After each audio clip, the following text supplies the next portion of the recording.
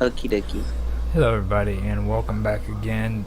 I am going to start this off a little bit different than what I did before, and how I am going to do that is I am going to go over a couple of things that I wanted to bring up before, and I kind of went over it, but it's really important and it really needs to be discussed a little bit better than what it was, in my opinion. So I am going to first go over the filing system that I discussed, about how to set up a filing system for my streams and things of that nature. And the reason why I'm saying that is because, like I said, you can do this any way that you want to. What game And, is this I that you're editing? know that a lot of people have a lot of different approaches. This isn't in a game right now. I'm going through what I just explained to you about the editing or setting up that filing system. Putting files in your video So that's what you're folders. doing at the top? Yeah, that's what that is. That's not a game. Oh, That's a background image. So give it a second. It'll take a little bit, and then it'll start showing you on my computer what I'm talking about. okay. Let me turn my phone sideways so it's better view. But that's all that is. That's just a background. I thought that was something different. Nah, no. Let me go on really quick. So I can uh, get on through this. Right now in the video, I'm just explaining what I just explained to you. So, all right. But this is basically what works with me. No, yeah, okay. So the reason why I do it like this is because with these files, okay, the longer or the more that you add to the files, the bigger they get and the bulkier it gets. And eventually, you got so much information on those files that it just ends up crashing on you, and it'll crash repeatedly on you over and over again. So what I did is I broke down my Blender files into segments, and I wanted to go over that with you so that you guys could kind of get an understanding of what I'm talking about. Now, in my document section, I set up a, a filing system, and I named it blend files. Now, that right there is where I start getting into it. The reason why I do this is in the video I explain that the these files are cool to use and everything, but the thing of it is they get bulky. All right, and the more information that you put on each file, karma, the the more bulkier the file gets, until eventually it'll crash every time you try to start it up. Well, that's why you have to keep it separate, or That's what at I'm least saying, organized. and Hmm. that's what I'm getting into, like how I set up my own filing system in the computer. You know what I mean? Because, like, especially with people who are given tutorials with Adobe Prime, they'll tell you that you can do this and do that on your files, but they don't want to bother to tell you that you have to have a pretty powerful computer to do that. And I found it was a lot easier to just separate what your projects are in your own filing system on your computer. So that's what I'm getting into now. Now these are my Okay, blend cool. files And this right is here, Blender and OBS and combination, right? this right now is just Blender 3.5. So you And don't have to use OBS for this. no, you don't. You can just go Oh, straight into. I'm using Blender or OBS to actually do the stream right here. I see that on the side, but that doesn't have anything to do with the editing.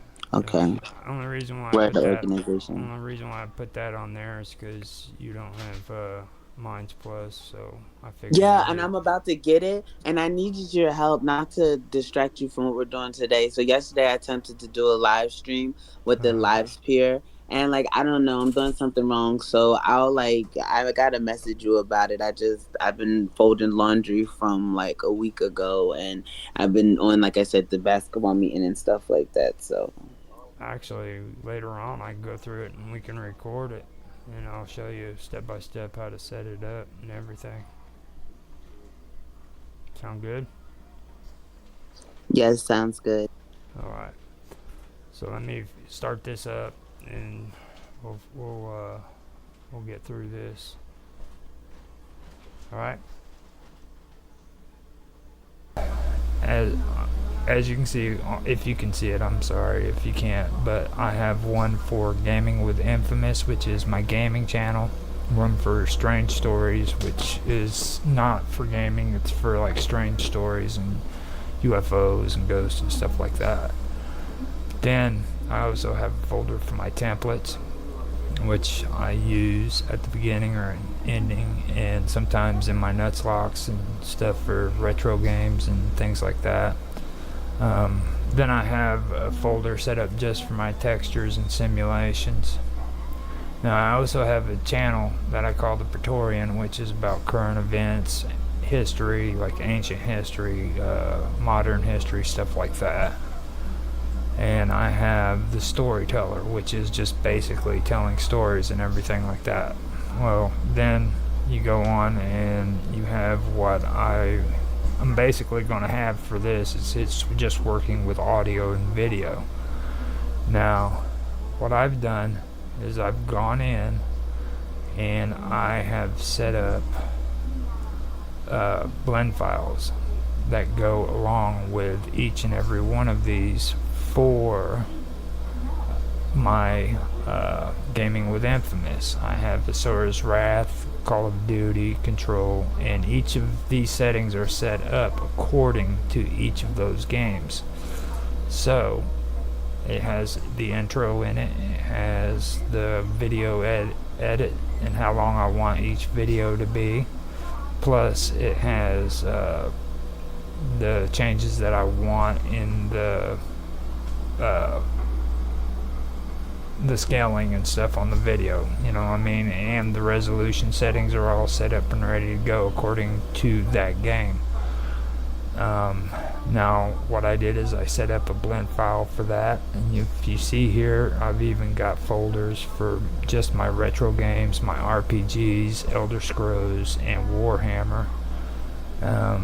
In my Elder Scrolls, these are different kinds, like Elder Scrolls 5 Skyrim, Elder Scrolls Lore, and Elder Scrolls Online. So I have each of those with their own separate blend files.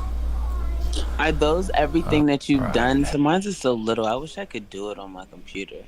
Yeah, Are no, these all see, of the things?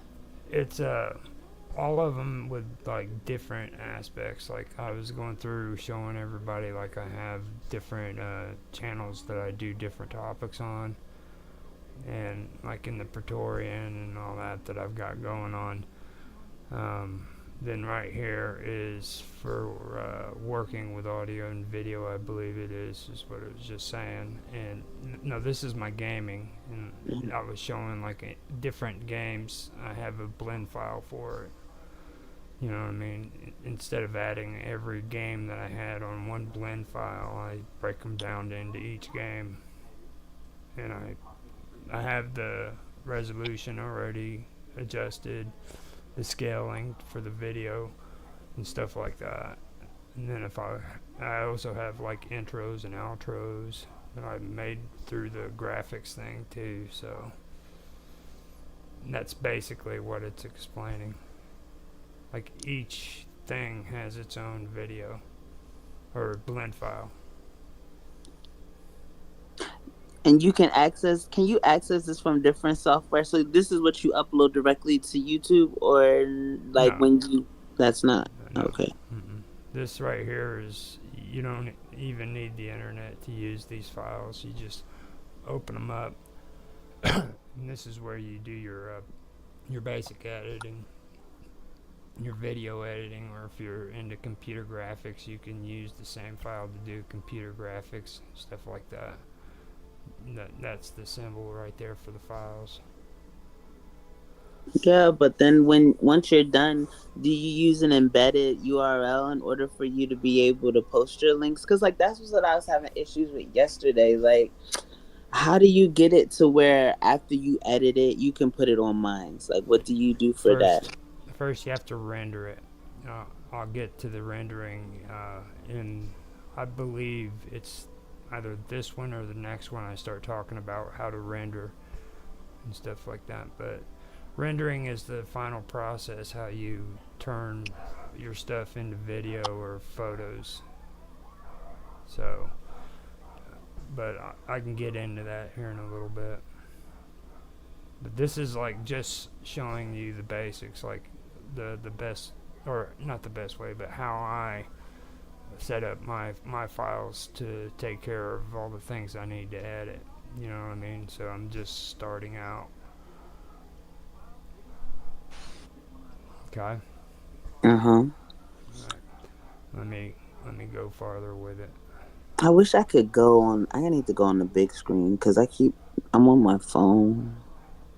It's fine. I'll have these posted in the chat, so you can go over it later on. I'll have this one and the video that we're watching right there with the audio and everything.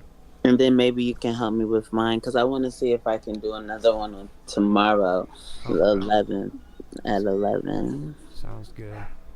Thank you. Now that is one example that I wanted to point out that I do personally. Now you don't have to do that. Hold on a minute. They sound so cute.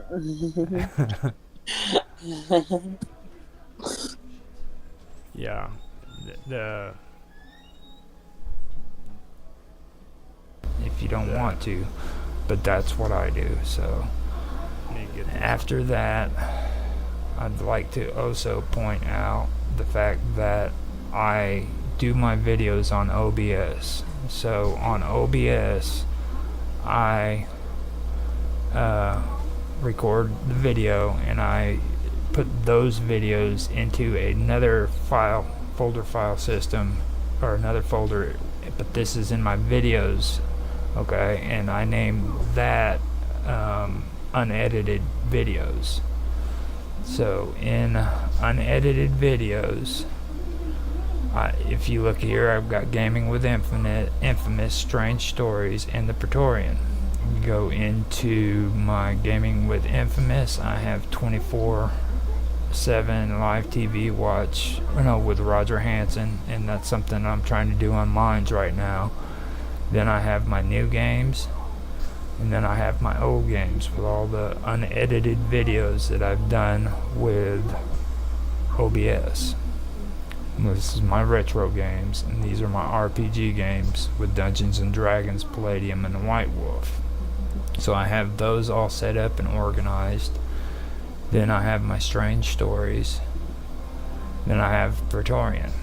Now, I do this with all of my videos now, and I keep them filed. I usually don't save the unedited ones. I used to, but I noticed that it does bog down the system, so I stopped doing that. Once I have them edited and everything, I just leave them alone. I can go into my unedited videos, go to gaming, and then new ones, and you can see that this is what it looks like. So I've got those are what needs to be edited. So after I do that, I go and I take those videos and I put them into my video editing on Blender, and once I'm done editing them, I put them in this file system, and this is my edited videos. And inside of my edited video, okay, so over on the left hand lower side, that's my blend files. The ones over on the lower right hand side are my those are my unedited files. Now up here on the top, that is my edited files that have already gone through Blender, and I've rendered them out and they're edited and good to go. I'm ready to be posted. Okie dokie. Right. So that's three different filing systems that I've got there, and the unedited videos comes off of this part right here that you're seeing where I'm waving my mouse, the OBS. Mm-hmm. Mm-hmm. This OBS is what makes these files. Now this is the Blender, and that's what produces those. Yeah, that's what I was gonna ask you. What's the difference then? So you stream it on OBS, but then you edit it on Blender. Right. I got you. And you can stream it and record it. So, like, I don't have to be streaming this. I could actually just record it and make a video by itself. Is OBS something similar to LivePeer? Um, OBS is a standalone uh, version of what LivePeer would be. LivePeer is kind of like yeah, it's kind of like a browser version of what of an encoder. You know what I mean? Hmm. Okay. So I can use LivePeer with my OBS so that I could put my live streams through LivePeer onto onto mines like I'm doing right now in the settings. But I can also stream directly to like YouTube from OBS, but those options aren't set up for mines. I'd have to go through LivePeer. I only heard of LivePeer because of Minds, and then Yeah. like it gave me like an embedded. It's like use this RL or whatever to stream your live stream, and then I attempted to put the RL with the key. Like it's just a big mess because nothing worked. So I went Yeah. live Now, on LivePeer.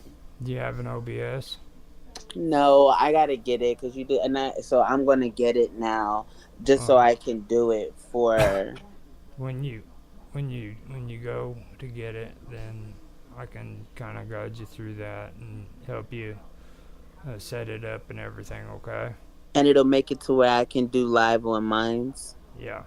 Okie Well. dokie. Then I'm gonna do that like while I'm listening to you and go get my laptop and do it now. Just so Okay. that way later on, because I really want to go live on Minds tomorrow. Because like I went live on Bigo and I did my recording of my, and I was live on Twitter as well, live on X. But I was attempting to do the Minds, but I couldn't go live because it was giving me a link and it gave me an API key. I didn't know what to do with any of this stuff. And so I Okay. was live on LivePeer. So like my recording is on LivePeer, but it's like not on Minds. I can show you how to do that. It's Okay. it's uh it's relatively easy, but when I show you, try your best to remember as much as you can. Okay?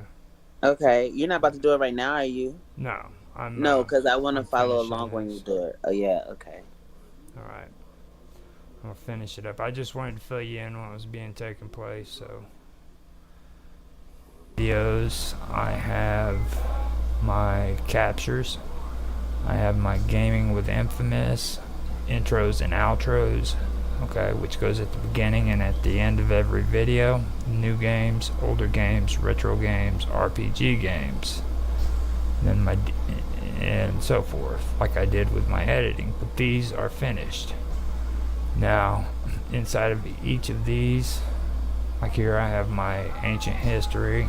I have ancient Egypt, ancient Near East, background videos, which is the background videos that goes with those narrations, which is my audio, and I'll go over audio later on too, by the way. Then I have my Greek history. I've started my live stream videos, and then my Phoenician theology. Now, inside of here, you'll notice that I have a folder and it says already used video files. These are the ones that I want to keep and I want to store. So I have those in there, and eventually, whenever I get all of this done, I transfer these over to an external hard drive for later use. Now, I do this right here in order to make it to where my videos or my blend files don't become overbearing, where whenever I go to start it up, the blend file just doesn't crash. And it works out this way. You don't have to do it this way. It's just, that's the way I do it. And before I go further, this is something I wanted to say as well. I'm not doing these videos to make money off of them. I'm trying to keep it as casual as I can, because I'm not really wanting to make this out to be like some kind of a tutorial. I'm just showing you how I do things with Blender. There's a few people that I know who are trying to get into this and try to make their own videos and do a good job at it, and the more help they can get, the better they can. So I gave this up a while ago, but since then I've learned a little bit more. So I figured I'd come back in and I'd try to go through and show people how I use at least the video editing in Blender, so that it makes it easier for them too. And it is a lot easier once you figure out the configurations, learn some tricks, things like that. So this is basically my filing system. This is how I usually get my stuff done on here. And it does actually help out pretty good. So I wanted to go back through that and let people know that this is how I do it, and not too many people do it this way. A lot of them rely mostly on the blend files to save all their stuff, but you have to have these files, the raw video files, on the unedited stuff in the first place. And just so you know, when you start using the Blender and you start editing, it doesn't destroy any of the information on the original video. So be aware of that. I mean, it's completely there. And like I said, I used to keep those, but then finally I realized that it bogs down on memory, so I had to start getting rid of the old edited videos, but I still keep the edited videos in reserves for just in case. I wanted to mention that, and then there was also something else that I wanted to go over. Let me go ahead and get this set up to where I have it ready for you guys. Now, earlier I used Saints Row the Third as an example, and it was fine for that point, but it also had it was recorded badly. There was mess ups in the recording. The audio was off and stuff like that. So what I want to do is I want to find another video that I could put on there so that you guys can see what I was talking about in my earlier video about different frames per second and setups like that. So let me get back on my Blender.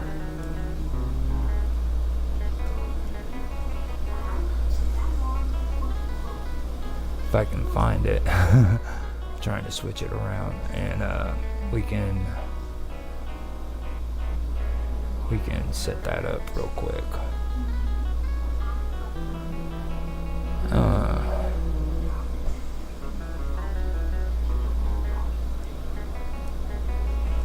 But I can probably find it. It's just going to take me a second.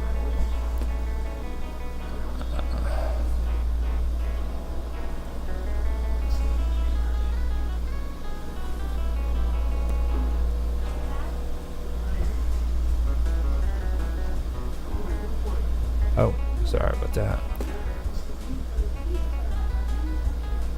But when I find that, I will continue with it, and I'm going to use a. Here we go. All right, and I'm going to use a.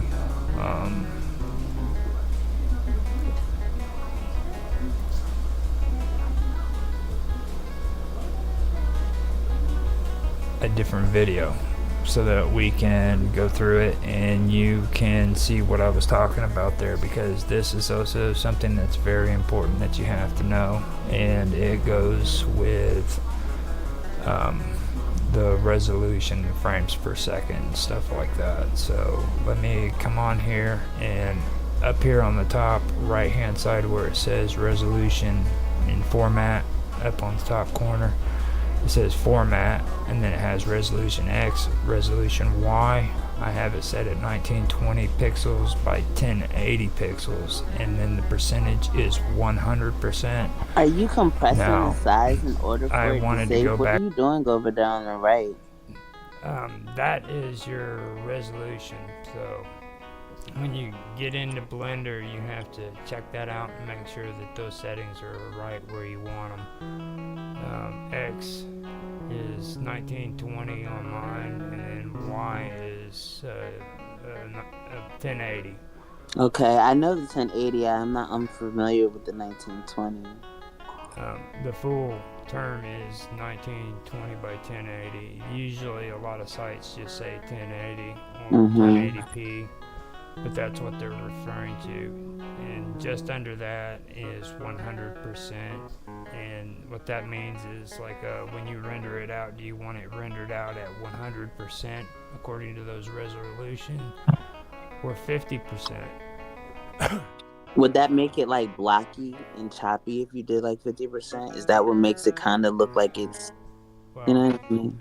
the pixels, it can go down to 75, 25 at first of all. It doesn't have to just Mm. be 50%. But if you like go from 100% to 50%, it would be half of 1920 and then half of 1080 on the resolution. So you gotta estimate that in. Um, I don't do that anymore because I know a lot of people have issues about it. But like when I had a weaker computer, I had no problems with it.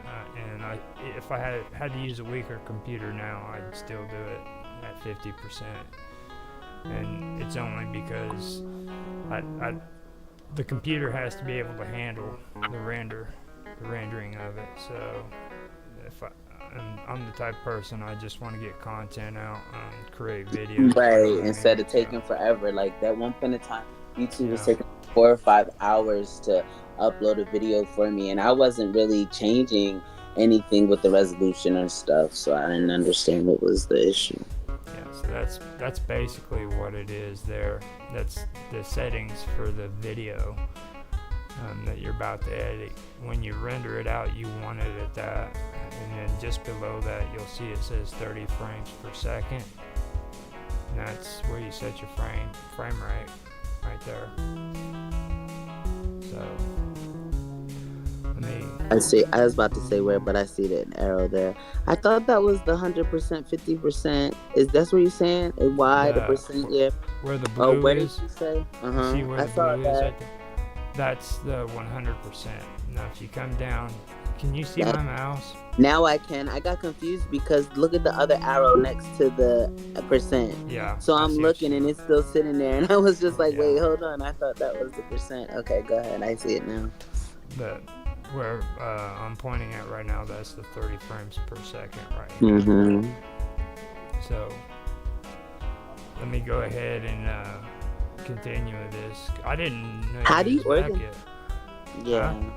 No, I was just gonna ask you, how do you determine? So, do you determine based off of picture frame, like your filing system? How do you group them? That's basically what I just went over. Like I said, I'll I'll put the example video that I'm using on here in the chat, and all you got to do is hit play, and and it'll you'll be the same thing. yeah I you'll thought that the percentages or the picture per frame was different per file, and so you some changed of it. them now Yeah. like I've got them on here at 30 frames per second set for that. Now, I believe next I'm going to take a video that's not 30 frames per second and show you what it looks like when you put it on here. I believe that's what I'm doing next in the video, so don't don't quote me on that, but I'm No, it's thinking okay. I got I'm you. thinking that's what I was doing, and just I was getting ready to put a video in there and show you what happens when I drop it or raise it from 30% to 60. But on this one, the new blenders are the new Wait. blender. Raising the percent or raising the pics per minute? The pics. The frames Yeah. per second. Yeah. If I change this from 30 frames per second to 60 frames per second, It goes faster, right? well, watch the strips. Don't Now worry. I think Blender automatically fixed that. I'm not sure, but I believe in this video they actually fixed it. But at one time they didn't do it, and like the audio would be smaller than the video, or the video would be smaller than the audio, one or the other. So let me see real quick before I say anything. Go over that and point something out too, okay? When I said earlier that if you want better resolution, put it at 100, that doesn't always apply because if you have a computer that's not very strong, if you put it on 50%, it will actually make it run easier on your computer. Now, Blender has changed since 2.8. I'll put it to that way. At 2.8, it was pretty manageable with a quad-core computer, which is what I had at the time, but they upgraded stuff after 2.8, which made it to where I couldn't get on here and do even a halfway decent job in editing videos, even with a quad core computer. So I had to learn how to adjust for a little while, and how I did it is I set the percentage down to 50% and I left it at that, and it did do my videos the way I needed them. So if you have a weaker computer, then I suggest you can do that. Now if you have a stronger one that has maybe 8 cores, an 8-core CPU with a GPU, set it at 100% and keep your quality and everything down here at high quality, like I've got it right there. Nothing wrong with all that. Up here, if you want to use H.264, it's perfectly fine. I used MPEG 4 the last time on the video, and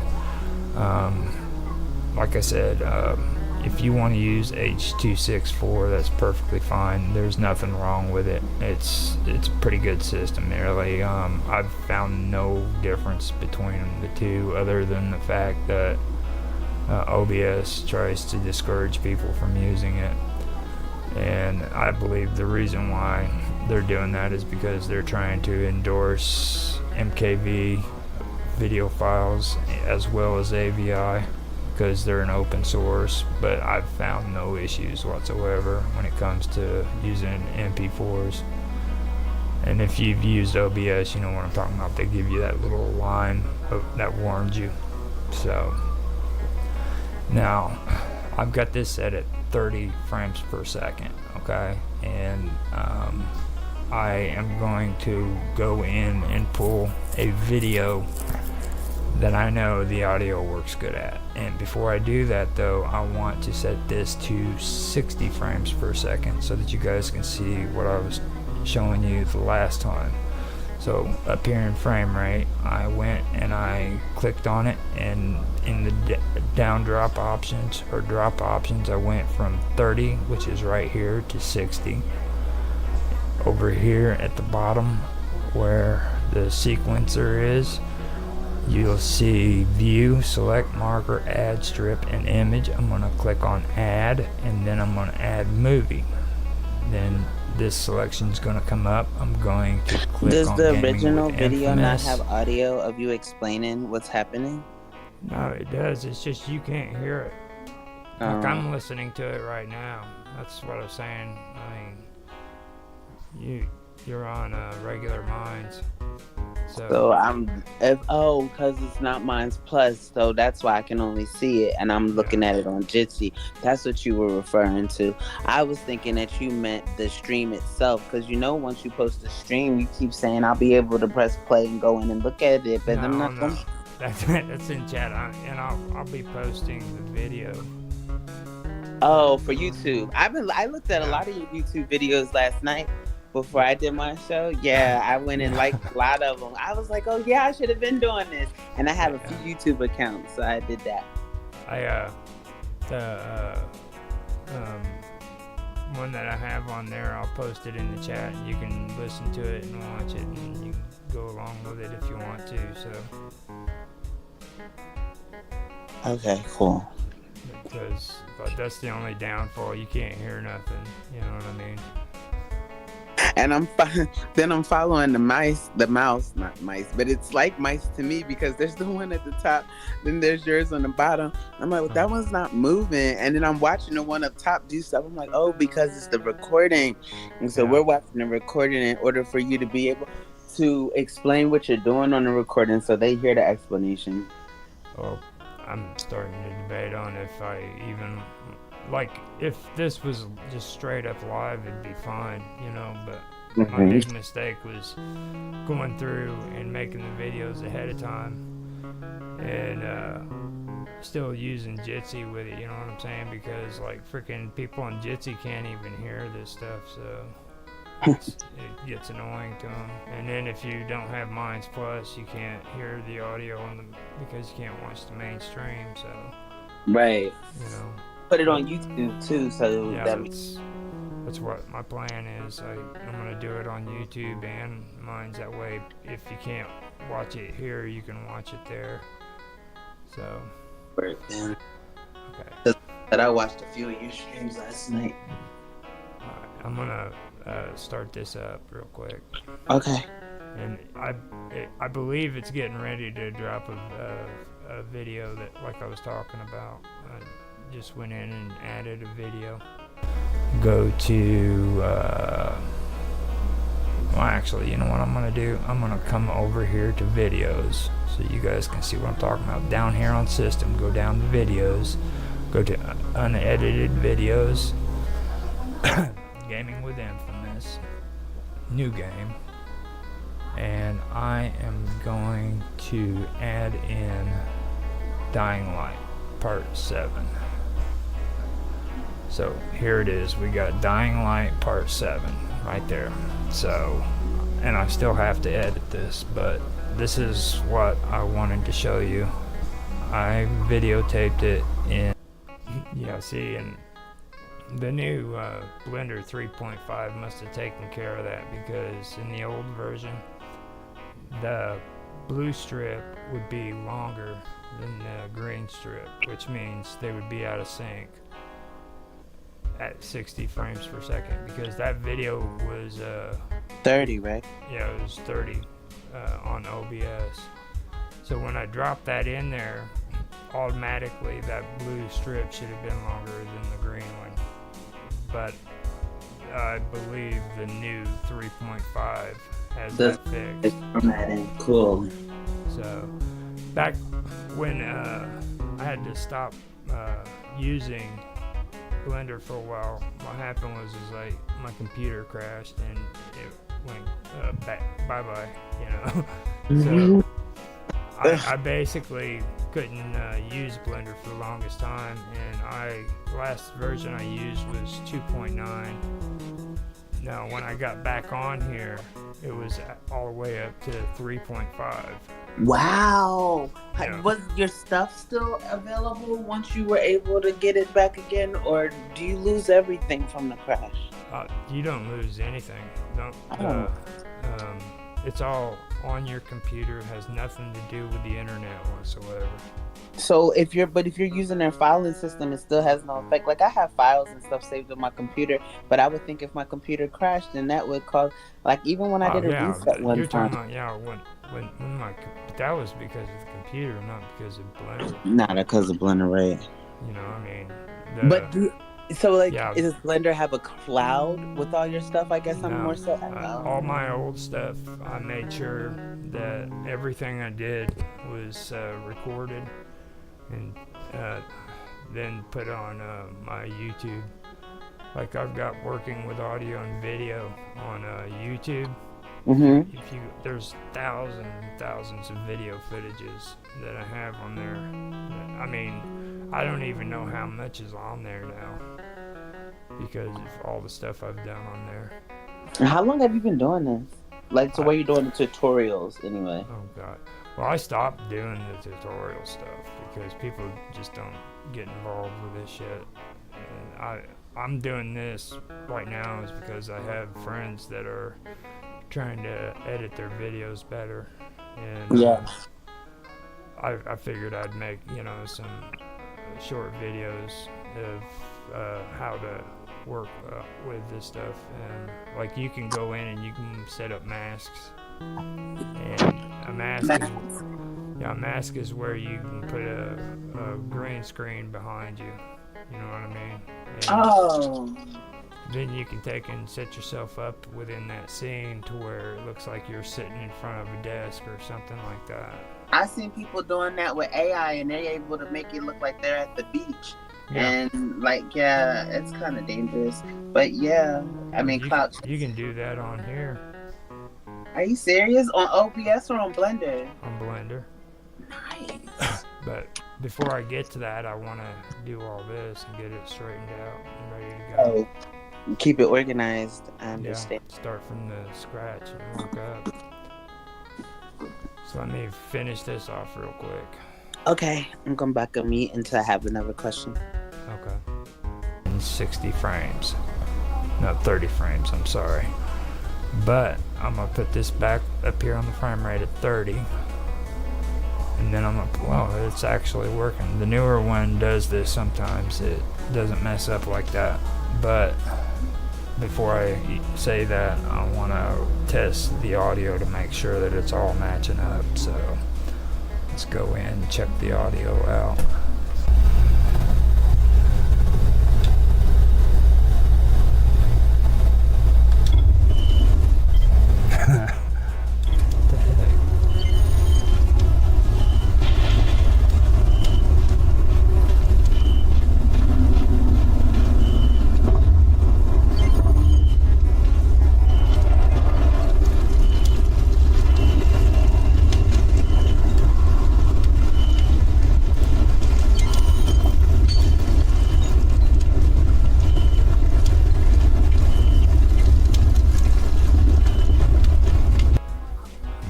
Sure at that point if it's working or not.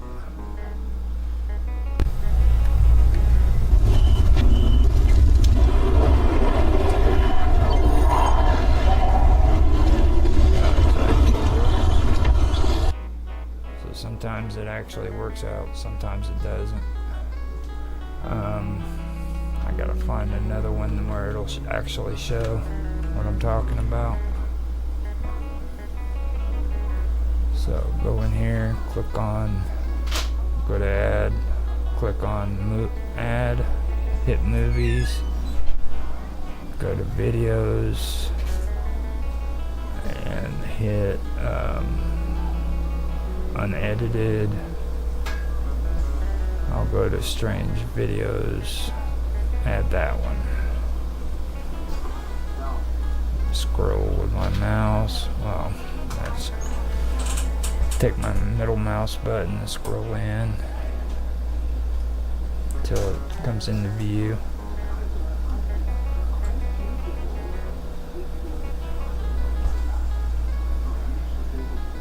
Stretch it out by hitting that button right here at the bottom of the scroller. Then I want to switch it over from 30 to 60 so that you guys can see this. Oh, it's actually working. That's weird. Well, anyhow, before what would happen is it would be off, and I would have to adjust the video with the audio, and then after that I'd come up here to add, go down the effects strip, hit select speed control on the options here, and the green strip would appear above this. The blue one is the video, the green one down below is the audio, and this is your speed strip. And that would adjust the speed of the video to where it matches up with the audio, which it doesn't really have any audio on that one, but you kind of see what I'm talking about right there.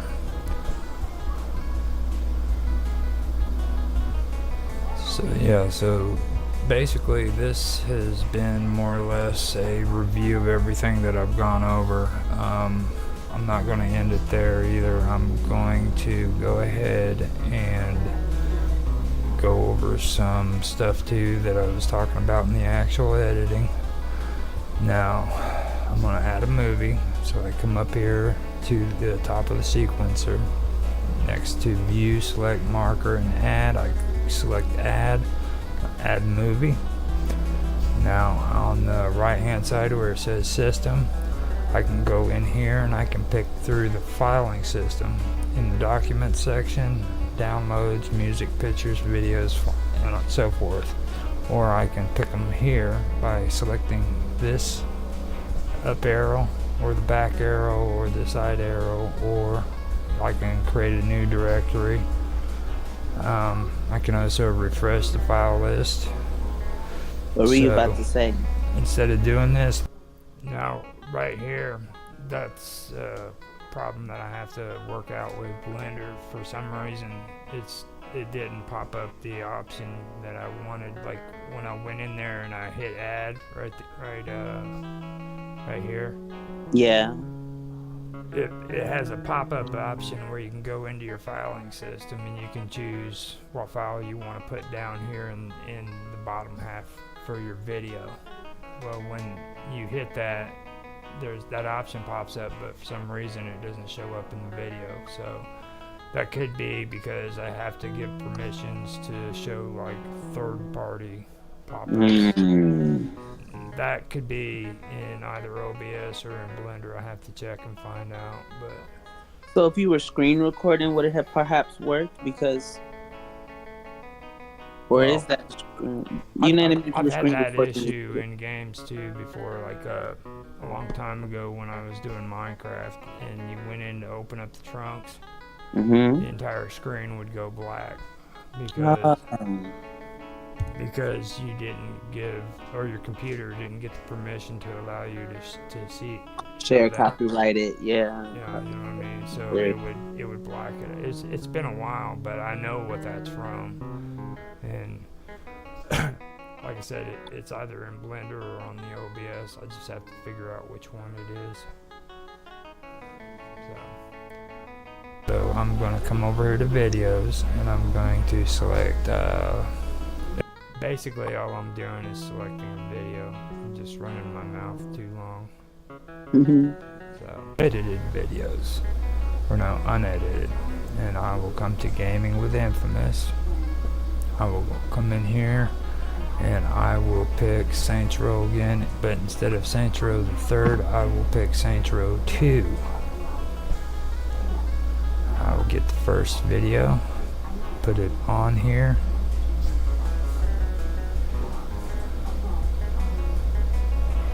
scroll out with my middle mouse wheel and do that until I see as much of the video as I possibly can. If that doesn't work, I come down here to this little tab at the bottom where that button is. I hold down on my left button and I move right with it, and it will adjust until I see it. Now both of these files are highlighted, so with them both highlighted, I don't touch anything except for the G button. I make sure that the letters on the right at the beginning of the strip is at 1 or are matching, and then the ones on the left I want to make sure that they are at 1 and they're both saying 1. That means that the video and the audio are in sync. After that, I click on the left button again, I scroll back in, I take this scroller at the bottom and I move it to the beginning. I have this set for 15 minutes. Now, the video itself is at 30 frames right here, so I don't know if this would actually do what I was wanting it to do. Let me find out real quick.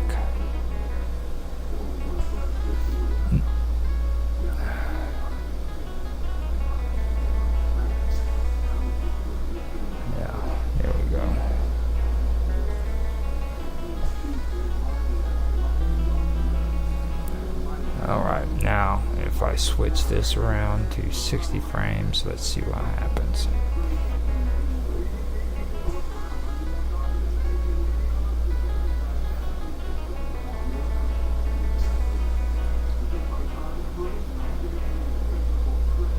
Still matching up. That's pretty good. It started doing that whenever they came with the new versions, so that is a pretty good thing. But I'm going to go ahead and set this back at 30 the way it was, because that's the original resolution it was in. And the reason why I wanted to show it to you is because in the older versions that was an issue that you had to use, and you had to use your effect strips, come up here to speed control and add it to it to where it would sync the audio and video together. Now, the reason why I was trying to do all that in the first place was right there when I was showing you the ad, I went to that effect strip. Yes. That is how you adjust your audio and video. If you have a video that got out of sync and needs to be adjusted, you match them up with the blue and the green strips first, make sure that they're matched up. Then you go into add, and you go down to the drop down option that I was just doing right there, and you select speed strip, and that's that third one that pops up on top, and it'll adjust your audio and your video to where they're in sync with one another. And that's what I was basically trying to get at. Wait, can you show where you go to get it to sync it? I think I'll show it here in a second. I just wanted to explain that to you. But apparently that's been modified and fixed, which is good. Now, I'll go through the basics with you. This is, I call it a cursor. I don't know the proper name for it. The sequence slide, maybe. Yeah, it could be the sequence slide. No, it's not. This down here is what I was talking about. But right here, this is my little cursor. It goes all the way through. Now if I want to adjust this to where it fits up perfectly with the edges of the scene, I come here, I click on the blue strip, which is now this this doesn't do the sequencer anymore, we just passed it up. But what I'm about to show you is how to scale your videos. You see how that video right there has the black around it? The frame, yeah. Now I want to bring that out to the edges right there, and I'm getting ready to show you how to do it going both up and down and left and right. Okay. So that's kind of another thing that you can do on Blender that's pretty cool. Just the video, and then over to the right in the transform so you go down to that bottom corner on the right hand side mm-hmm. under the strip tab. Always make sure that this is on the strip tab, the top one. to the far left there, you got tabs. One says strip, one says tool, one says modifier, and one says proxy. Make sure it's on the strip one. Go down to transform, which is the Transform. second That's what it says. option. Transform, right? Right. Down here where it says scale X and then Y underneath it, you select the X section, and if you go Is there a to standard the setting for this right type of on this stuff, or button, is it different per video? it's standard for every video you do. If you want to adjust any of them, like where you want them to all fill in the screen instead of having the black on the sides, Yeah. you can come in here and adjust it. And it could be a standard setting for all of them. It's not going to be different for different videos. I got it. Well, it's not going to automatically do it for every video you put on there. So you will have to adjust each of them as they come in. You know what I'm saying? Manually, but it'll be the same setting per the videos for what you're looking for as far as being able to have it full screen. Yeah. I got you. Basic. You will have to adjust though. Just Yeah, manually. I got it. button. You can bring the video out. If you go left, it brings it in. Now on the Y section, if you go to the right, it brings it up and down. If you go to the left, it goes inwards, up and down. Now up and down, it'll go outwards. If you go on the right hand side, that's the way I should have really said it. Now what I want to do is I want to match this up. Make sure that the edge right there shows those little gritty parts. Now on the top and bottom, the way this is all set up, it doesn't look, or it doesn't really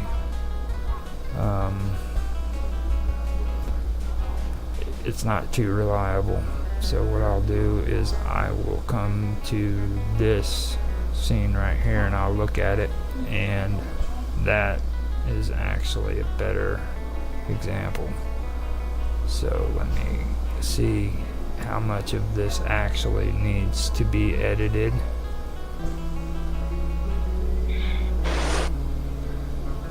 So I turn around and use the Y to the right and left to adjust it to the best ability that I can. Then I go up here to the X and I use the left and the right, and I adjust it there too.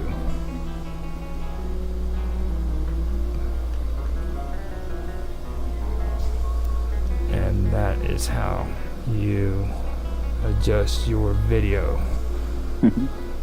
Now, if I don't want all of that black on the top and bottom to be there, I can just zoom it in to get rid of it,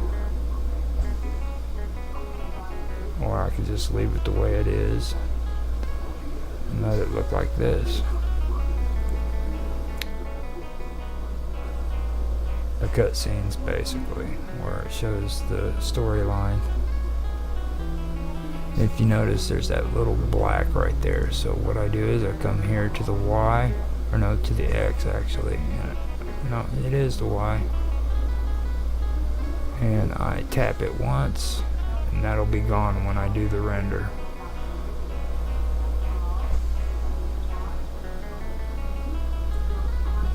And it'll make the video smoother.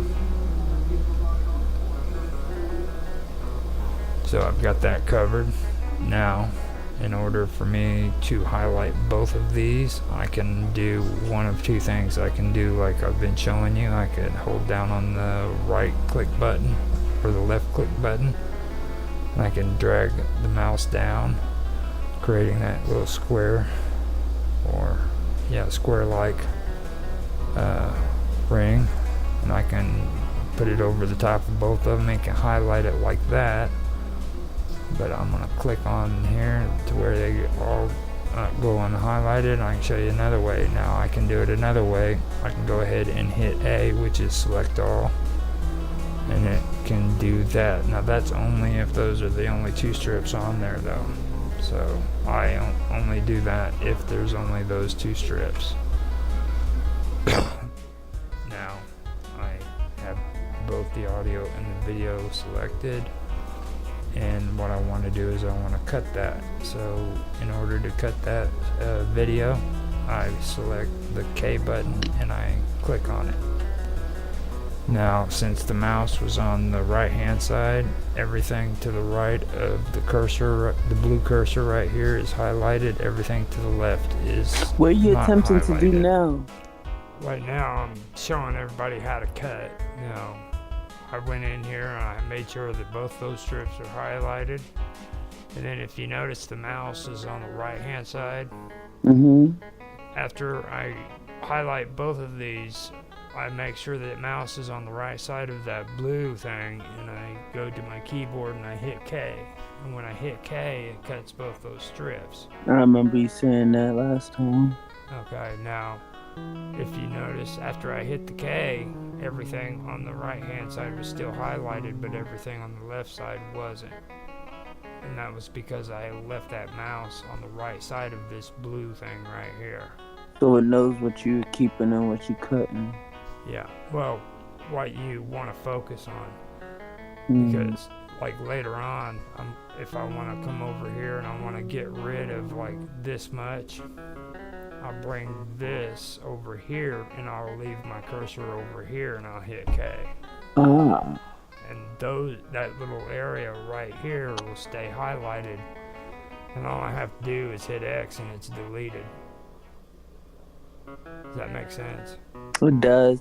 So the stuff on the left side is the stuff that you keep, and the stuff that stays, and then the stuff on the right is the stuff that you're going to actively edit. Yeah. So.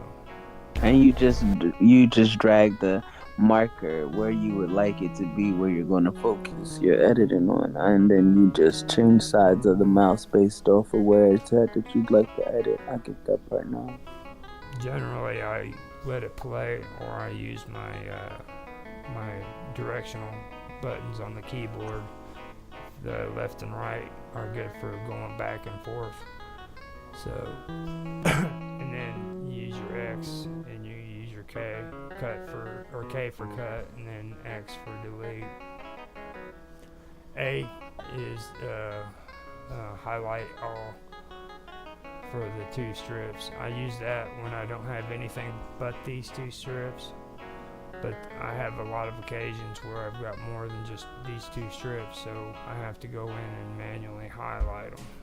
What would cause you to have more than 2? Because I thought that's just sound and video. Well, I usually freaking do fail videos too, so like whenever I make mistakes in the game, I'll take these 2 strips after I cut them, instead of deleting them, I'll put them up here. And I edit them too to where they start out clean, and I'll connect them to the next fill, and as well as having a good video here to go through, I'll have my fail video in the making right up above. So I don't know if you're familiar with fail videos. They're basically failures and stuff, mistakes. Oh, that's what you're saying, felt. At first, I thought you were saying felt, like the texture, like the textile felt, and that's why I'm like felt, and then I'm like, no, that doesn't make sense. But you're saying failed videos, so the things that you. Yeah. So now I'm familiar.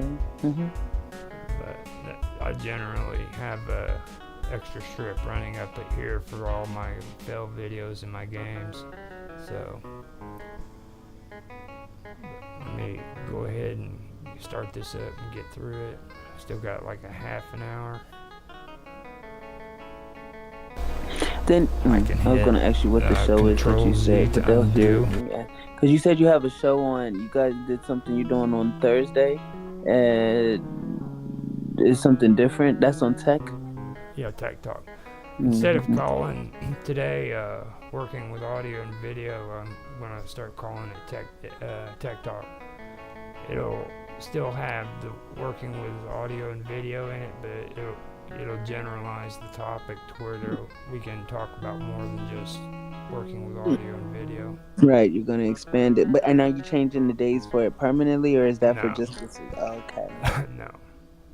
I'm going to be doing the one with Mark and all of them on a separate time, but that's going to be just the recording and everything and getting the actual round table going. And then you stream it at your normal time, like you did with the Yeah, interview yesterday. I right. got it. It'll be streamed at its regular time. It's just getting them together to do it is what needs to be the trick to it. So, but let me get this done. Okay.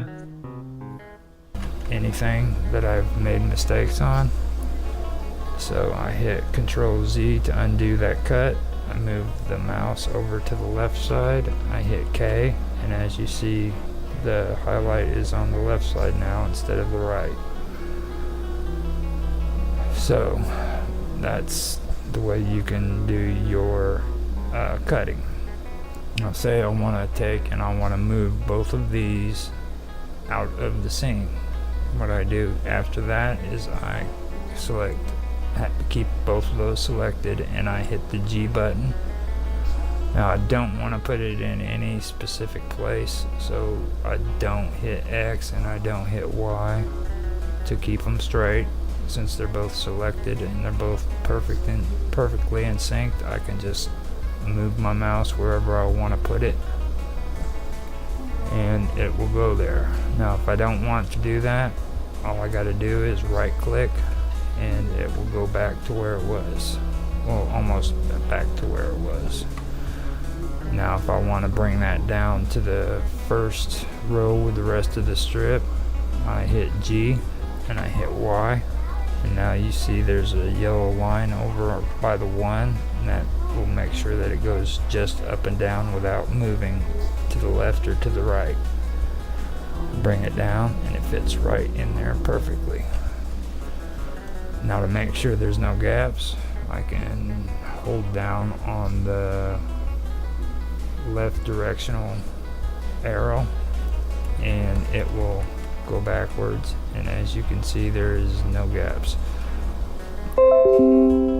Whenever you see the white that's around the video up on top on the preview, that means that the cursor is above the highlighted area that you've got selected. When it's not on the highlighted, that will disappear. So you don't see any empty space there, so you can know that it's perfectly selected. Alright, so I've showed you that. Now I'm wanting to select this area right here by holding down on the left click button and highlighting both the audio and video, and I'm going to show you something that I do, and you can use this with clipping or without clipping.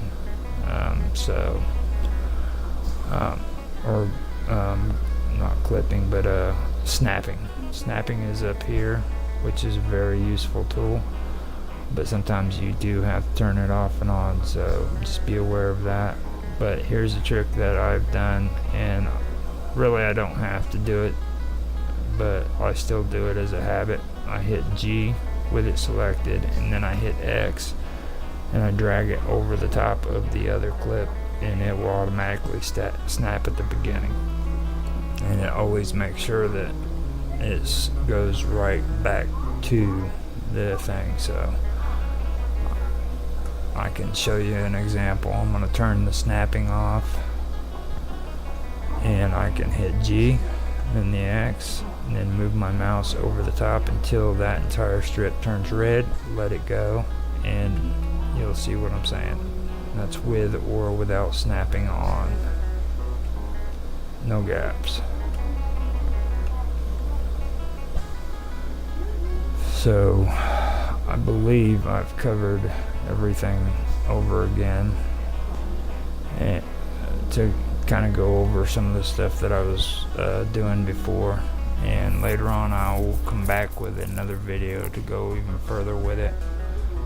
But this is basically what I've done so far, and I'm reviewing it. I hope it's helpful to you guys, and if you do like it, and it's helping you, then let me know, and I'd love to hear if it's helping you or not. And if you have any questions, feel free to leave a question in the comment section, and I can get back to you. Okay, so I'm going to stop it there. I have another 30 minutes, but I'm pretty sure we've gotten quite a bit of that covered. You're gonna post it? Yeah, I am gonna post the preview thing, the video that I'm using on here. I'm gonna post that inside of my Live with Roger Hanson chat. Okay. I'm pretty sure I've already got it on YouTube, so all I gotta do is share it. It just has to. It was scheduled to come out today, so it's good to go. It should be by now. Oh, so you already have these already predestined. See, when I first started doing this video series, I didn't think anybody was going to come in. You know what I mean? I knew it would be a cool idea if somebody was, so I set these up to kind of get them started on the whole series. Right. Now I got another one after this, and from that point on, I'm just going to go in and do it live. But I wanted to at least get ahead of myself on doing the basics right here, because this is just showing you how to do the basics when it comes to Blender. I can go farther with it, like I was talking about the masks earlier. Yeah. And stuff like that. I can also show you how to zoom in on a video to a specific area. Things like that. With Blender? Yeah. That's neat. If I wanted this to show just Saints Row and make it zoom in until that's all you see, then I can do that with Blender off of what's right there on the screen. So you got another video doing that, or you're gonna have to make? I'm just using it as an example. Oh, you should though. I could, but I could do it in a later. And a different one, not this one. Yeah, I got you. But yeah. You're done with it for now, though? Yeah, for now I am, because we're already at an hour and 15 minutes. Really? Yeah. Oh, wow. I just realized it is. It's 7:16. Okie dokie. But yeah, I'll come back and I'll finish at this point. Right now I'm at the 37 minute. I've got 30 minutes and 54 seconds of this video to go, so I could just go ahead and share this one and then freaking go on to the next video. That way we can get through it, and then if anybody wants to go over it, I could go over this again next week at the last part of it, Yeah, especially you get some questions on YouTube and stuff for me. Okay. But like I said, it is available on YouTube, so if you want to check that out. And the fourth one's on there too. I'm going to download Blender within the next few minutes. I folded all the clothes, so I'm going to put them in the drawers and stuff. And then after that, I'm going to be able to get to my stuff, because I got to do everything for everyone else before I can even think about considering myself as an option. So once I'm done that, then I'm going to go ahead and sit down and see what I can do. Now, when you do that, just make sure that you're downloading it according to your system, okay? Okay, I have a Mac. Does it work on Mac? Yes, it does. Oh, okay. But make sure you do it according to the Mac system, alright? Yes. And then later on, I can go through and show you stuff with the OBS too. Yeah, I'm gonna message you when I'm ready. That way I can be not distracted and not waste your time. Can be partially prepared or partially attentive. It's not wasting my time. It's not wasting my time, bub. I can help you out anytime you need it, okay?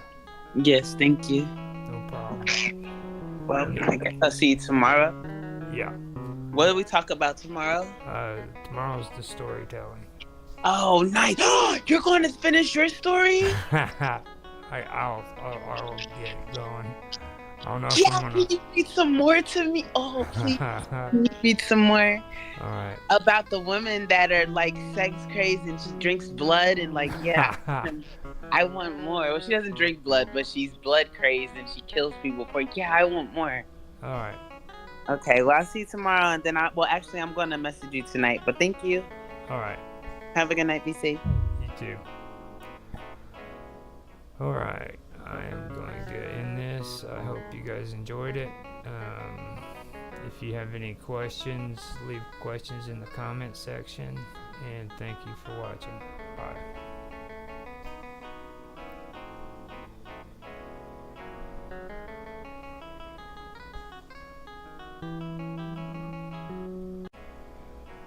Hello, everybody. This is Roger Hanson.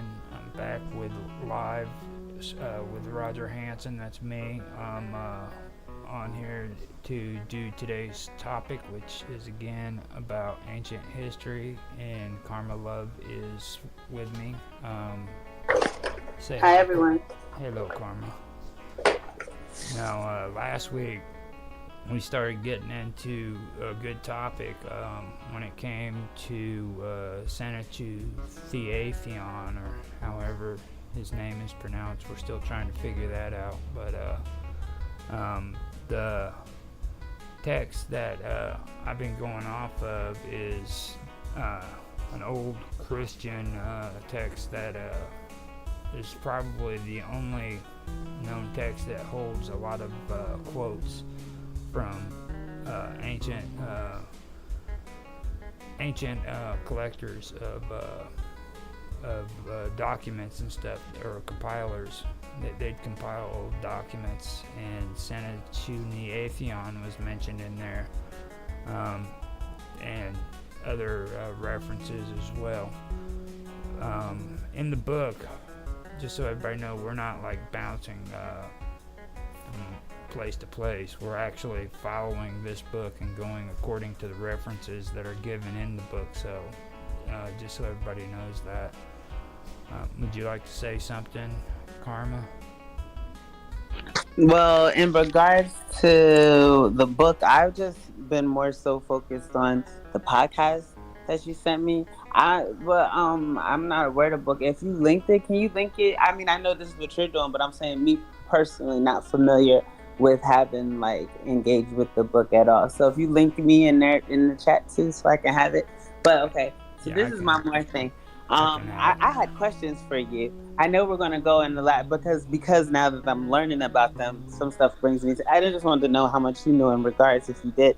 But so what I heard was that they were enemies of the Greeks, and it's wild to me because I was wondering because a lot of their um like traditions kind of similar are a little bit similar, and I was just wondering, is there any way that we can find that they definitely did get like besides the correlations we're discovering ourselves, is there anywhere that they actually notate saying, hey, yeah, we got this from Greek culture, well, or yeah, do they? Apollo. Apollo was a Phoenician god before it was a Greek god. Really? I Yeah. didn't. Apollo was actually the freaking head of the pantheon in the Phoenician belief system. Like, and he was just incorporated into the Greek mythology, which later he was also incorporated into the Romans. But yeah, Apollo is the best example. And I just started reading the Iliad. I'm sure you're familiar with it.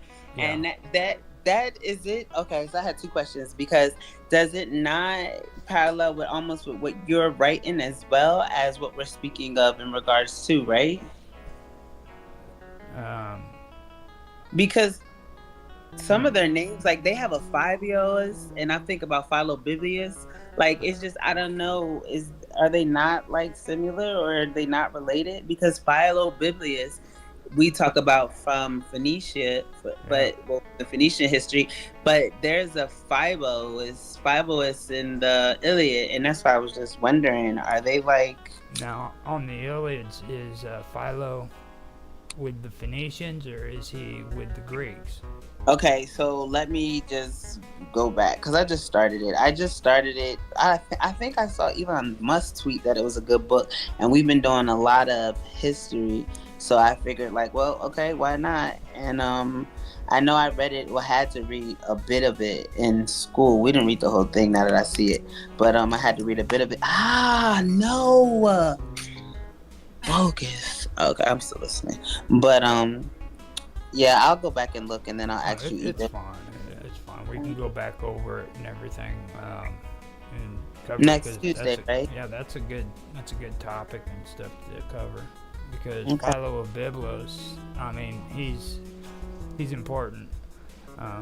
He was And just Porphyro or Porphyri of Tyre was another character when it came to Byblos, and um, there were other people besides Sanachiniathon, which were back during that time. Like I was telling you about Plotinus, and they were the students of Plotinus hmm in Neoplatonism. So yeah, and they thought that about how they thought it came from Plato and stuff like that. Yeah, we were discussing that a bit, but I just sometimes it just seems like, and we say this before, but like that everything kind of correlates, but yeah, but they don't really call the correlation. Like, you know what I mean? They don't say yeah, like this is this, and we relate to them on this. It's always more of what, even though they're a likeliness or a similarity, it seems to still kind of drive the cultures apart, and so that's kind of, I don't know. It's kind of baffling to me. well, It doesn't the really make sense. information, a lot of the information is screwed up. Like last week, remember when we were talking about what was it? Semiramis, Yeah, and yeah, and I she was still have supposed to her be the pulled queen up. of Assyria. Well, they tried Mhm. to in this book, which was written like almost 2,000 years ago. Okay, just so you know, it tries to correlate her as being the one who freaking founded Nineveh when today, in today's time, we know that that's not true. It wasn't her. Okay? Yeah. So a lot of their information back then was pretty screwed up, and they got their information wrong. Like the book I'm going off of was written by a Christian who was arguing against pagans. You know what I mean? And Excuse me. not only But everything that's represented in it, not everything, but a lot of it has to do with paganism. So right, and it's kind of interesting. that's one of the reasons why like this text itself is very important because a lot of this information is gone. Like there's no record whatsoever of it whatsoever. The only thing that's left is not even the fragments of this book. This book is gone too. The original one is like only copies of it were retained. So even this book itself is like gone. You know what I mean? It's just lost in time. So that's why I have no way of being able to locate it. This is the Book of Gates. No, this is I forgot the name of it. I have it up You don't in have to. We can. You can, because I mean, I can just hit you in the chat. You know what I mean? Like, yeah. even if you know it right now, and then you want to go back in here and tell people, you can. It's basically what I used as a Phoenician, a reference for Phoenician theology and paganism and stuff. I Um, want to see what I was. That girl, Santa. I had her pulled now, up, and I had a question about sin and Trinitisium. Go ahead, because I'm looking for shouts and messenger. Getting closer. now, Shouts here. what I wanted to get into more, and Yeah, data. it was the Vagasa in India. They mentioned that after we got through Ninus, and when they mentioned Gideon. Now, Gideon is the story out of the Bible. I don't know if you have ever Yeah, I've heard, heard of it. I've heard of it. but I've heard that they said that has no proof. Um, It's just uh, people say that he was a contemporary of Gideon, which there's no proof to back that up. Then they compare him to Vagasa, and How Vagasa. do you spell Bagasa? Now that's what I was getting ready to say. I think what they're talking about is the Vita Vyasa, okay, and the Vita Vyasa or Vita Vyasa was the sage who compiled the Vedas. I don't know if you ever heard of the Vedas before.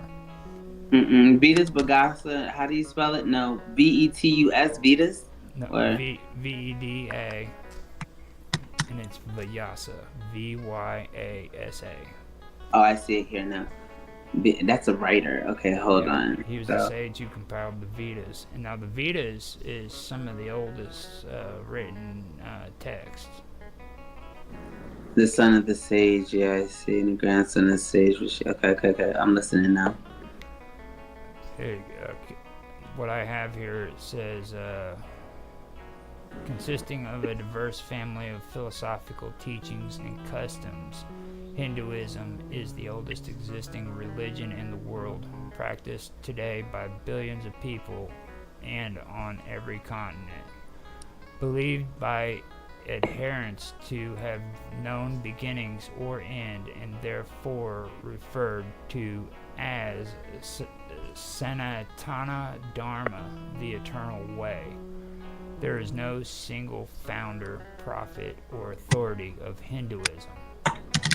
Having said that, one cannot fully appreciate the Hindu religion without recognizing the significance of the sage Veda Vyasa, who is widely revered as credited for compiling much of Hinduism's most prominent and influential spiritual texts, including the Vedas, the 18 Puranas, and the world's largest epic poem, the Mahabharata.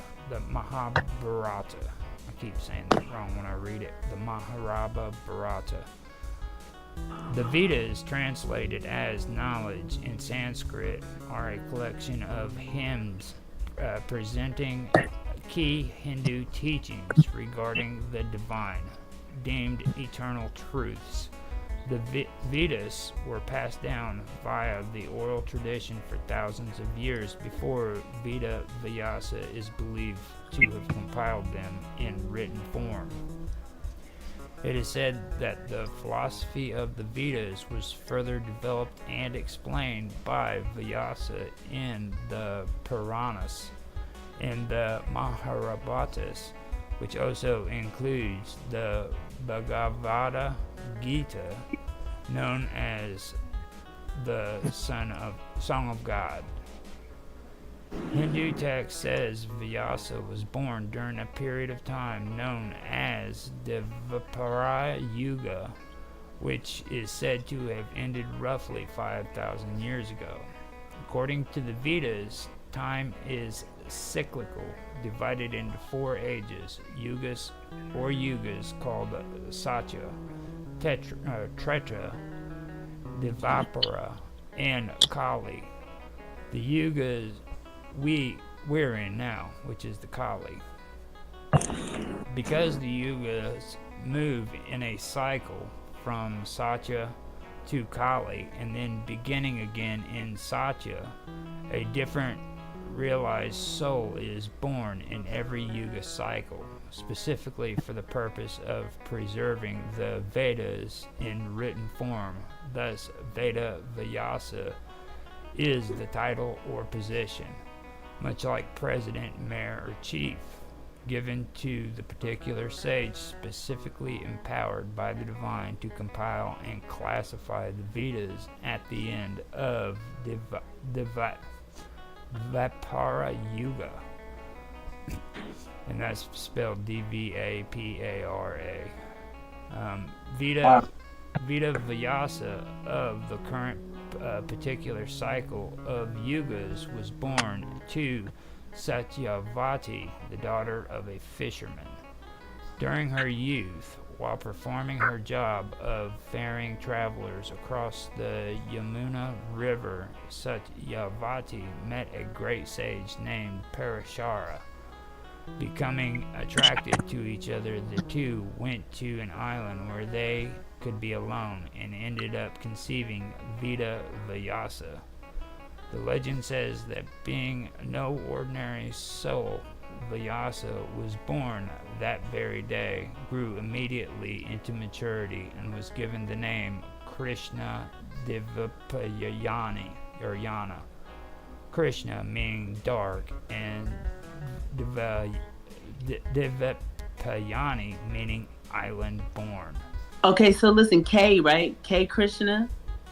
Yeah. Yeah, I know. I know of Krishna. Like people pray to her. She's like a deity that people Mm-hmm. pray to worship. Krishna. Yeah. And that means dark, and then Divapayana meaning island born. um, Now, that would most likely mean that this man was dark skinned and he was from an island, maybe somewhere off the shores of India or somewhere like that. That's usually how researchers find out about things, because like these texts will leave little clues behind, you know what I mean? Yeah. That's So, what I'm looking at here. It's talking about said to live of a hermit through man Bentara though became immortal. I don't know. okay, he's determined to live the life of an ascetic. Vyasa, no, determined to live the life of an ascetic. Vyasa left, but promised Satyavati he would return if she ever needed him. As Providence would have it, Satyavati later became the wife of the Emperor of the world, Shantanu, and had two sons with him. Unfortunately, Shantanu and the two sons died, leaving the kingdom in need of a king. Without an heir to their throne, other hostile rulers threatened the stability of the kingdom and the world, and so Satyavati frantically searched for a solution. Remembering Vyasa, remembering Vyasa's promise, Satyavati called upon her firstborn and asked him to beget children with the widows of her dead sons. Vyasa agreed and thus conceived a son with each of the widows, as well as one with a maidservant, producing 3 sons in total before returning to his asceticism. Asceticism. Yeah, asceticism. Yeah. It's good. You did good. Hindus, Mm. no, Hindus take away many lessons from Vyasa's life. First and foremost being his determination to serve and look after the welfare of others. From the moment he was born, he felt no desire for personal material pursuits, and instead chose to live a renounced life of spiritual discipline. Though dedicated to his spiritual practices, when his mother and the world needed his help to bring stability to the kingdom by producing an heir, he set aside his personal commitment, did what was requested of him, and then returned to his renounced lifestyle without asking for anything in return. And when he knew the coming of Kali Yuga was imminent, out of compassion, he compiled a plethora of spiritual texts to provide guidance for the people of what is considered the most difficult age. Hindu scripture describes Vyasa as being Chirajivi, or immortal being who is still alive today, choosing to remain on the earth for the well-being of others until the end of the current Kali Yuga. Some of the more prominent sages of Hinduism Hinduism's most significant spiritual lineages include Adi Shakaracharya and Madhcha, no, Madhvacharya. I would have to see that one. I just Yeah, I can spell them for you if you want me to. Oh, the demon, age of the demon, age of the darkness, Kali Yuga. He's Yeah. said to have personally met Veda Vyasa and received instructions from him. Because Veda Vyasa compiled the wealth of spiritual literature used by most Hinduism's major lineages, many view him as the original guru, which is why Guru Purnima, the day to pay respects to the guru, is celebrated on his birthday. Though the religion has many schools of thought, resulting in a variety of different philosophical conclusions, followers of pretty much every Hindu sect can agree Hinduism wouldn't be what it is today if not for Veda Vyasa. And But this also goes into what we were talking about with Sarah Chinathion, where he was talking about like mortals being deified. yeah, yeah, and then when you were saying that there was happen, well, a desire for the separation between the gods and like the man that were on pedestals as gods. When you were saying Kali Yuga, I thought you were saying Kali. Like I honestly, and then that's why when you're saying it now, and I'm looking at they're like what are the four yugas of Hinduism, or yeah, it's Hinduism. But I was just wondering. So okay, yeah, because you're saying Kali Yuga, and before I thought you were saying Kali, and it's just like okay. I got a little bit confused at that point, but I figured it out because I was looking. I guess I was looking it up when I look it up when I get confused. Now, in my reading, it says his book goes back into fabled antiquity. Senachiniathion, like Vagasa in India, is said to have been a compiler of extremely ancient theogonic and historical documents that have been transmitted to him either by oral tradition or in writing. Sanchuniathon uh, derived the sacred lore from the mystic inscriptions on the Hanuman, which is a sun pillar. Now, I have pulled up Can you share it? yeah, I've pulled up something of the sun pillars, and you really wouldn't believe this when I tell you this. Okay, what it is, but Oh, and also sidebar, Mr. Robot had a really good idea that you should share your stream into the history. I don't follow them. I was going to do it for you, but I looked through my chat and I don't have them on there. And I'm attempting to listen to you as well. So if you already have them, you should. This on well, I Tuesday. mean, if he wants me to, but I never got like a clear understanding of what he wanted to do there. You know what I'm saying? And like I'd be more than happy to share him on the history one. But Oh, is that his? Is that his channel? yeah, that's his channel. Well, he should share it. I just don't have it. I don't have. I have the geopolitics, but not really at that. And I was thinking about ancient mysteries, but it's not really a mystery. Or do you consider it a mystery? Because I follow ancient mysteries. Do you think this is a Everything mystery? about ancient history is a mystery. Oh, well, maybe Everything. I'll share it there then. Now, believe it or not, the best way to do it, and it helps out with what you were wanting to do a little while ago. You were wanting to talk about the Catholic Church. Okay. Yes, and I was just asking you Now, because I'm learning more. I let don't know me enough. let me tell you a little bit about these sun pillars. Okay. Yeah. Now, when you dive into the sun pillars in paganism, you can come up on an article. It's from RomanCatholicism.com, and it's called "Paganism in Catholic Church." Now, you can find that on Paganism and Catholic Church / Paganism and Catholic Church with RomanCatholicism.com. And Hold on. I was sharing a thing. Go ahead now. Roman paganism, Roman. Do it again, please. um, Oh, I see it right here. Paganism, Catholic Church. Hold on, I'll just look them up. Paganism and Catholic Church. Hold on, this is something different. This is I'm gonna find that on the website you just told me about.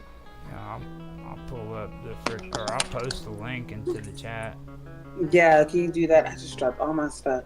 There you Paganism. go. I'll just do the chat real quick and post the link over on the side.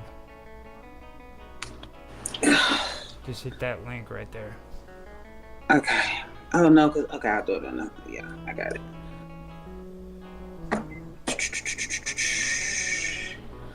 Oh, I don't have Jitsi on my iPad. I don't want to do it on the iPad. I do my work on my iPad. Are you It's, able to pull it up? yeah, if I pull it up, it'll put it on my feed because they're linked. It'll put it in my internet history. Right. So, yeah, I'm good. Now I can. In this it says it's hard to ignore the paganism all over the Catholic Church, from the buildings, worship practicing, teaching, etc. It's everywhere and impossible to overlook. Before reviewing this page, we recommend checking out the links below, which is Pagan Roots of Catholicism Part 1 and Pagan Roots of Catholicism Part 2. Let's start with the obelisk, okay? The first thing you have to ask is, what is an obelisk? Let's look at some history behind the obelisk and then see what scriptures have to say. The pagan obelisks, Nimrod's penis or church steeple, pillar. Hmm. The pillars of Canaanites erected to worship their gods were actually phallic symbols commemorating the incursion of the demon sons of Elohim, when they had sex with the daughters of men to create their Nephilim or demigod children in the pre and post flood world, which you can see that in Genesis 6 2 through 6. What is the point here? Yahweh commanded Israel to destroy these pagan symbols and to have nothing to do with them. They were abominations that would defile Yahweh set apart people. The well-known pointless obelisks or sun pillars of Egypt are found in the scriptures in the Hebrew word mitzvah, and homonym. The former word is best translated as pillars or as sun pillars, and the later as sun images. Now, in Jeremiah 43:13, this mitzvah sun pillars are identified as those obelisks found in Beth Shemesh in Greek Heliopolis in the land of Egypt. Unfortunately, the King James Version rendered this word mitzvah in most places as images instead of obelisks or pillars, as the other English versions correctly do. In Exodus 23:24, Israel was commanded to break down these pillars of the heathen nations. He repeated this in Exodus 34:13 and Deuteronomy 7:5 and Deuteronomy 12:3. And in many other places in Scripture, these pillars or sun pillars are emphatically described as an abomination by our Mighty One. Israel was not only commanded to break down these pagan pillars of sun pillars, they were strictly commanded not to erect them.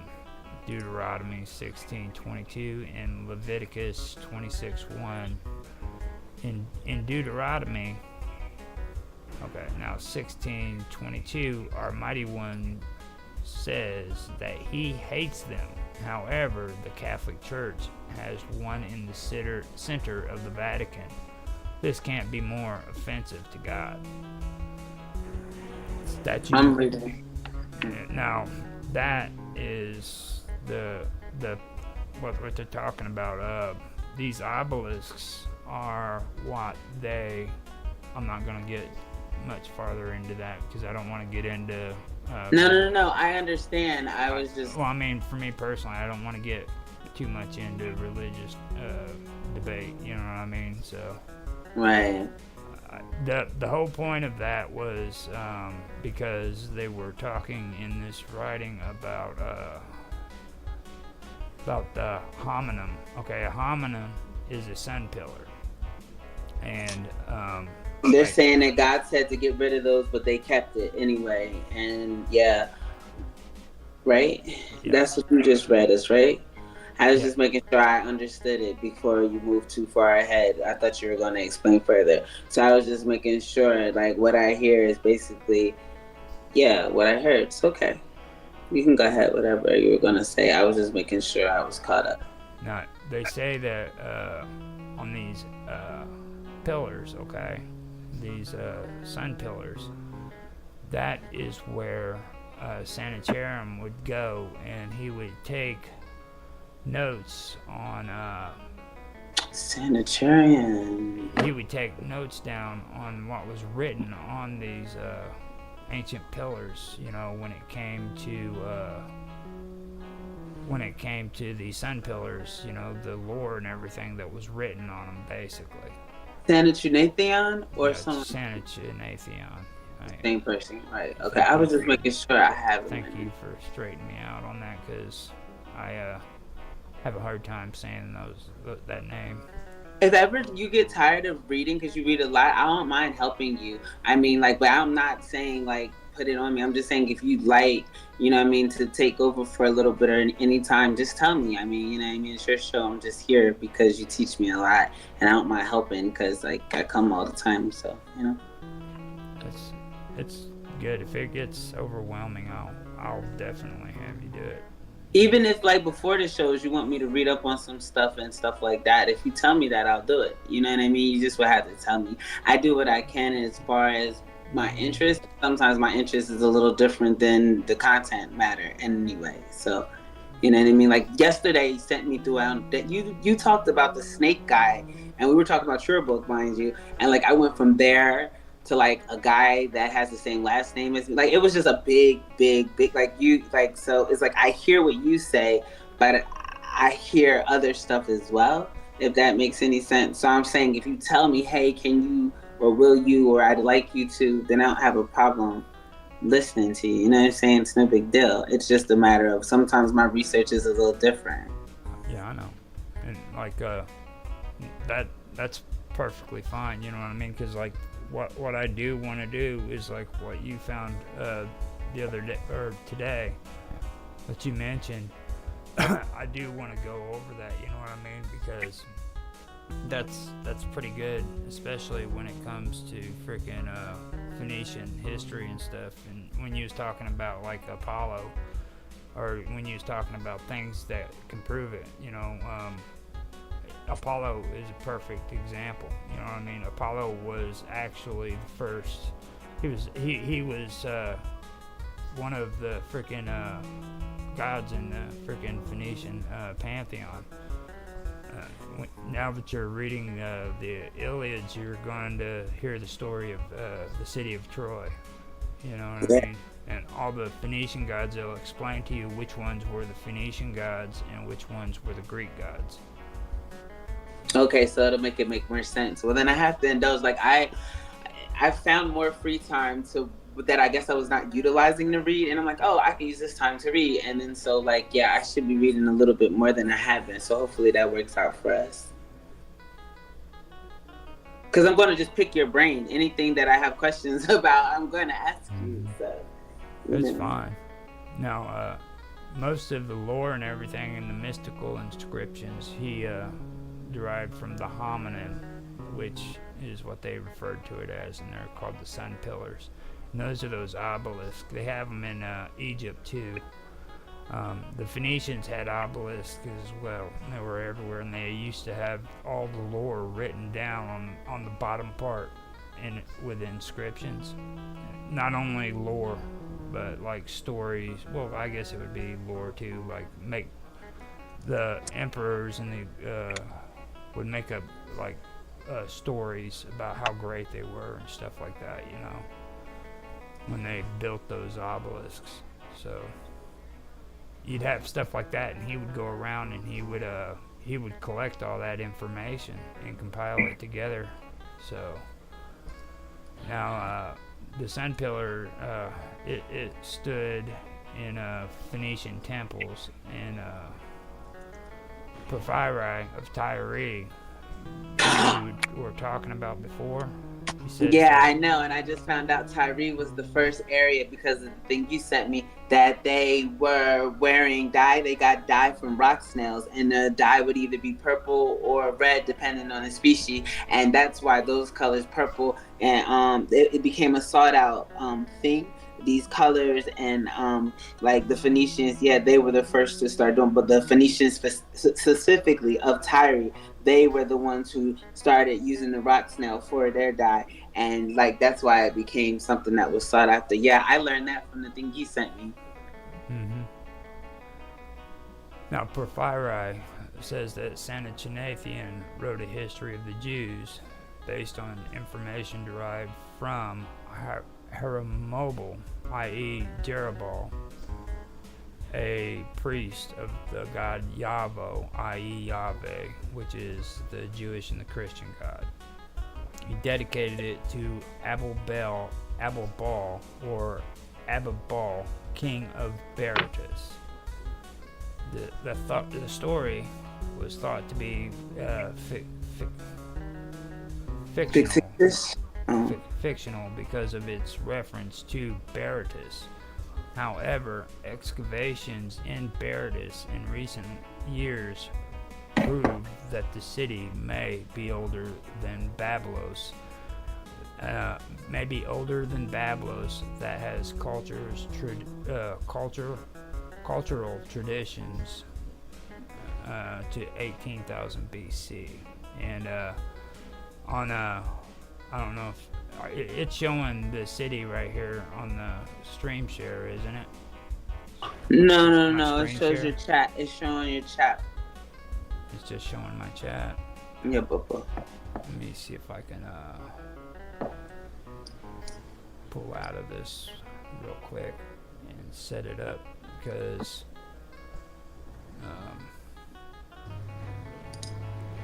yeah, it's wait a minute, yeah, my live stream, and I do have the Wikipedia up for this one. Did you see that one? Disclaimer. Now, do you see this? Yeah, I do now. Hold on, let me zoom in. And see, now I wish I could bring up the Minds chat so I could see it bigger. It's fine. Oh, look, it's pretty. Is that better? Yeah, it's so beautiful. Now this is Berytus right here. Yeah, but yeah, beautiful. They got better, man. And Mount Lebanon over here. Limits of Berytus district area under Claudius. What does that mean? That they did not like the people of Lebanon? Does that say anti-Lebanon? So those are the people that dislike Lebanon, or what does that mean? Anti-Lebanon that's probably what it meant. Oh, now I want to know. Hold on one second. Mount Lebanon is right over here. Can you see my mouse? Yeah, I see it over Mount Lebanon. I see Mount Lebanon over there. Your mouse over it. Beartius. Helipolius. Buyback. Heliopolis. Baalbek. Heliopolis and Baalbek is very important when it comes to historical events too, because you'll even hear ancient astronauts talking about this place. Can you zoom out of this map, or no? This is how far. I want to see this same thing, but in reference to like what's surrounding it. Now, Roman coin minted in Berytus. That's what the Roman coin looks like. That's exactly how the dime looks. This is the flag of Beirut. Features an open book of the motto Berytus Netrix Legum, Beirut, Mother of Laws, on one side of its Arabic translation, and on the other. Hold on, can you go back to that picture again? Which one? This one? This one, no, the other one. Well, yeah, maybe no. The flag. Oh, the Yeah, that flag. was pretty too. Yeah, I would like to see the flag. Oh, yeah. Oh, go back. Now, see that? There you go. That's Thank you. another thing. Remember earlier on, I was talking to you about standards. Yeah, This is mother a of standard. balls. This right here is an example of a standard, and that's what I'm talking about. Kya kia be pada pe tura te fika pe siurma. Be kyo. Hey, can see an ko. Can you go back to the dime too as well, please? To the what? The dime. Well, it's not the dime. That is incomplete. Thank you. This right here. Yeah, kole fe be ama. Yeah, be there. Then be. Now, this is a Roman coin minted in Berytus. Okie dokie. I'm ready. Now, right here, you have Roman ruins in the Roman bath gardens, and this takes Yes. place.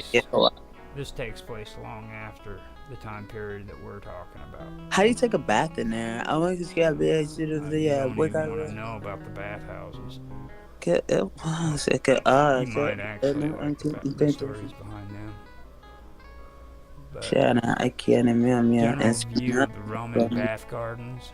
This is a bath garden that was out there. So those little cubby thingies is where they used to do that at. Just Right like here. you go in there, yeah. Okay, Yeah. they just told me. That's crazy. This is okay. Go see me. Yeah. Everybody bathed out in the open with one another. Like, it didn't matter seeing another person naked or Yeah, not. well, and she most him. And this is a bath garden right here. I only see part of that one. Just What's part. this? This one? No. With these guys in this boat. Oh, okay. That's the Phoenician hippo ship. Okay, hold on 1 second. And It's then the HIPPOS ship. Yo, just like it. Okay, I'll listen. I actually modeled like a generic version of one of these ships too. Which was, yeah, it was actually like more of the battleship during that time period. How they would go in with their navy and ram their enemies. Seriously? That horse's head up there in the front. Yeah, I see it looking like a dragon.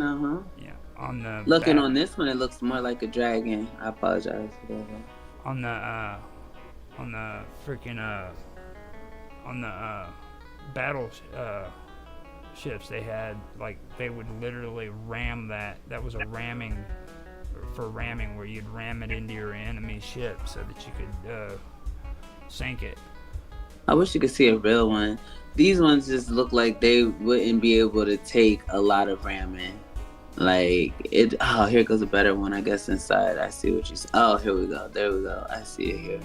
I see what you're saying. Now, Berytus was briefly known as Laodicea in Phoenician, ancient Greek, or Laodicea in Canaan, from the 2nd century to 64 BCE, was the ancient city of Beirut in modern-day Lebanon, from the Roman Republic through the Roman Empire in early Byzantine period, late antiquity. Berytus became a Roman colonia that would be the center of Roman presence in the eastern Mediterranean shores south of Anatolia. The veterans of 2 Roman legions under Augustus were established in the city, the 5th Macedonian and the 3rd Gallic, that afterward quickly became Romanized and was the only fully Latin-speaking city in the Syria, Phoenicia region until the 4th century. Although Berytus was still an important city after earthquakes around 400 CE, Tyre was made the capital of the Roman province of Phoenicia. of the great law schools of Rome, Constantinople, and Berytus. The law schools of Berytus stood preeminent. The Code of Justinian, one part of the Corpus Juris Civis, the codification of Roman law, ordered early in the 6th century CE by Justinian I and fully written in Latin, was mostly created in this school. So this was a very important city for the Romans. And this, like I said, even goes farther, or this is even farther ahead in time than what we're talking about too, you know what I mean? So they're not even like on the history in early 140 BCE. Where's okay?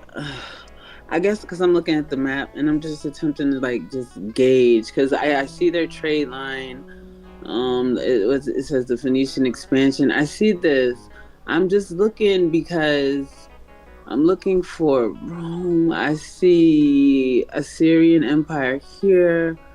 This is something. It's probably right in my face, and that's why I don't understand. See, because I see. Isn't that Sicily? Yeah, that's Sicily. That's the blue. Okay, so that's Italy.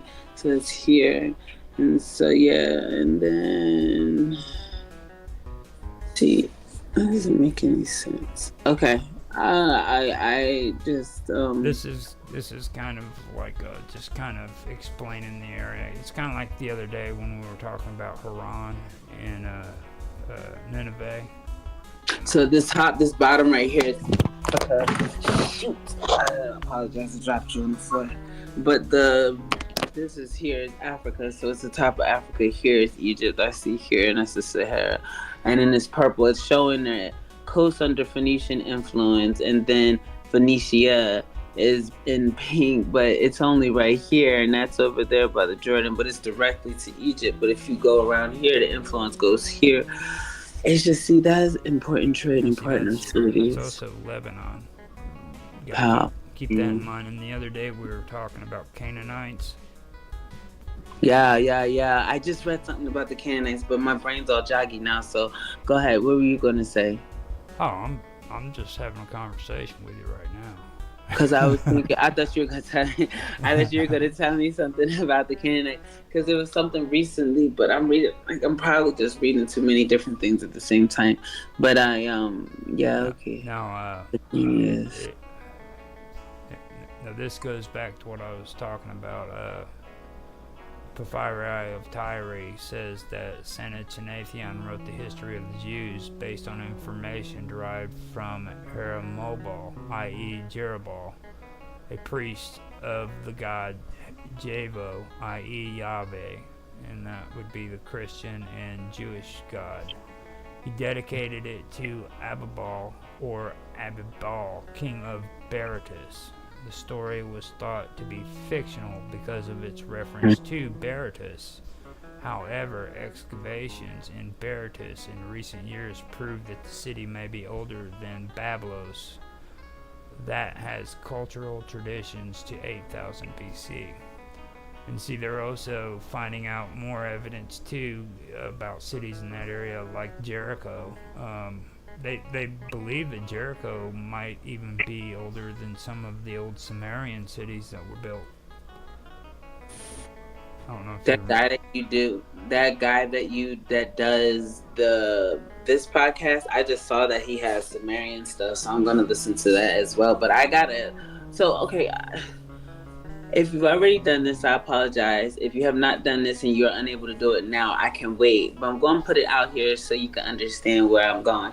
So, like, we talk about the Sumerians, we talk about the Phoenicians, and then, like, I'd like a way for me to, I guess, better understand, like, direct correlations of these cultures and influence. Like, okay, I see here the trade lines, they had like copper or marble, so I can understand the influence now, influence today's significance type thing. And then okay, dyes, glass, metalwork, gold, slaves, and that's what we were talking about. And then you were even talking about the Trade Federation, but that's Well, supposedly in space. that's But my it's I story know, though. yeah, So but it's not because I looked it up yesterday while you were talking. And it's real, but I understand what you're saying. It's just go ahead. um hold on a minute. Freaking You post your Mr. Robot's talking to you. yeah, I know that's You what I just noticed. He just posted that. you don't put it on Minds yet. It is though, cause Time listens it to it on Minds.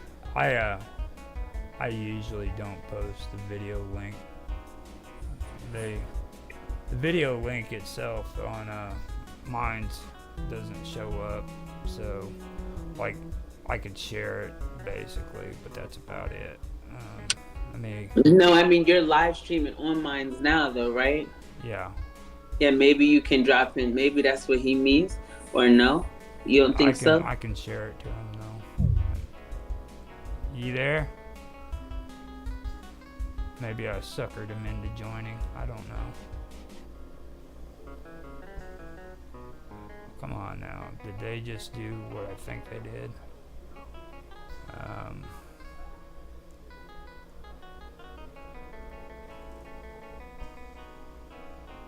and there we go.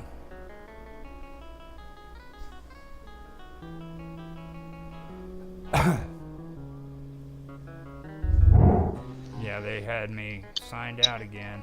That's crazy. Oh, I thought it was me, and No, I'm it was sitting me. here and They I'm like, fellow okay. exhauster. Yeah, they signed me out. I ended up having to sign back in. I got kicked from it, I heard a doorbell. That sounded like it. Like, dude, like it sounded like you logging out. I guess I could imagine what logging out would sound like. That's like yeah, anyway. it was pretty messed up. They literally knocked me into another jitsi room.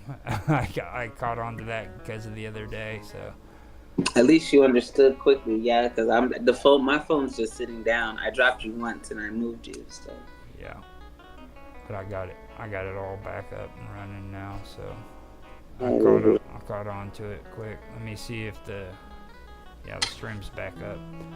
But yeah, and the thing that we were talking about when it comes to the Lebanon and stuff, it's really important. Hey, Mr. Robot, good to have you, hi, buddy. Mr. Robot. Hi, He's there. He's probably hi, just listening. baby. How are you? Can you hear him? No, I think it's muted Yeah, a he little has bit. it muted. But Hi, when baby. it's well,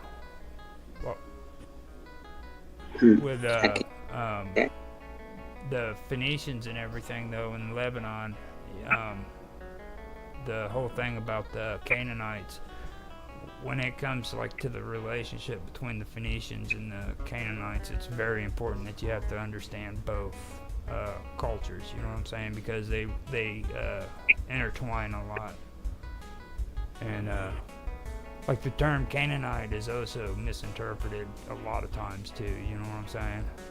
to the extent of To the like extent where freaking people think they're nothing more than mercenaries and freaking retrobates. The Philistines. I always wondered if the Philistines and the Phoenicians weren't actually the same people. I I honestly think that could be a possibility. To be honest with you, I agree with you on that. That's something I've been thinking about too. That's Um, there was another interesting thing. Just sorry to interrupt, but there was another interesting thing where the headdresses of the Phoenicians were also documented in South America. So there is that possibility that they actually crossed the Atlantic. So there's these statues in what's the place in Mexico City, near there, called Atlantis de Tula. I'll send the link soon, but the headdresses look the same as the supposed sea peoples that attacked Egypt at the end of Ramses II. Yeah. And yeah, I just find it interesting. Like, What did you say the name of them were? Atlantis I have what? this working theory, right? Let's see where it goes. But my working theory is that there was a place called Atlantis, as Plato had stated. Um, he got that information from his ancestor Solon, which got it from the ancient Egyptians. The ancient Egyptians told him that this place Atlantis existed 12,000 BC in the Atlantic, where the Azores Plateau is today. So between South America and Africa, okay? And it would have been the perfect vantage point for any naval dwelling people to go international, to go around the planet, basically, because you'd be able to easily cross the Atlantic if you could stop at the Azores Plateau, right? Because back then, we were in the Ice Age, and the sea level was like 400 feet less, lower, 200 meters lower, and basically the Azores Islands, and you know where the Azores are, Kama? I'm looking it up now. But I was asking you, did you say Atlantis what? Say You again. said in Mexico it's a place called Atlantis what? Oh yeah, I'll send the link. Atlantis de Tula. Oh, the Tula. She's good at search engines. Like she'll try to search it out before you send the link. So. Yeah, I already see it. Okay. Well, Atlantis Atlantis space space Tula Tula. Yeah, no, I already have it. You don't have to spell it. I already see them. I'm looking at the pictures of them now. You don't have to spell it. I already got it. Thank you. Okay. Yeah, Okay, I just cool. was because I was attempting to tie it into what we were saying. So that notice they those look statues, right? And look at the headdresses on those statues. I see what you're saying. And later on, we'll show you pictures of the sea peoples, and they some of them had similar headdresses. Okay. Now, and with the sea peoples too, there was like multiple tribes that were involved, but a lot of yeah. So let me just run with this story quickly.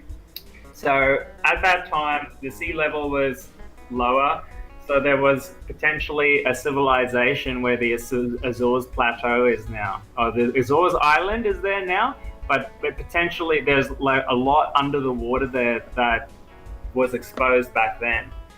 And this is what Solon says. I know they're doing scuba research too concerning all that too. Yeah. Actually, there was a guy. He found some stuff under the water there with sonar. I think it was an Italian fisherman or whatever, and he found structures under the water there. Yeah. And I remember that a few years ago, and it kind of went dark. Like no one really talked about it. But they're doing it, aren't they? Aren't they finding cultures that are sunk down on like the southern coast of Spain and stuff right there where the yes. So this is all part of this, right? Because imagine this: if you're a civilization in the middle of the Atlantic, you have the exactly how Plato described it. He says they were on the main island, but past the island they were on the mainland as well. So he's saying they were in South America as well. Okay. So he said Atlantis wasn't an island, it was an empire that stretched from South America to Lebanon. Like literally covered like half the planet. All right. Isn't this what we were talking about the other day? Solon was the father of Plato. Now Plato we haven't even gotten into. Like I'm like focusing. But I thought about finding the culture in South America, and isn't supposedly there's something like cocaine or something like that on one of Oh, you're the. talking about, no, it's a On the mummy. mummies. Yeah, That's on a mummy. different. Yes. Yes. Yes, That's and the. exactly. This is exactly what I'm talking about. So, like, this is the evidence that shows that there was trade and there was movement between South America and Egypt. Or at Okay, least what which they're presenting it suggests at. that Yeah. there would have been a stopping point, which would be the Azores. Okay, which is where Atlantis was, and so Well, that part Validating the of the truth of Atlantic it. I too. believe that when the end of the Ice Age happened, the whole Randall-Carlson comet impact theory, right? When all that catastrophe happened, there was refugees from that island, because it was a high civilization. They had high technology for that time there, and they had the best seeds and the best everything of the world there, because they were the best trading post in the whole world, right? They had the most gold, they had the most everything. Like Plato describes it beautifully. You should really read that story. Um, and So I believe these refugees, in the last effort of desperate to save their civilization, they took the horns of a ram and put the seeds in there, right? And then sealed it with wax, and that allowed them to keep the seeds over the ocean and the rain and stuff. And they sailed in different directions. They went. Some of them went to South America. Some of them went to North America. Some of them went to Egypt. The ones that went to Egypt are now known as the Sea Peoples that attacked there, and there was multiple waves of it. It wasn't just one. It happened a few times, right? Yeah. But the ones that went to South America weren't very well documented. But I went there myself, and I actually found out. This is how I found out about these figures, these Atlantean figures.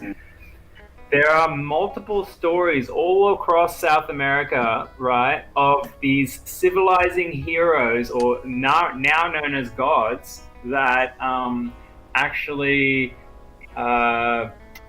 brought knowledge and civilization, civilizing arts to the people, right? Because they say that the people were sort of cave-dwelling kind of people back then, but when these white-skinned, bearded people came over the sea,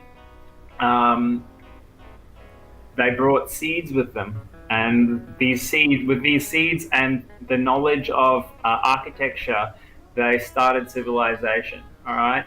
Mm-hmm. And have you ever heard the term cornucopia? Cornucopia, yeah. Yeah. I saw the movie. Yeah.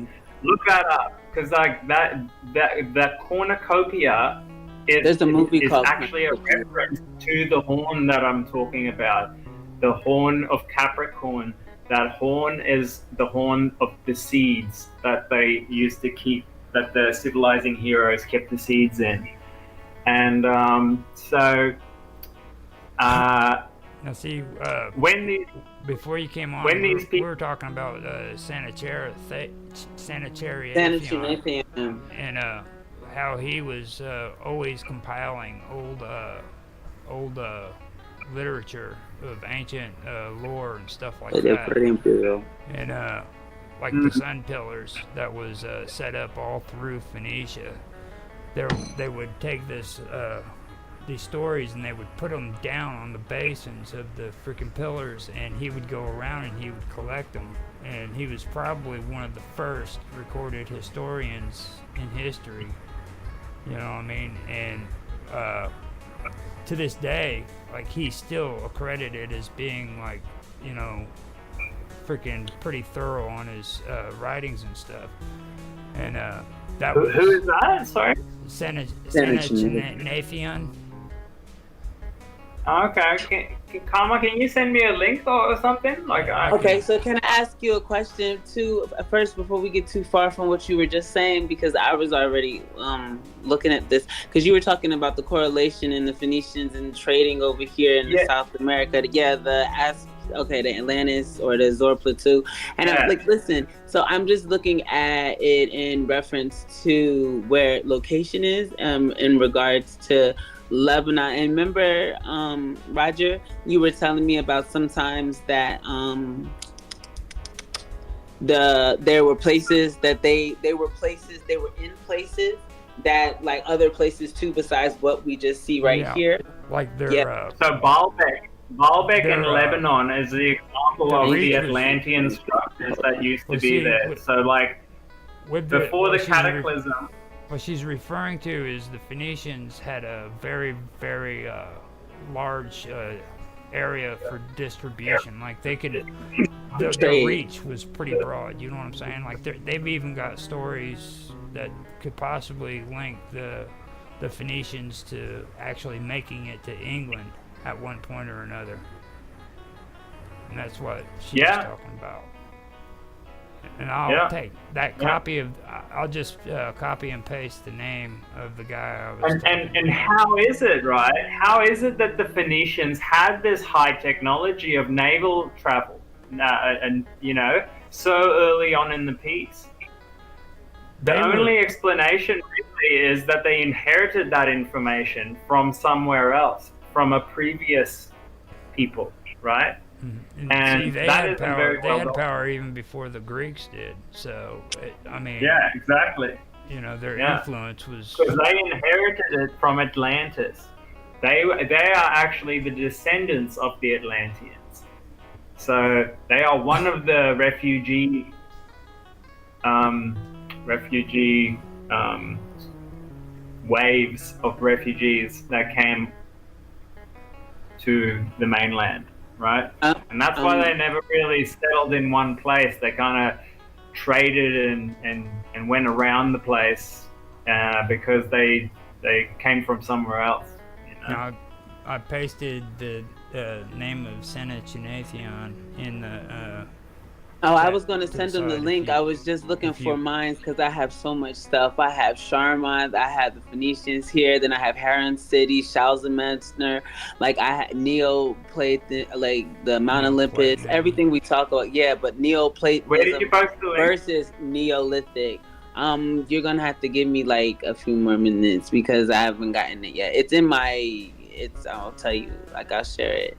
It's in my history. Roger, Roger, did you say you posted the link?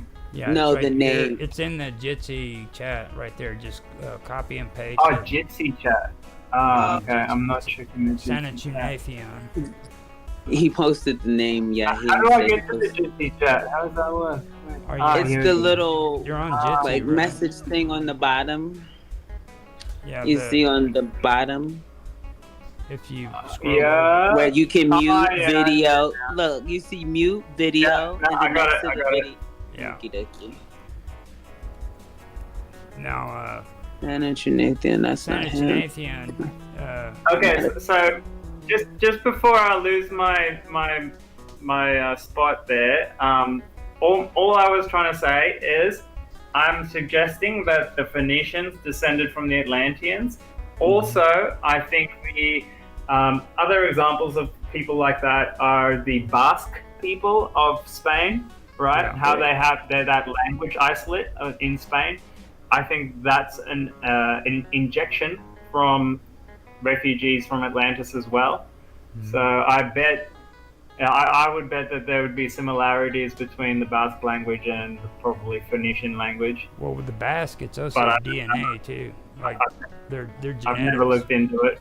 Their genetics are unique. Yeah, the genetics is interesting to look at as well. Yeah, for sure. And I wonder if the Hebrew people were also because they were kind of very entwined with the Phoenicians, and I also believe the Minoans. So, like, I found the Sea People's story really interesting because they specifically named these different Sea Peoples, right? Yeah. And Different one of ones. them I could identify as the tribe of Dan, okay, because the name it sounded very similar, and I'm pretty sure of it. And see, And a lot of the archaeologists and historians, they actually say that where the region is that Dan comes from, which would be up around Anatolia, okay, they actually say freaking there are parts of the sea people that did originate in that area. So Mm. so Mm. now like Noah, okay, like you know of Noah's tomb, Yeah. right? Okay, that's like Exactly. maybe 20 miles away from freaking Mount Ararat. Okay, not a lot of people don't know that. Mm. They have no clue that Mm. it's like literally 20, 30 miles away from Mount Ararat. And that's in Saudi Arabia, right? No, that's up there in Or Anatolia. That's right there in freaking That's right. Well, in today it would be freaking Turkey, but at the time it was ah, the Urartu, and yeah. back with the Assyrians Um, and the Urartu, and now the Romanians are claiming that the Urartian history actually belongs to them, and that it was taken away from them because Turkey was made into a country, which a lot of the area they had, like Mount Ararat, was actually ran by the Urartu. It was controlled by the Urartu. So there's a big thing who's going the on. Urartu? Huh? Who's the Urartu? The Urartu was a civilization that they were well, after the Phoenicians, and after I would it's hard to explain. Like you had the Hittites, okay, but then you had the Urartu, which was before all of the Hittites and everything, and the Urartu Okay. they were kind of integrated into the Minoans. Or Really? yeah, I've never heard that name before. yeah. Urartu. Urartu. Here, I'll spell it out to you. Urartu. Urartu. Now that goes to I could probably just pull it up. Oh yeah. The Urartu Kingdom is basically what it is. Wow. Huh. And the Urartu Kingdom took up a pretty wide span too. Is that coming through? Yeah, from the Euphrates Not if you're sharing your screen. No, to Bubba. If you're Iraq. sharing your screen, I don't see it. Huh. Yeah. And Interesting. It's just the So chat. it's Can you almost- put it on your screen? yeah, I can screen share it. Let me screen share this real quick. Image for the Urartu. And there you go. Okay. Can you see it? Yeah. That is the Urartu, and that And it's is Let's see. People that's can the see. kingdom that was eventually. I'm thinking it's the it was the not Minoans. I keep wanting to say that because it's American, but it's not. It's the Mycenaeans. They're the ones that integrated in with the freaking Iranians whenever These are all Atlantean when Persia descendants as well. developed into the empire it was. But these guys ended up integrating into the Persian Empire basically, and it was more up in this area, up around Anatolia right here. Okay. Can you guys see my mouse? Do it again. Okay, up there. You know where Anatolia is, right? No. Okay. Anatolia is. Let me see if I can get on the action. Now, can you see my mouse? Yes. Okay, Anatolia is this area right here that I'm circling. Okay. Now this is Like where I can't Turkey look and anything Syria, else right? anymore. My it's internet. up around Turkey and around the borders of Lebanon. Beautiful area. Fucking love that area. Then you have Romania, you have Azerbaijan, Georgia. All of that are areas that were ruled by the Urartu. Need a day out. And the Urartu stretched all the way to Mount Lebanon. And when it comes to that region, a lot of people don't realize like that's where a lot of the influence comes from. Like the flood myths, a lot of people believe that it actually started because the Caspian Sea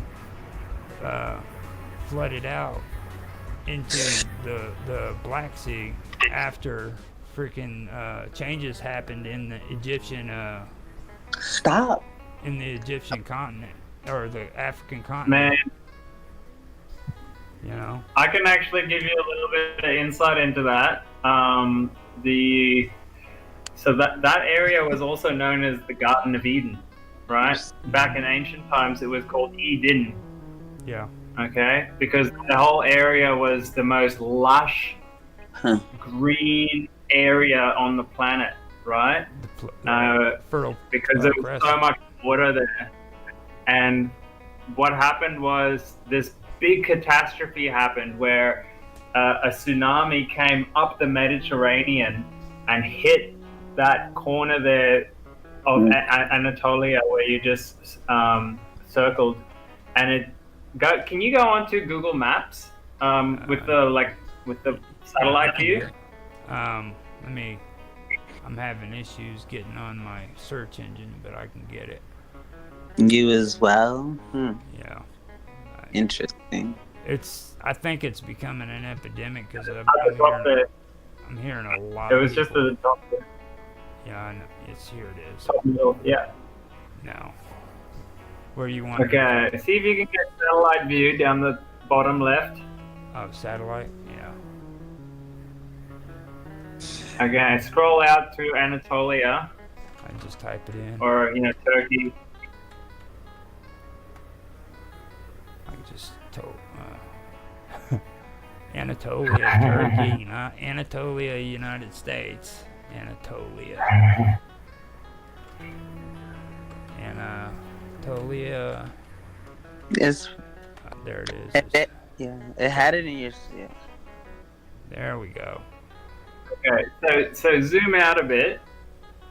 All right, zoom out some more. Yeah. Okay. Look at where it's at. Now see. Yeah, zoom out more. Zoom out even more. Oh my God! What do you want to do to me? Okay, I got you.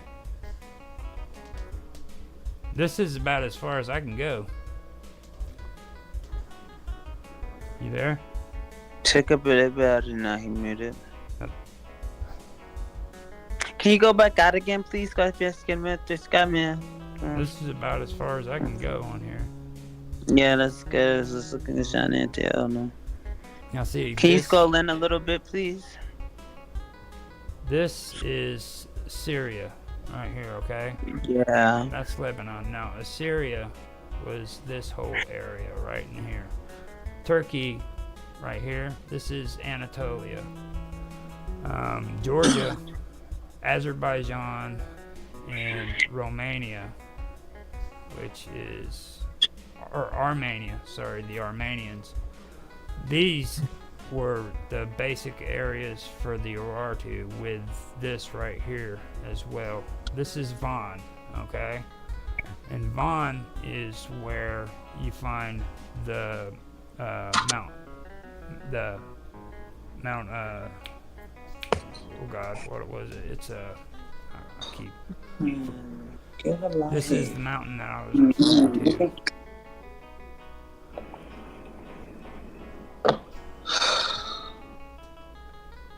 I believe it is. If you look here, here's Armenia. Here's Van. Armenia believes that this is all a part of the original territory of the Urartu.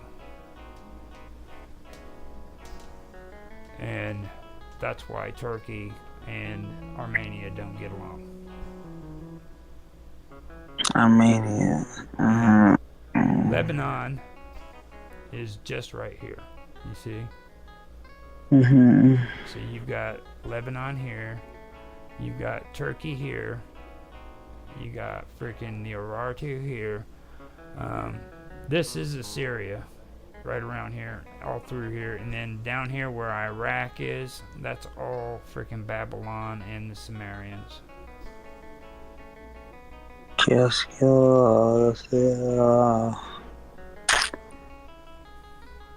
And Israel is all the way down here. Now he was talking. He was talking, and then he freaking went off. So I don't know. Yeah, you got muted. I think he got cut off. Can you hear me? There he is. Are you there? Hello? Hello. Yes, we can hear you. We got the map up. Okay, I must have muted myself, sorry. I've been talking this whole time, I couldn't understand why you're talking over me. You're gonna have to start over. Say it again. Alright, so my point was, you can actually see the scars in the landscape geologically that these ancient tsunamis caused when those big floods happened, of the flood myths, right? Karma, do you know the flood myths we're talking about, like Noah's flood, that kind of thing? So if you zoom right back out again, I want to show you guys how to look at this, okay? I want you to put your goggles on for catastrophe, massive catastrophe. So like zoom out even further back to the whole planet. This is as far back as I can go. Yeah, that's perfect. So notice how it's all green except North Africa, and then it bleeds out into like Russia kind of area. That's the direction that the tsunami went, right? So like where the Azores are, in the middle of the Atlantic there, that's where the comet hit. And the comet hit the ocean there, and it hit Canada where the Great Lakes are. And the tsunami backfired up between Portugal and Morocco. It went up the Mediterranean and hit Syria. And the tsunami was so big, it went all the way up Kazakhstan, all the way up into Mongolia, and you can see how it just ate out all the topsoil of that whole area, right? And then it rushed down, and it actually killed the Indus Valley civilization next to India and Pakistan, and that's why that whole area today is desert up in Africa, because of this big tsunami that hit it like 12,000 BC. And before that, it was all green. You know, there was no desert. Now up here Sahara desert back in the Mongolia area and the Kazakhstan and all that, that's also referred to as the Russian steppe. So you also have to take that into consideration too. Like if there was can you guys see what I mean though, by like how the color bleeds out into that direction? You can almost see the flow, right? Yeah. You can almost see the flow going in that direction. Now, see, I was also made aware of the fact that, like, up here in Egypt and Libya and Algeria, all of this area was actually a beautiful, lush forest environment, swamp environment, and there was water and everything all through here. And that's right. Up here, where Italy and Greece and all this is, there's a harsh mountain terrain here called the Alps. Okay, now what happened is platelets from this area down here actually started freaking pushing, and this area freaking started changing, and Africa actually became bigger because freaking it was shoving this plate into the freaking southern part of Europe and creating those mountains. But you see how it used to be hooked together? You can see how the boot of Italy kind of goes down right here into this space right here. If you move it down some, do you see how it locks together? Do you Yeah. see here? Yeah, that's crazy. You can see that it's a puzzle. Everything about the planet, if you look at it, okay, look at all of this and tell me that it couldn't fit together like a puzzle. Especially like Exactly. the And you can yeah, you also can see see where it goes how together. catastrophes have shaped the landscape. For example, the Gulf of Mexico, the reason it's a horseshoe shape is because all that water that got melted from the comet impact had to run down. See how it scarred the landscape there, all that rocky bits, and then it goes down into that horseshoe shape. Yep. So if you just zoom out a little bit more, Mm. a little bit, so you can see all of North America. Yeah. Okay. See how like where the Great Lakes are in Canada, up there, that's where there was 2 miles of ice back on top of that landscape, and that got vaporized or like melted by this comet impact, and it rushed down to the Gulf of Mexico, and it caused all that what are the Grand Canyon and all that stuff got made by this vast amount of water that had to run down into the Gulf of Mexico, and it ate it out like that horseshoe shape there. Oh, you can see. And Now, that goes back into Randall, what you was talking about with his theories. I know the last stream I seen, he was researching some of the stuff going on up by the Hudson Bay, and he also believes that these Great Lakes right here were actually the result of impact, but he doesn't really have any hardened proof of it yet. You know what I'm saying? It's right in the middle of. He's got evidence. He's got a lot of evidence. It's right in the middle of the debris field. You know, according to what he, you know what I'm saying? Like he's like they do have a lot of evidence of catastrophes happening there, but he believes that the freaking all of these lakes were created because of an impact. Well, yeah. You know I don't see why not. I think that's totally plausible. I think that's totally plausible. Yeah. I mean, he's a really, really intelligent man. And just the amount of evidence they've amassed, the Cosmic Tusk, have you ever gone to that website? He's got like 200, 300 different articles on this topic. And in a searchable format, so like you can go through there and like pick through it. It's really nice. Now, when you're talking about the Sea People too, and the Phoenicians and Atlantis, the one thing you have to realize too, though, is Malta and Tripoli.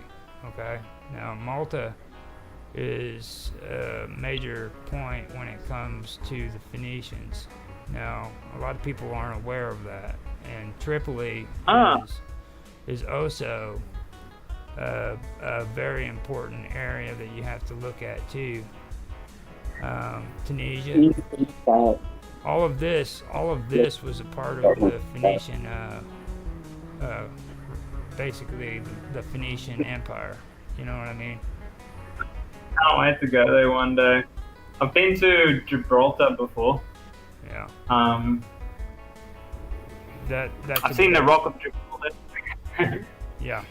And now Malta is a very, very interesting story behind it. Like these people, the natives of Malta, just ended up there. They have no idea how they got there.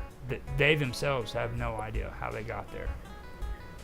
Yeah. They don't even have to this day, they don't have boats that are freaking strong enough to freaking make it even to Palermo. I mean, and all that. They have no idea how they got there. Yeah, Malta is a bit of a mystery, eh?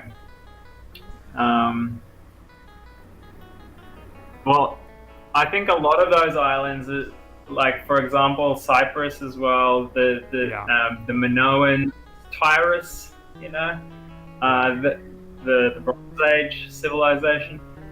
they were all like refugee waves of Atlanteans that came and settled on these islands, and unfortunately, some of them got wiped out. But, Now, um, I believe this is the area that I was talking about where archaeologists are coming out here in it's on the south side of Spain, on the other side of Gibraltar. Now it's up here by Elba, Port Umbria. This whole area, they're starting to find remnants of freaking old cities, ports that had literally collapsed into the freaking water that was once here. And then up here on the shores, they're finding freaking evidence that it had dried up and that there was actually water in this area here too at one time. And there was actually ports going out there as well. It's what you're saying there. That is very interesting stuff. I've been actually checking that out too. I should probably not even be discussing this, considering it's about history. That's what today. well, this is all history, man. To say something, you know, But just because I we mean, don't have I am interested in it. Don't get me wrong. the fascinating thing about history is like most of it is undiscovered still. You know, so like we're still discovering these histories, and we're trying to push it further and further back, right? Because there's only so much recorded history. It's the unrecorded history that's difficult to get to, right? Well, a lot of people have a hard time with like the concept of how much unrecorded history there is. Like everybody thinks that all the information is recorded from even 300 years ago, and that's not even true. Like there's crap loads of information that's just not there from 200-300 years ago, you know. So like in that aspect, I mean, there's a lot of lost history in modern history that's just gone. Totally. You know? I just got someone at the door, so I'll be off for a bit. All right. I think we're getting ready to go too, right? Isn't it? Yeah, it's getting to the end of it, but while we're here though, I can actually show you something though. You were talking about how far did they actually extend to? Yeah, that's what I was looking at. Now, my internet started, my browser started glitching, so I couldn't look anymore. Troy, actually, the city of Troy is the best. Let me see here. The city of Troy is up in this area somewhere. This is the part where the mysterious sea people was supposed to have come down from to attack Egypt. And Troy was from this region right here. And you had the Phoenicians in here. They stretched all the way down to here. And they went all the way across the northern continent of Africa to Morocco. Now, they had this area, and they believed that they were actually able to come up the coast right here and make it to the southern shores of London. So if they could make it there, then possibly could make it over there to South America, where Mr. Robot was talking about as well, on those wooden horses that you just showed me.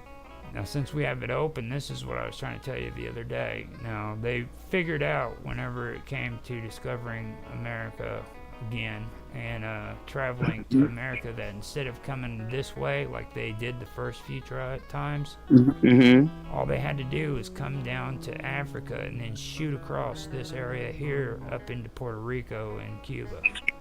Okay, can you go back? How did they used to do it? I had it zoomed in too much. Can you do it again? From where? I had it from zoomed. Portugal Yours is and good. from say England. Okay. They would come down the shore down To here Spain. to Hmm. Africa, and then they would No, no, shoot. no, no, no. The first time before they went to Africa, what was the way they were taking before? What was the route before that? They were coming from Portugal straight across to right here, this area, and that's a long route. They found out they could get Hmm. there faster if they came to Africa first, and they shot Hmm. across right here up into Puerto Rico and Cuba. Hmm. You see, Yeah, I mean, yes. Hmm. because you have currents, all right, and these currents they come down like this, and then they shoot up here. They create a tide here, and it goes You right can back. see the tide. Hmm. And You can that's see the tide. that's why I'm saying that it would make sense they could. There is a possibility that Egyptians did make it to South America because that's the easiest route from the African continent to the Americas. Hmm. And that's even recorded in known history. You know what I mean?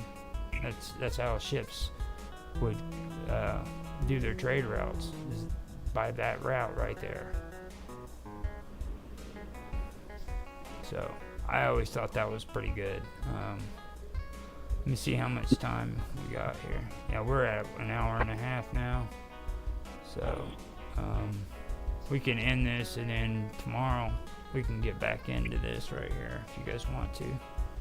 Yeah, that's cool. It's strange. It's Hey strange. guys, I'm gonna have to bail. So thank you very much. I appreciate I'm glad you the showed up, insight. man. I'm glad you Yeah, thanks showed for up. coming in. I appreciate that. Thanks. All right, brother. Catch ya. See you, Later. Kama. See See you you later, later. robot. Have a good night. Be safe. But yeah, that was pretty good. Um, we actually got to get in some extra stuff because all the stuff that I'd gone over was already finished by the time Robot got in here. So the rest of Oh, that was cool. the rest of that was extra. It was pretty Yeah. good too. So Yeah, it gives you something to consider, something to think about. Yeah, so that's good. well, it's like Then we I, can incorporate it next week, maybe if you well, can get see it. the thing is like with Atlantis though. I mean that's something that I'd like to incorporate like tomorrow. You know what I mean? Like Okay. because Because it's a strangeness thing, because yeah, it's still something. Yeah. I mean don't get me wrong, I am interested in it, but I mean like today's about history. You know what I'm saying? I Like, get what you're saying, like the cold hard facts type more so stuff that you're not cold hard, but definitely the ones that yeah. have been extremely researched. Atlantis is still more a little bit of a mythical type thing. So but it's strangeness because it's not a conspiracy. It's really hard evidence that it's definitely Well, present and how much there was never conspiracy surrounding surrounding it. this. Yeah, that's what I'm saying. That's why you would talk about it It tomorrow. was Not like you said, it was a mystery. You know what I mean? It's a mystery. strange.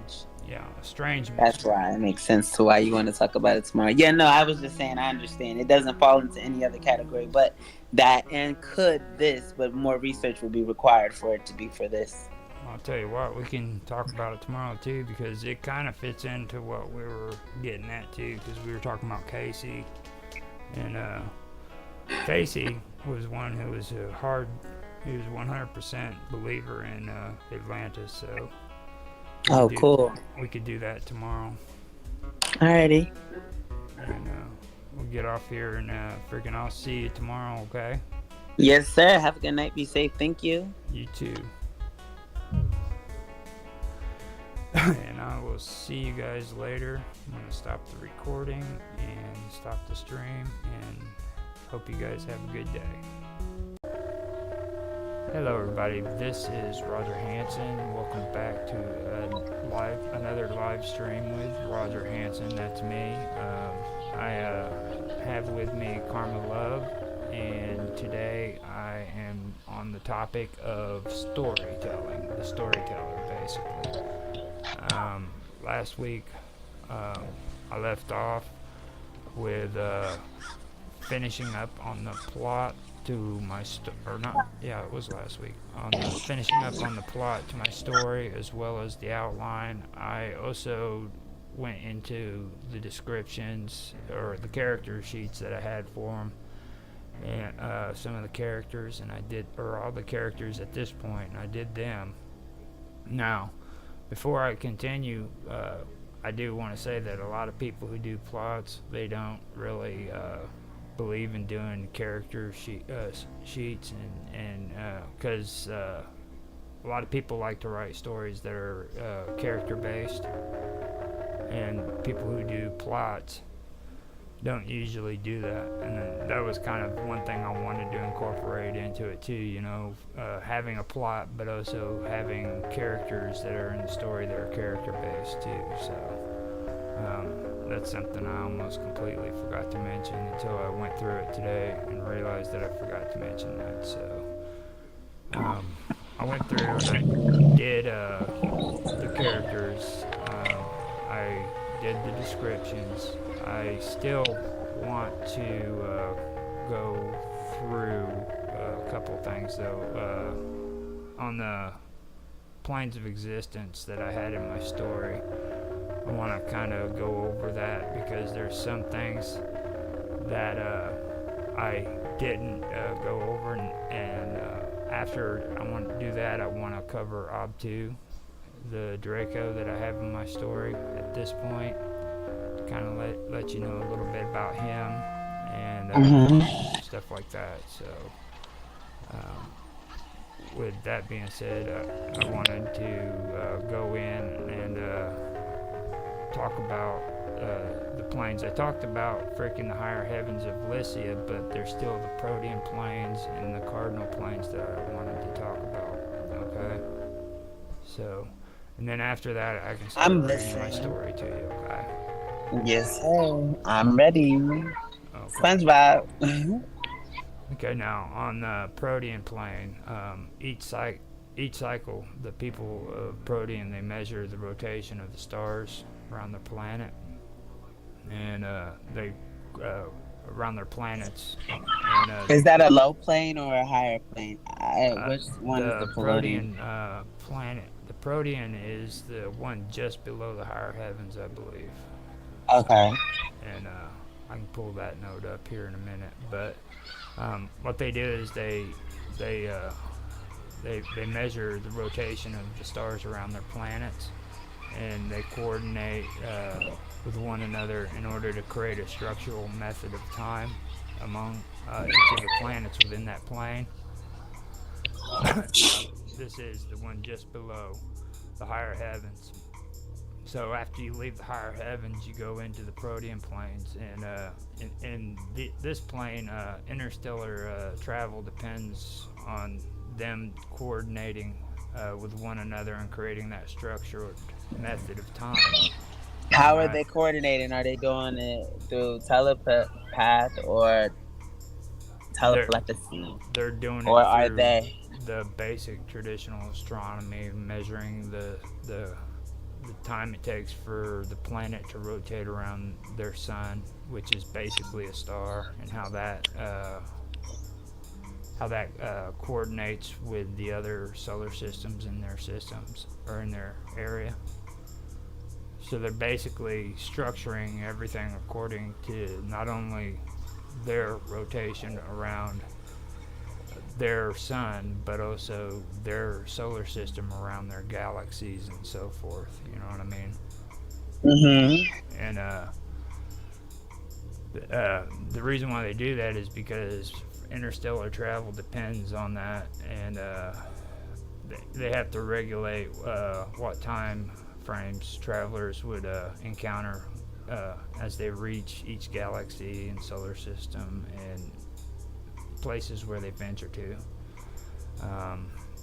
Mathematics and mapping out known regions of space is important to those in what I created called the Trade Federation. And in order to negotiate and navigate areas of each quadrant, they have they have to be able to explore and map it properly. You know what I mean? So vast areas of space. I think so. You're saying that they have to know where they're going, like pretty much just like in general, right? Right, because Yeah. they're a trade federation, and it's all about trade for them. So in order for them to freaking be able to get shipments from point A to point B, they have to know everything about how long it's going to take and time and space, stuff like that. Yeah. Hmm. And they have to The know how to. Trade Federation. That Yeah. means they focus their attention on being able to get stuff like between different planes, or is it different Everything. civilization? Okay, okay, Yeah, okay. they can travel between the planes of existence too, as well as within their own plane. And within their own plane, there's different freaking realms, different you know, different solar systems, different everything. You know what I mean? So they have their own setup there within their plane, but they also know how to travel to different planes of existence as well. Hmm. So now, vast areas of space within Protean are also occupied by the Draconians. All right. Um, now, Are the Draconians parallel to like the Drake? You know, the Draconians, like not the real ones. Like, no, are they Draconians are basically a reptilian species. right? They're they're they're of their own reptilian kind, and Yeah, the reptilians, and they're their own, like you said, their own species, and but they're real draconians, that walk among us. That's what I'm saying. Like, are the ones in your story, they use the same name, so is it the same type of, what now I mean, practices, or I left because I the know you name said the I left the draconians name were. Draconian and Draco for a reason. You know what I'm saying? Oh, I, okay, I see I what you're can saying. say like that. And also, I want to incorporate the ufology into my story. You know what I'm saying? Yeah, I remember But you telling me that like one of the first ones. yeah, I do want to kind of sink it in there, but there's other aspects that I have in there too, like our ancient history that we talk about, things like that. That would be good to incorporate into it. And I'm wanting to do that as well. And then, like, I like doing role playing games, so I want to incorporate that kind of stuff into it as well. Because the Draconians, believe it or not, go really good with Forgotten Realms. The reptilians they have in there are pretty good. And I have my suspicion that a lot of ufologists play Forgotten Realms, and that's where they get their ideas from. Hmm. You know, That's an but interest. That's an interesting concept to look into, and maybe act. Do you see some streamers? Are you familiar with some streamers that do that? Or because I was yeah, about to say if that's the also look, that would be a way to have another interview. You could ask them. You know what I mean? Like just if you could get them to respond to you, you'd be able to ask them their reasons for, or if or even just to make it as specific as is that the reason, and then perhaps that could what I mean result into some new well, see, experience. My the God. Trade Federation is something that ufologists have believed in a long time. They believe that there is a Trade Federation that's in outer space, and the Trade Federation is set up by Vega constellation. Vega constellation. Okay. Hold And on 1 second, because I want to note that. Well, you don't Vega, have to hold on. Keep talking.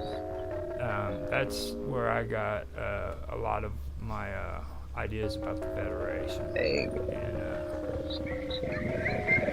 now, the Federation in my story, they've found a healthy bit of wealth through trading with the Draconians. Now, according to regulation, though, the Federation condemns the practice of trading with the Draco. But members of this trade consortium, they've done a lot of shady dealings with the Draconians in secret, and they've done it for some time. Now, most of the members with the Federation look the other way. They turn a blind eye to what's going on on the black market. So you got the Trade Federation, and then you have illegal trades going on with the Draco, which creates a black market. Can I And ask you a question? You said that the Vega is a constellation, or is it just a star? Vega is a just look at here. I could probably find it for you. This Vega constellation. I'm just looking because it says here Vega is the brightest star in the northern constellation of Lyra or Lyra. Am I pronouncing it? Yeah, And Vera. I was just no, it's Lyra. So I don't see any Lyra. I see The summer Lyra. triangle is an astronomical asteroom of the northern celestial hemisphere. The defining verticals of the imaginary triangle area at Alter Denebs Well, I and can see it. Vega. Okay, yeah, so that would be the area. No. I was just saying the triangle that you were referring Each to. of which I is the couldn't brightest notice. star of its constellation. Aquila, Cygnus, Lyra, yeah, and Lyra respectfully, yeah. It's the summer triangle. And they say this is where the Trading Federation is to be. Yeah, Supposedly. Okie dokie. yeah. Okay. I have to mute So, for a second. I'm going to drop off, but I'm listening and I will ask questions as I have to. yeah, it's the brightest star in the northern constellation of Lyra. That's probably where I came up with the idea for Alicia too, was Lyra. I like to do that. Yeah, it would make sense if that was the reason, just because it parallels. I thought that was one of when I read it, when I was reading it to myself. I thought that was one of the names in the story, and I was like, no, it's Alicia. And yeah, so you just said it for me. Go ahead. Alicia. I Yeah, Alicia. I know now with you, but I mean that's what I was doing when I was attempting to think about where I like if it was the same thing. Now see, in Protean, slavers and space pirates are known throughout the quadrants. Most illegal drug trades are done by warlords and pirates from the outer regions of these quadrants, distant from like civilized societies that are within the center of it. Now, these outer regions are commonly referred to as the wastelands, and this is where buying and selling slaves is mostly taking place, and it's a normal practice in Protean, and all of the citizens in this realm believe in it. What was the name of this plane? It's called the Protean plane. It's the same one. The Yeah, same way this. where the same place the Trade Federation is at. Oh, okie Yes. dokie. I thought it was something different. Yeah. All of this is taking place within the same area, within the Okay. same plane of existence. All right. Now remember what I told you, this isn't a fairy tale or anything like this. The story is basically about as brutal and as it can get. Oh yeah.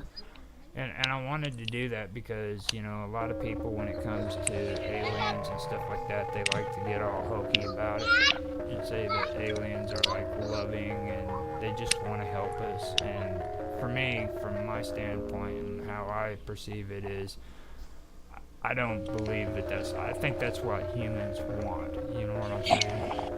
You feel as though that humans would like aliens to be friendly, but they're not really. I don't believe it's a matter of being friendly or being aggressive.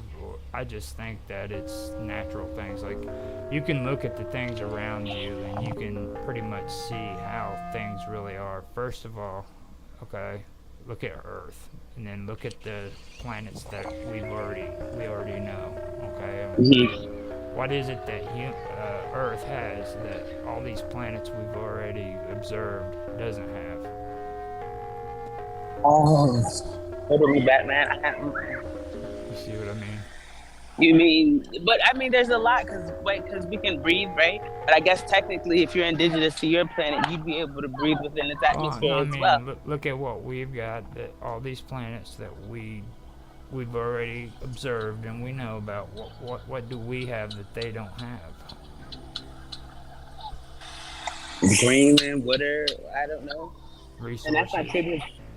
That's We because we built those resources. That's different. we have life, not just human life. We've got life. We got all these different animals with different life forms. We got vegetation. You So know no planet has life besides us, or has no planet been reported of that we having know life of. besides us? That we know of. Okay, that's what I'm going off of. That's what that we know of. There is no planet that we've finally been able to observe that has it. It's not saying it's not there, because if I It's just believe saying that, that it has yet to be. then I wouldn't be writing the story if I believe that. You know what I mean? But Right. what I'm saying is, if you put all that into perspective, and then you look at freaking what an alien life form would really be about, they aren't going to be these freaking grandiose, freaking great beings that just are all about love and tenderness. You know what I'm saying? What if they live under what if they live underground? What if they live, you know what I mean? Or like in like dunes. What if they're so advanced they see us coming before we come and they're watching us from the distance? I'm just That's saying. that's one aspect.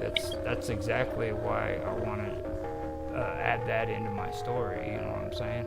I've got parts of the story where freaking these societies live down under the ground, and the reason why they live down under the ground is because the surface of the planet is so inhospitable that they can't survive there.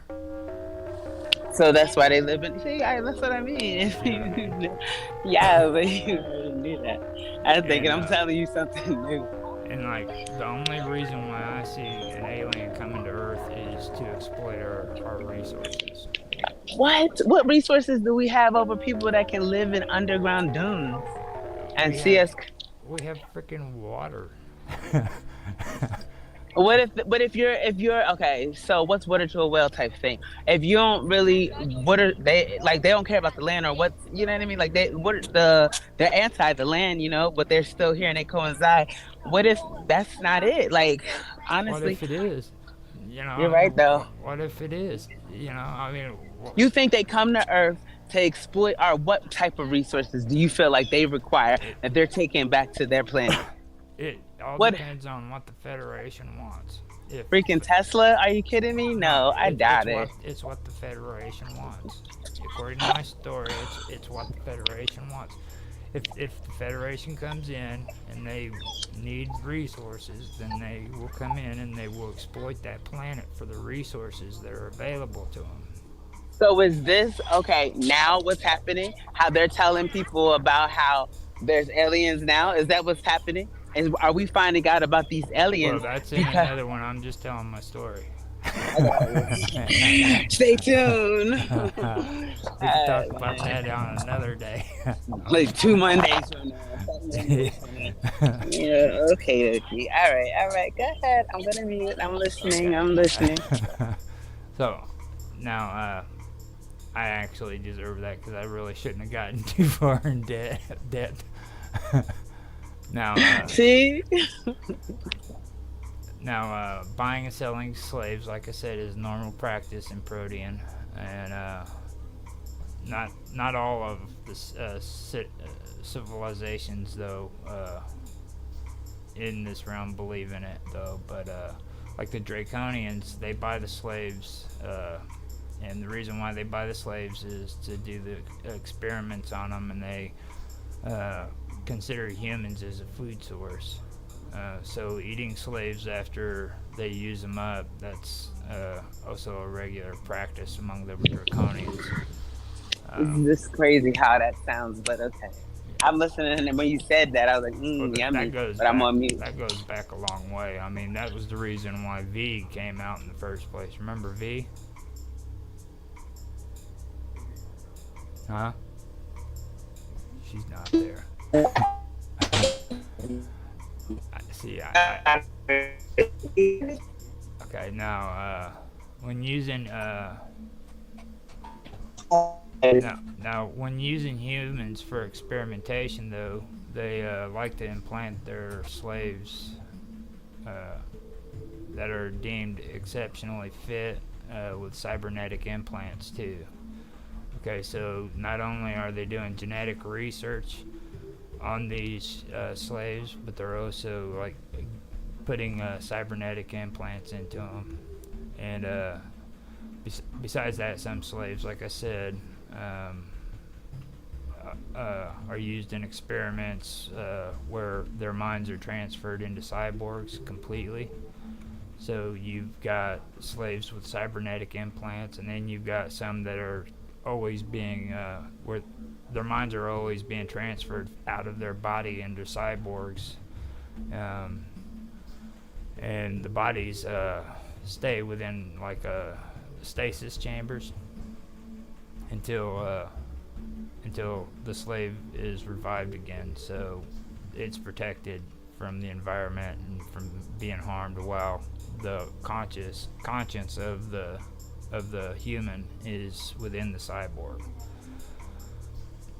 Now, that's what I want to put it into my story about the protean realms. A lot of this is going on there in the story, and I don't know how far down the line it's going to be implemented into the story, because like I said, this is just a description of the protean plane. So um, it will eventually make it in, but how I put it in, I don't know yet, because I've already But did said. you hear me saying I do not remember V? I apologize. I wasn't cutting you off. You were like, "Do you remember V?" I was like, "No, no, I do not." But maybe because I was walking inside the gym and I heard you say she is not there. But I was like, "I'm right here." Yeah, you were gone for quite a while. I was cutting out. Now, Yeah, I was probably now, cutting what did out. you But say yeah, again? I said You do not remember that I'd what? never heard of V. V? V? V? Oh my Yeah, God! I thought that's what you asked me. Do I? You were deprived as a child. That's all I gotta say. What? Yeah. Well, I'm not gonna argue with you, but and what is this? All right, I'll look it up. I'll Yeah, look it up you in like need to five look it minutes. up. And you need to watch the first three movies of it. You can watch the series if you want to, but watch the movies at least, and it'll give you a gist of what I'm talking about. Okay? Link it in Because, the chat later after the show. okay, Make my life easy. I can do that. Thank you so Now, much. some humans are also a part of experiments that deal in time travel. Okay, these Is this only there, or you? I mean, you mean I'm you talking about real life too, right? Because no, I mean, I no, know that. I'm talking about Oh my no, story. So, that's just got it. yeah, like these are fat when they're young, maybe in the sixth grade or 6 years old, in like the first grade of school and stuff like that, and then they're forced into a life of slavery. Um, when they have lived out their life in servitude, they're then sent back in time, and their age regressed back to the age of 6, to the exact moment when they were abducted. All right, so it's as if this whole life had taken place, and then it was just reverted back to the time when they were freaking 6 years old, and they just continue to live their life as a 6 year old. Wait, what? Yeah. Hold on. So they get snatched at 6. After they get snatched, they go and they're in slavery and in bondage and all that. But then they get returned, and then when they're returned, they're at the state in which they were 6. Do they remember what happened to them? No. I guess that's a good thing. But like, what about the family? Because I can imagine is the family No, it's aging? like seconds after they were abducted, the Oh, the I'm they're a returned to that point where it's as if they were never abducted at all. You see what I mean? a little bit, but yeah, I see what you're saying. So they get abducted and they live this entire life out, and then they are taken back to seconds just after they were abducted, and they're placed right back in that time frame. So what are we looking at for the time frame in regards to the life lived? That's the whole thing. they don't remember any of it, so they can live their lives out as if nothing ever happened. Mm, This is a concept that I'm I, good, Buffy. this is a concept that I learned with ufology when it comes to the secret space program, and I wanted to incorporate that because that's a fascinating concept. It's Even just when you think about Jack Carson, that was a secret space program. yeah. Mhm. Now, like I said, when they lived their lives, when they were done living their lives in servitude, they're then sent back in time to the exact moment when they were abducted. They were placed exactly where they were at the moment after they were taken, just after they were taken, and their minds are erased from that moment and forward on with the life that they had previously lived. Um, Sounds like they're reincarnation. And not if you starting at a different, at the same point, then.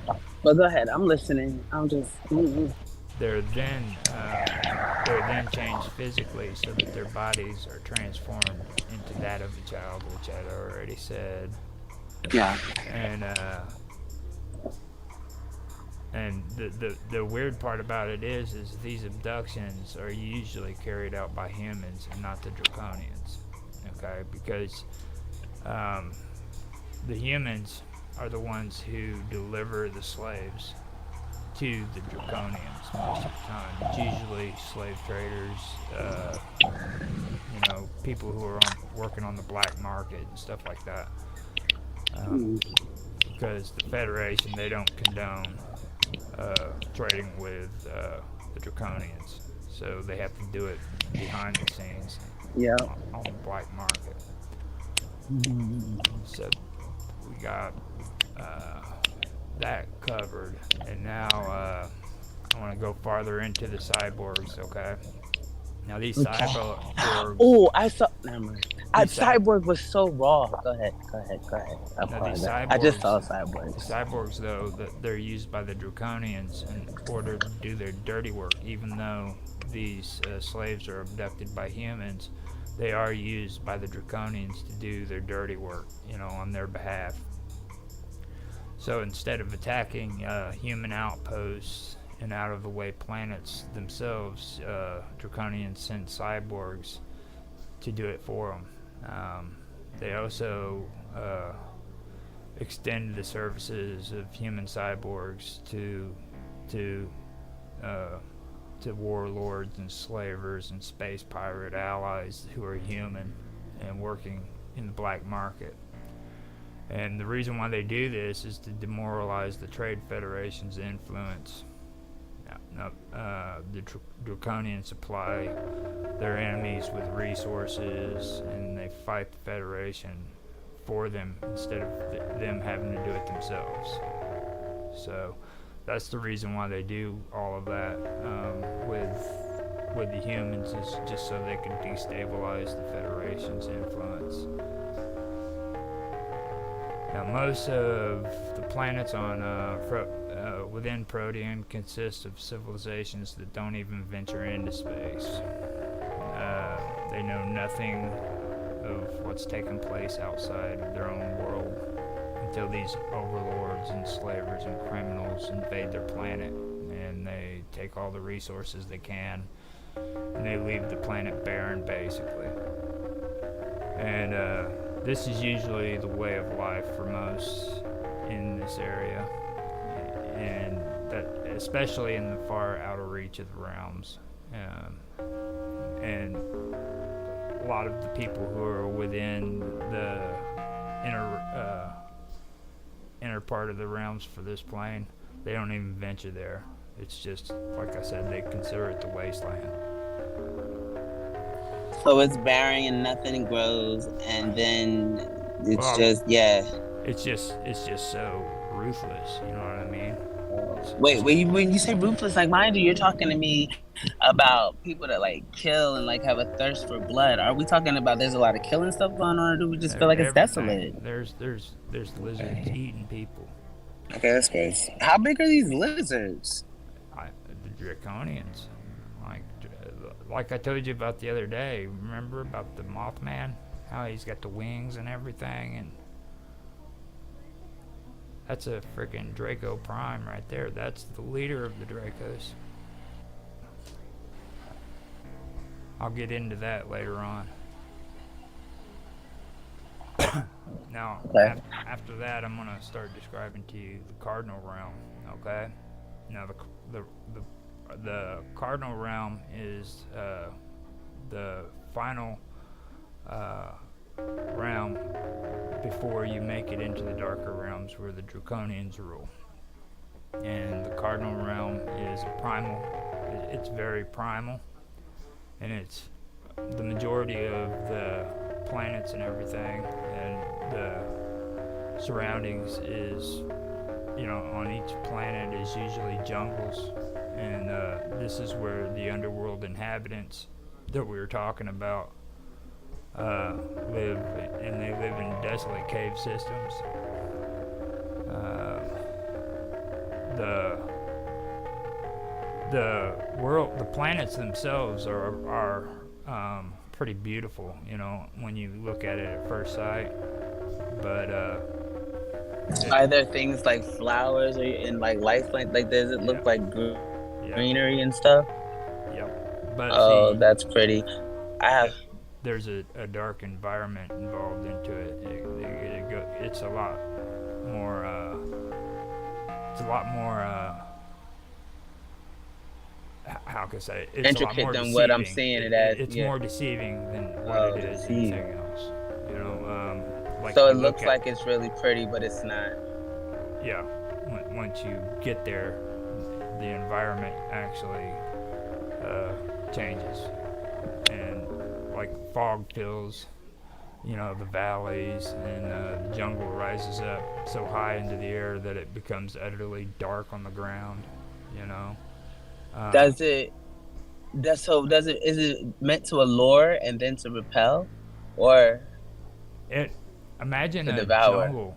Imagine a jungle that is so primal that it freaking you take chances of being eaten by the freaking plants. Okay,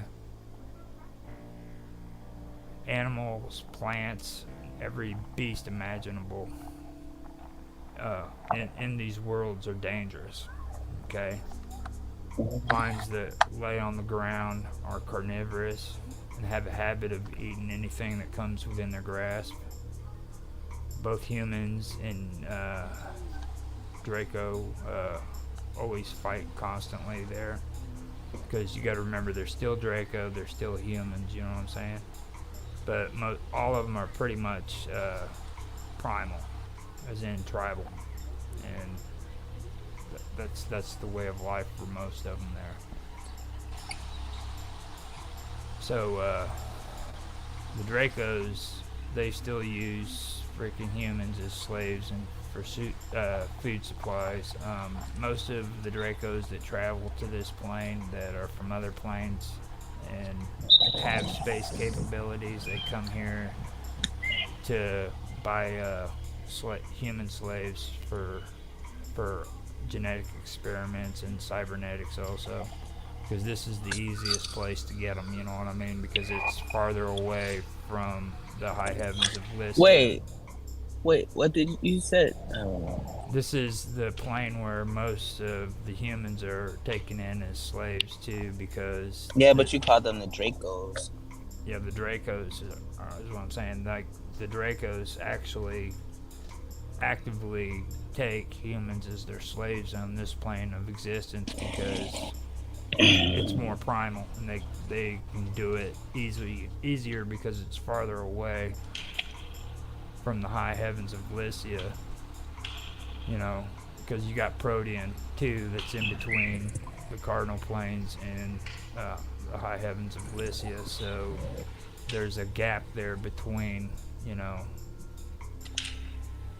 so it's easier for them to get away with this stuff. And then they also have native Dracos that were born and raised in this plane of existence that practice the same thing. You know. I'm looking up Dracos. I hear you, but Well, the food just supply the food supplies and using them as slaves too. They do that, but like the native Dracos, they aren't really capable of genetic experiments and stuff like that. Now they do things like make their own poisons and stuff like that. You know what I mean? How do they do that? What do they use for that? They use Not from. they use natural resources. But I mean, like, so is their planet like our planet, or like if I was to picture what it looks like? And I know you say it's worse because there's a lot of crime, there's a lot Imagine of wickedness. planets that are beautiful, but the plants and all the life on the planets have the capability of killing. Okay. Oh wow, like what Venus flytraps, but worse.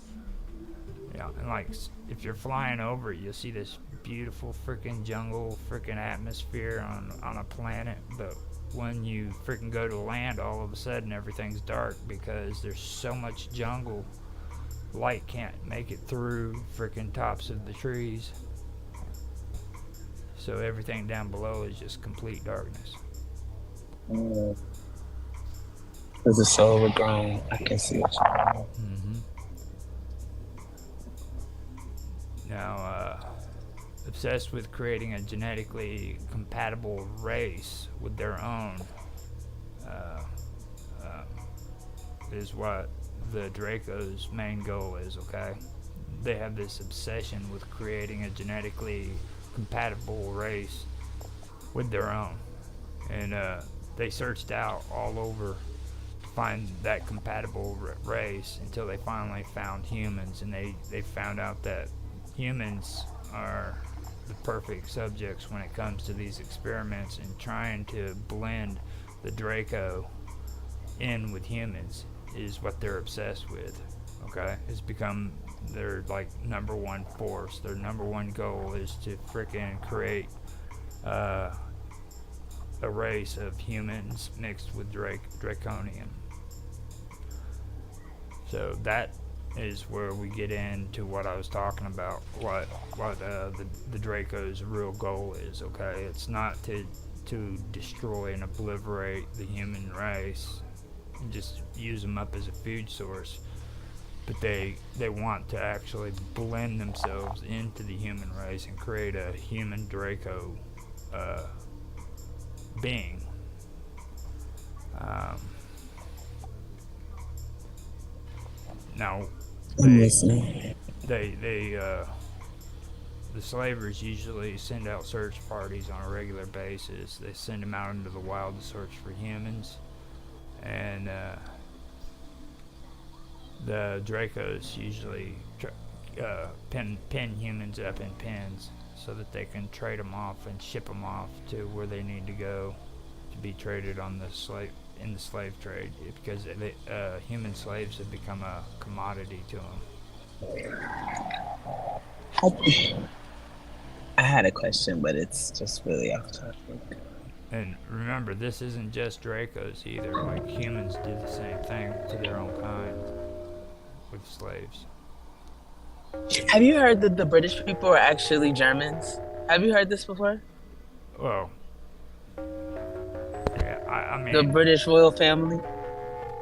the you have to go back to the Welsh. You know what I mean? Like, if you want to get technical, all of them are pretty much connected through the whole Welsh society that took place in that region.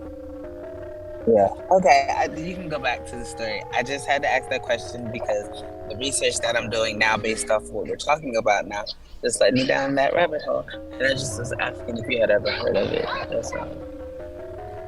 And like I said, humans also practice this too. You know what I mean? The thing too is the dominant gender, or the dominant, the dominant.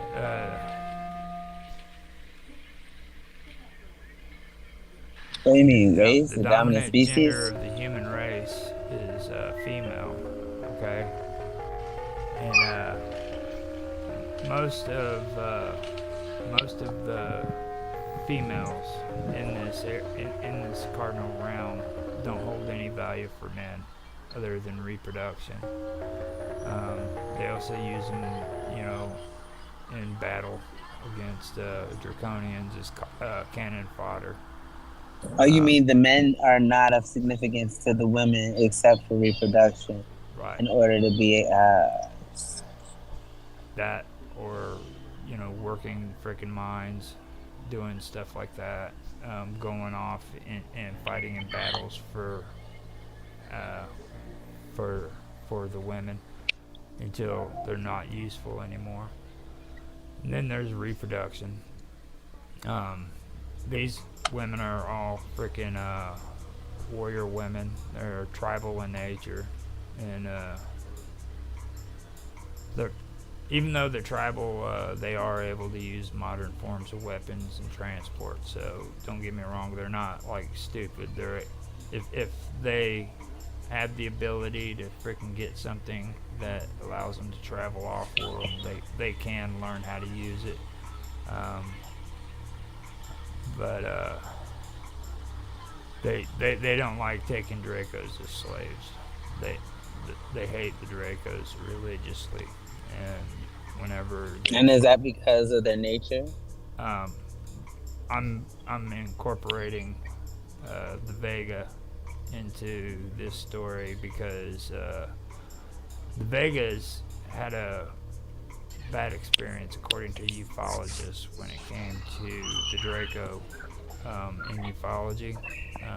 They were freaking experimented on, and they finally were able to escape from the Draco. This is according to ufology. And when they escaped from them, they you get two stories. You get one side of ufology that says that they became peaceful, really peaceful people, but then you get another one that says that they become a rebellious, rebel force against the Draco, and they fight them as much as possible. So I made I made these women kind of like them with a combination of the Scourge Maiden off of Forgotten Realms, the RPG game that I was telling you about before. Yeah, yeah, So, yeah, yeah, yeah. so like they're Mm-hmm. these crazy, badass, evil women who Mm-hmm. just basically rather kill a Draco. They'd have sex with men, but they don't want nothing to do with the Draco. They don't even want to have them as slaves. They just, if they're in battle with them, they kill them. They don't even take them prisoner. So that's how much hate they have for them. The only good Draco is the dead one, so they execute them on sight, basically. And now, once we get through all that, I'll talk about Under the Jungles and the cave systems. Now, under the jungles are cave systems, and these caves, and now in these caves, many humans live there, and they go above ground only to hunt, replenish their supplies, and gather slaves and fight the Draconians. That's all they do. You know, like I said, they practice slavery too. So, and it's always humans. It's never Draco because they don't like them. They'd just rather kill them. The majority of, or the dominant gender in the human species here is the female, and they're the ones in charge. Okay. And that's where Tatiana's from. Or Yeah. Tiana. She's from Yeah. this. She's from this realm. But Okie dokie. I've got it even more precise with. Well, not later on. I'm going to be implementing some stuff in my story, which will kind of explain that. But I haven't written it down yet. I'm wanting to make it because, like I said, she's really a complicated character. So I I'm working it through there. It's going to be good. Don't get me wrong, but I think I'm on a good idea with her. She's got a good one, but a lot of the stuff I had to make sense. You know what I mean? And Yeah. I think I've gotten past that. So the rest of it should be easy to do. Now, if an opportunity presents itself to look up at the sky, a person looks up at a gray haze. It's almost a black view from above. The stars seem small, and most of them can only be seen at night. All right, that's how congested everything is there. You know what I mean? Because of the jungle surroundings and stuff like that. Now, both humans and Dracos do travel among the stars. The humans understand the concept of space travel, but they you know,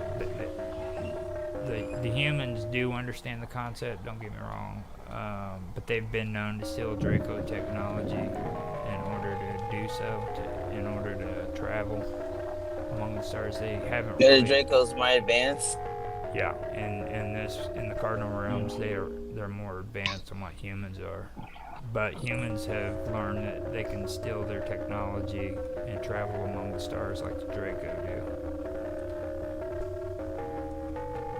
Not only that, but they also develop their own network within space, and they after they developed their network, they started taking their fight against Draco into space as well. So not only do they fight them on these worlds, but they also fight them in space with technology that they steal from the Draco.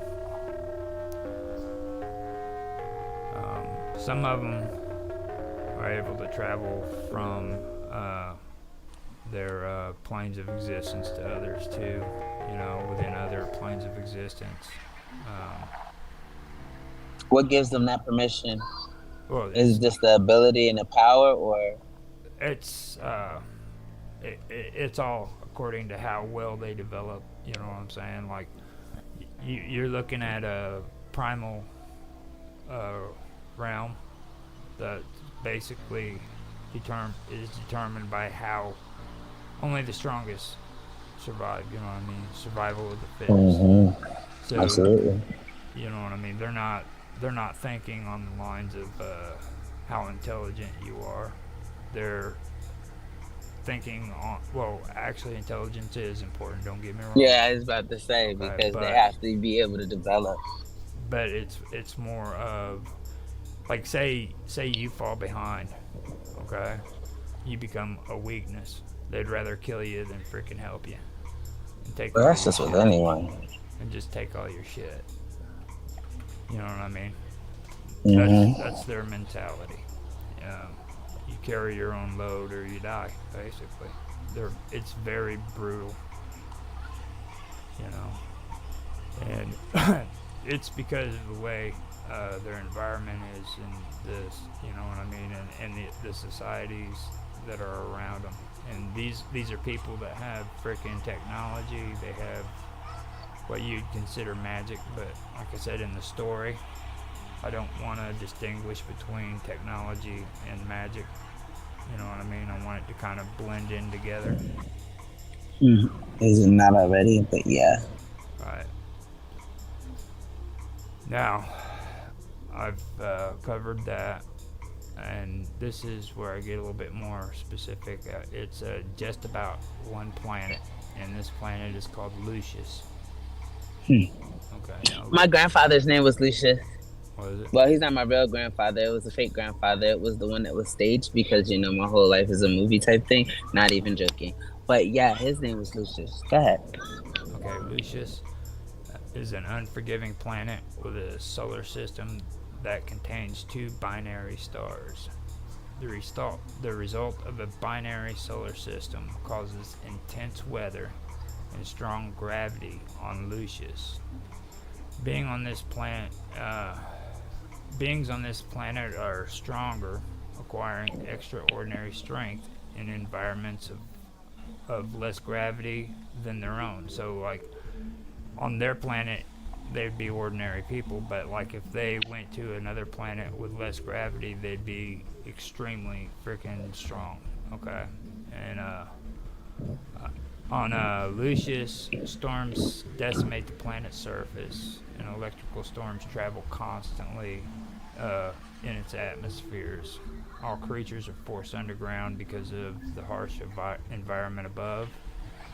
Now, on this planet, there's the Sisterians, and the Sisterians are humans who reject technology altogether and are also unable to use it. Besides rejecting it, they just can't use it. Um, how much power society has on in this world, though, even though they reject it, is determined by how much technology it has. Now, these are the people who aren't Sisterians that that we're talking about. Like you have the Sisterians, and then you have these people who determine how powerful they are by how much technology they acquire. And these people also travel among the stars, you know, to far off galaxies, and they explore, they mine resources, and they also plunder. There's space pirates everywhere, as well as mining colonies. They're established all throughout the far edges of space.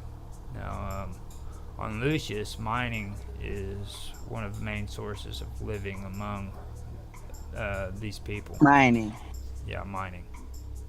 Mhm. The constant struggle between humans and the Draconians over mining colonies take place. Also, neither of the Mining two for?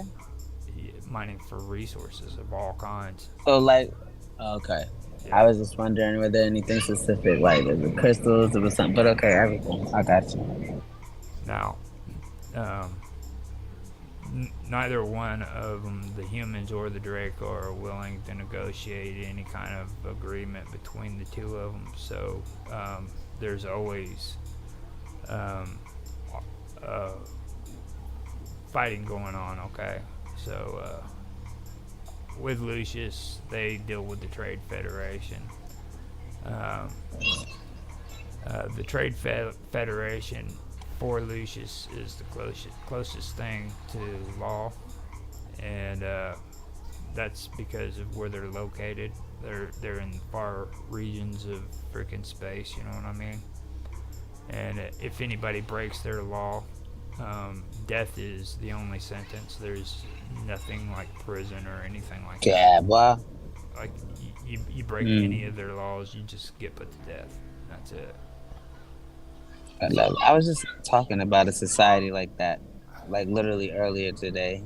Mm-hmm. Now humans are Being hunted hard down to and then they're negotiate. enslaved, as usual, and But they're forced into a life of hard labor, and this is both humans why would and they even go there? huh? Why would Well, they even go there? they're born there and raised there. I mean, Oh, so then when they're found, okay, I got you. yeah, you know what I mean. They're It's like, forced into slavery. um, and this goes for both humans and draconians alike. I mean, on this planet, the Dracos are treated just as bad as what the humans are by their own people, and by the opposite, they're they're forced into a life of hard labor. Um, Now, especially in this world, it's a matter of survival, and that's it, nothing more. There's uh, no meaning in what I was talking about between the power of light and darkness. Like they don't, like everybody. You know how I was telling you, and I don't want good or evil being a part of this. I want it to be, you know, power of darkness, the power of light. Like Yes. that's not even a part of the equation here. You know, it's just a So matter. darkness does not exist. It's just a lower frequency of light. So there's really no such thing as darkness. But yes, yes, yes. I understand The what you're saying. the whole thing for them is just it's a matter of survival and nothing else. I mean, that's it. Um, Now, the the things that they see is not hospitable in these people's minds, nor is it cruel. And the reason why they see it this way is because everything's basically miserable. It's a miserable life, miserable existence, and the only way that uh, it's not miserable is if you have more resources than the rest of the people. And Uh, that's what turns them savage. and then when you have the resources, you have to fight in order to keep those resources for yourself. So, Right, because you can get robbed. right, they can kill you. Wait till you fall asleep, Yeah, cut your and throat. then rob you, kill Mm-hmm. you, and then rob you. I mean, Now, ultimately, they're gonna take it from you if they feel like you're bragging. Understand? right. If you have more than them, they want to come get it. I got you. No, trust me. I got you. Understand? Now, Lucius is versatile with different varieties of beings, cultures, and technologies. Some don't have any technologies at all, while others can harness the power of their mind with the utterance of words. Just by Yes, saying a yes, you word, know. just by saying a Got like word, they that. can utter freaking power. And And some, have people in a trance and have people completely submissive and have, yeah, full compliance. I can only imagine that type of power. and then there's some people who are primitive with no abilities at all, and some who use technology to take care of themselves. So it's very versatile. The primitive societies are the ones who usually are forced into a life of slavery, while the society with technologies are the ones who rule over the slaves, which that's basically the way it goes in any society. It is not, yeah, right, exactly. Uh, food and People are ration, become a slave to society. yeah, food and rations are scarce. So if you aren't a slave, you're most likely scavenging, or looking for something to eat. So uh, that is Lucius. That's going to be a very important planet in my stories that eventually I'm going to be using when I incorporate it into it. None of this has been written down yet, but I've been making notes of it, and these are what's I'm coming up to. So now I wanted to get more into Obtu. Okay, I told you about Obtu, and Yes. he's the first draconian that's introduced into my story. Now, Obtuse has slanted eyes that curl around his head. Um, he's almost looking sideways, it seems. You know what I'm saying? And his pupils are snake-like instead of round, like that of human eyes. Now, Yeah. his eyes also glow red in the darkness, and the only resemblance to humans that he has is the fact that he has two legs. That's it. Now, Oh, Obtu, wow. yeah, Obtu doesn't have any hair, being draconian and a serpent. He has tough skin with scales instead. Tough skin to protect himself against things in his environment that would harm him, and scales to go with him. Scales would be the equivalents of hair, basically, for a reptilian. And I'm wanting to incorporate some of the things that I've done research on when it comes to reptiles in our world and the scales and how they work. Like, you have different kinds of scales. There's not just one kind of scale when it comes to reptiles. So I want to kind of incorporate that into the draconians. He also stands about 8 feet tall and has claws for fingers and toes. Now, Abtu is a priest who worships his Nuttl Noctul. Now, I'll get into what Nuttl Noctul is here in a minute. But Draconians do not believe in gods. They do, though, worship the ones they believe are more powerful than they are, like any beings or people whatever that they feel is more powerful than they are, they do worship those. Um, this is also rare too, because most draconians don't believe that any race or being is above them. So, like, they they are the top of the food chain. They are the top of the line, the supreme race. You know what I'm saying? There's nobody better than them. They don't believe in gods because there's no god that would be better than a Draco. You see? So that's the way they believe. Now, Obtu practices fine art. Define. He practices the fine art of poison making, genetics, and he also worships Netzalnoctl, like I said. And Netzalnoctl is the serpent warrior. Now, his desire is to bring all beings into the genetic composition of the reptilian race, and that's what drives Obtu. He believes that through chemistry, he is able to trap his. No, wait. Basically, the best way of saying it is through chemistry, he's been able to trap his victims within their own mind, and that's where Soma comes from. That I was explaining to you, the drug. It basically traps them.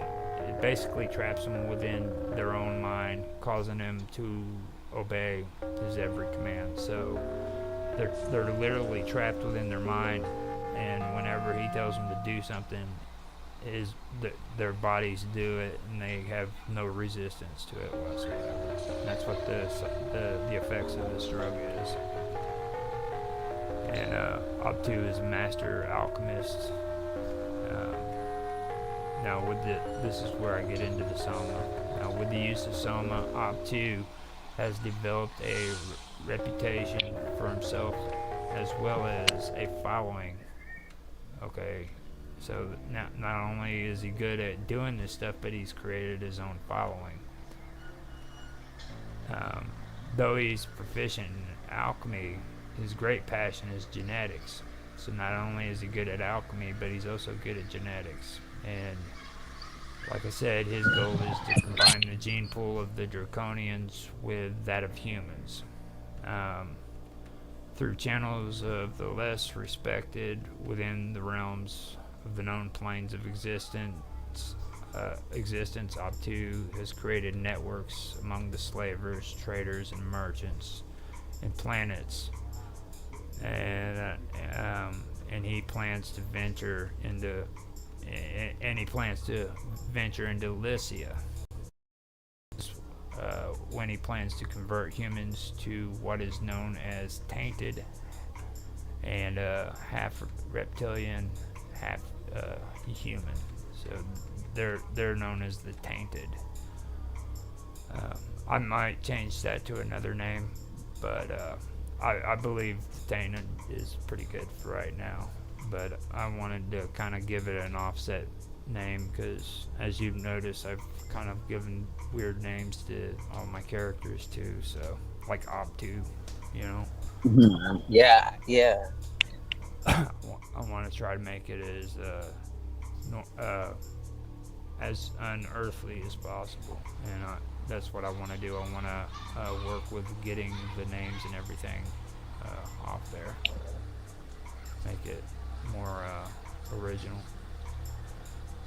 Now, Obtu, being native to a dark environment, has extremely good eyesight and sees what most beings can't.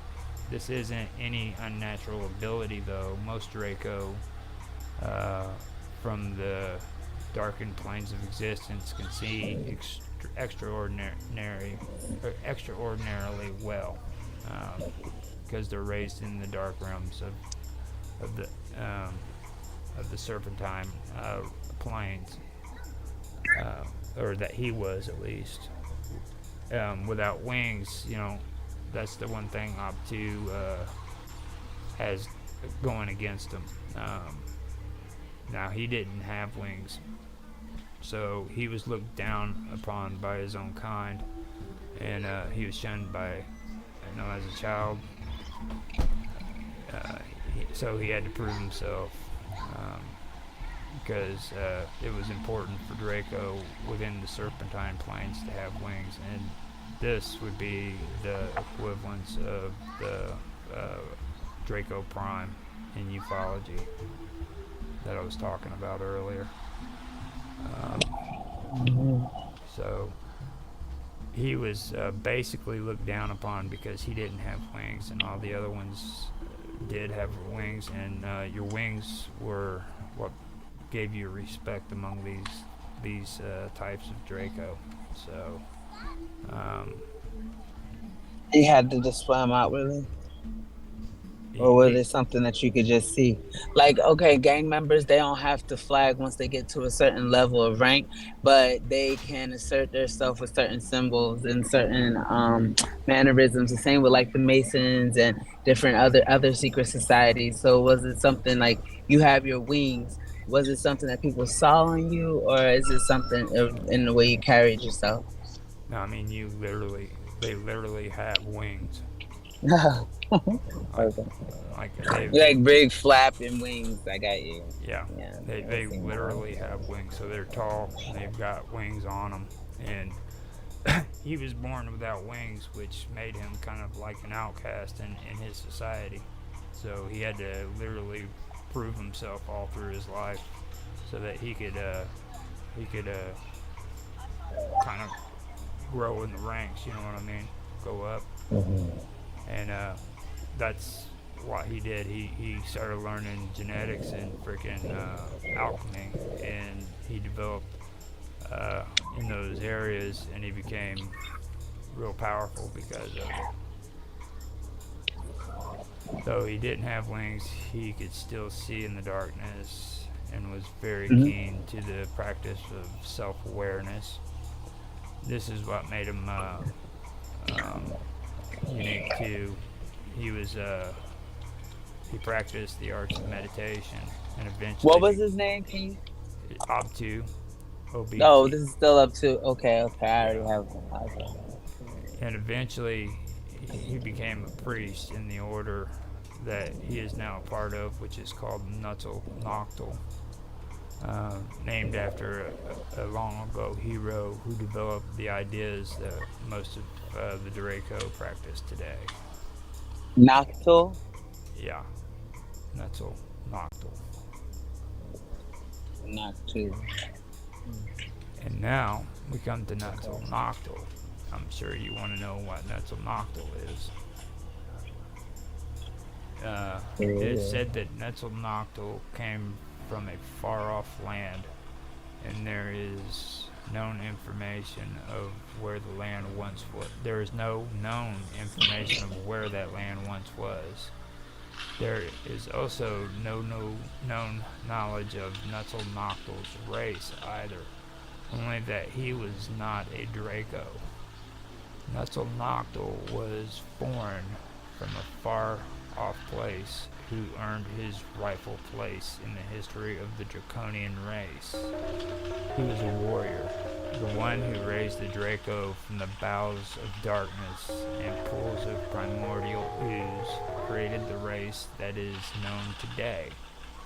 Before Nuttall Noctil, the Draconians were nothing more than the average reptilians that the Draco now use for a food source, which that's what they do. They also eat themselves. They have no problem with cannibalism. Jesus. Eat Uh, themselves. yeah, Eat their kind. they eat their kind, especially if they don't have the type of Draco that Optu is. They're like the higher ups in the hierarchy, so they have no problem with eating a lesser Draco. Even they're okay with it. So combining his gene with that of the Draco, the Draconian can gain knowledge and understanding of the universe. Tactics strategy, planning, all are contributions of Netzalnatl, but his warrior status raises above all other achievements. No, wait. So what he did is he combined his gene with that of the Draco. So he took his own gene out of his body and he combined it with the Draconians, who gained knowledge and understanding of the universe. So all of a sudden they gained knowledge and they were aware instead of being primordial. Did that make them okay? So did that make them indebted to him so that he becomes their leader type thing? He became basically their creator, but he was a regular being, even though they don't know what race he was or where he came from. They know that he was there, and that he combined his gene with the Draco, and from that point on, the Draconians gained knowledge and understandings of the universe and began to develop. They learned tactics, strategy, planning, and they're all contributions from Netzalnatl. But other than all that, his warrior status rises above all the other achievements he made in his journeys. Netzalnatl conquered the ones who wished to challenge him, bringing them into his fold with open arms. So he basically defeated his enemies and he allowed them into his fold so that they became a part of his following. Instead of destroying them and decimating everything, he used his battle or his if he had to go to war with them, he'd rather make them his allies rather than freaking destroy them. And I took that off of what the Persians did, especially. They did that in ancient history. They would rather you be their allies, and they would defeat their enemies, and they would bring their kings in and make them higher ups in the Persian government. You know what I mean? Mm-hmm. Rather than destroy them, make them allies. That's where I kind of got the idea for that one from. It'd probably be a better idea than as opposed to making more enemies. Well, there's no enemies. See, I'm using the wrong terminology, but then it just gets too deep for your show. But it's just like, well, for right now anyway. But it's just no, it makes sense to where if you could have had a problem. Here's the one who taught the Dracos how to use subterfuge. Okay. How do you what? How to use subterfuge, the art of deceit in order to achieve one's goals. You know.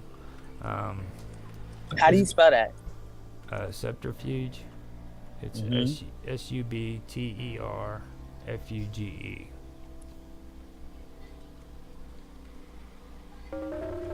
Now his goal was clear. It was to expand his reach into the outmost parts of the known realms of existence, bringing everyone and everything under his control. It was said that Netzalnatl was immense in size and had eyes that glowed a bright blue.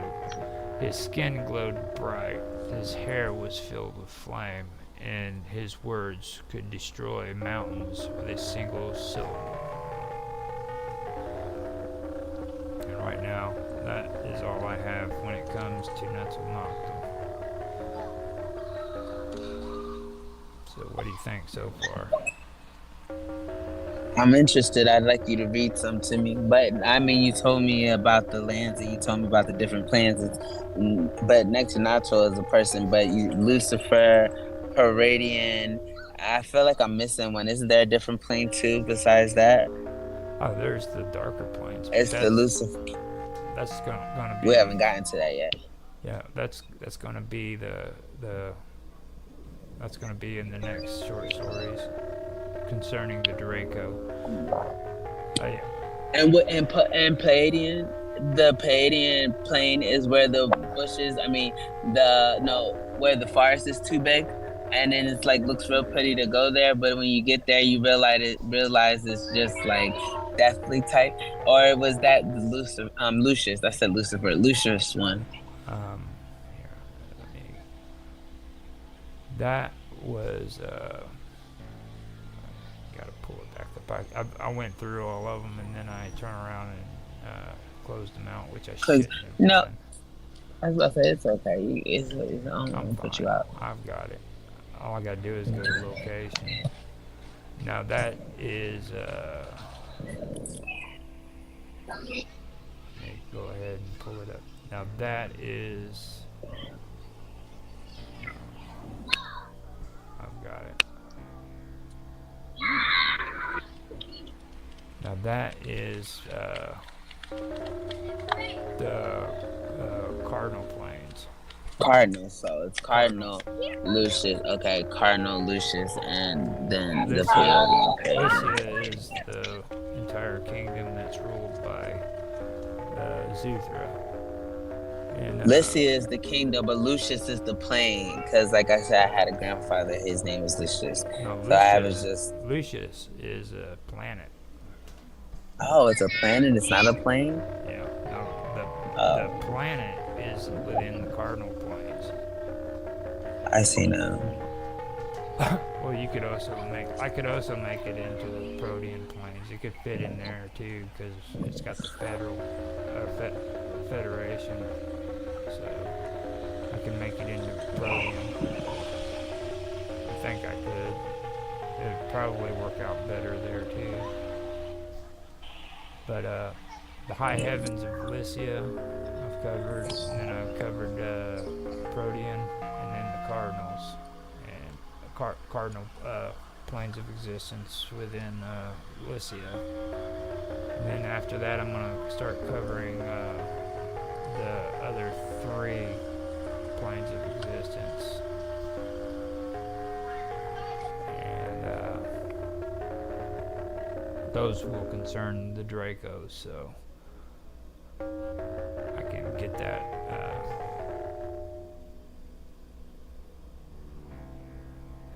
Done Are too. you reading? You sound distracted. Are you about to read to me now? I I'm just going through. I wanted to make sure I knew what I was looking at here.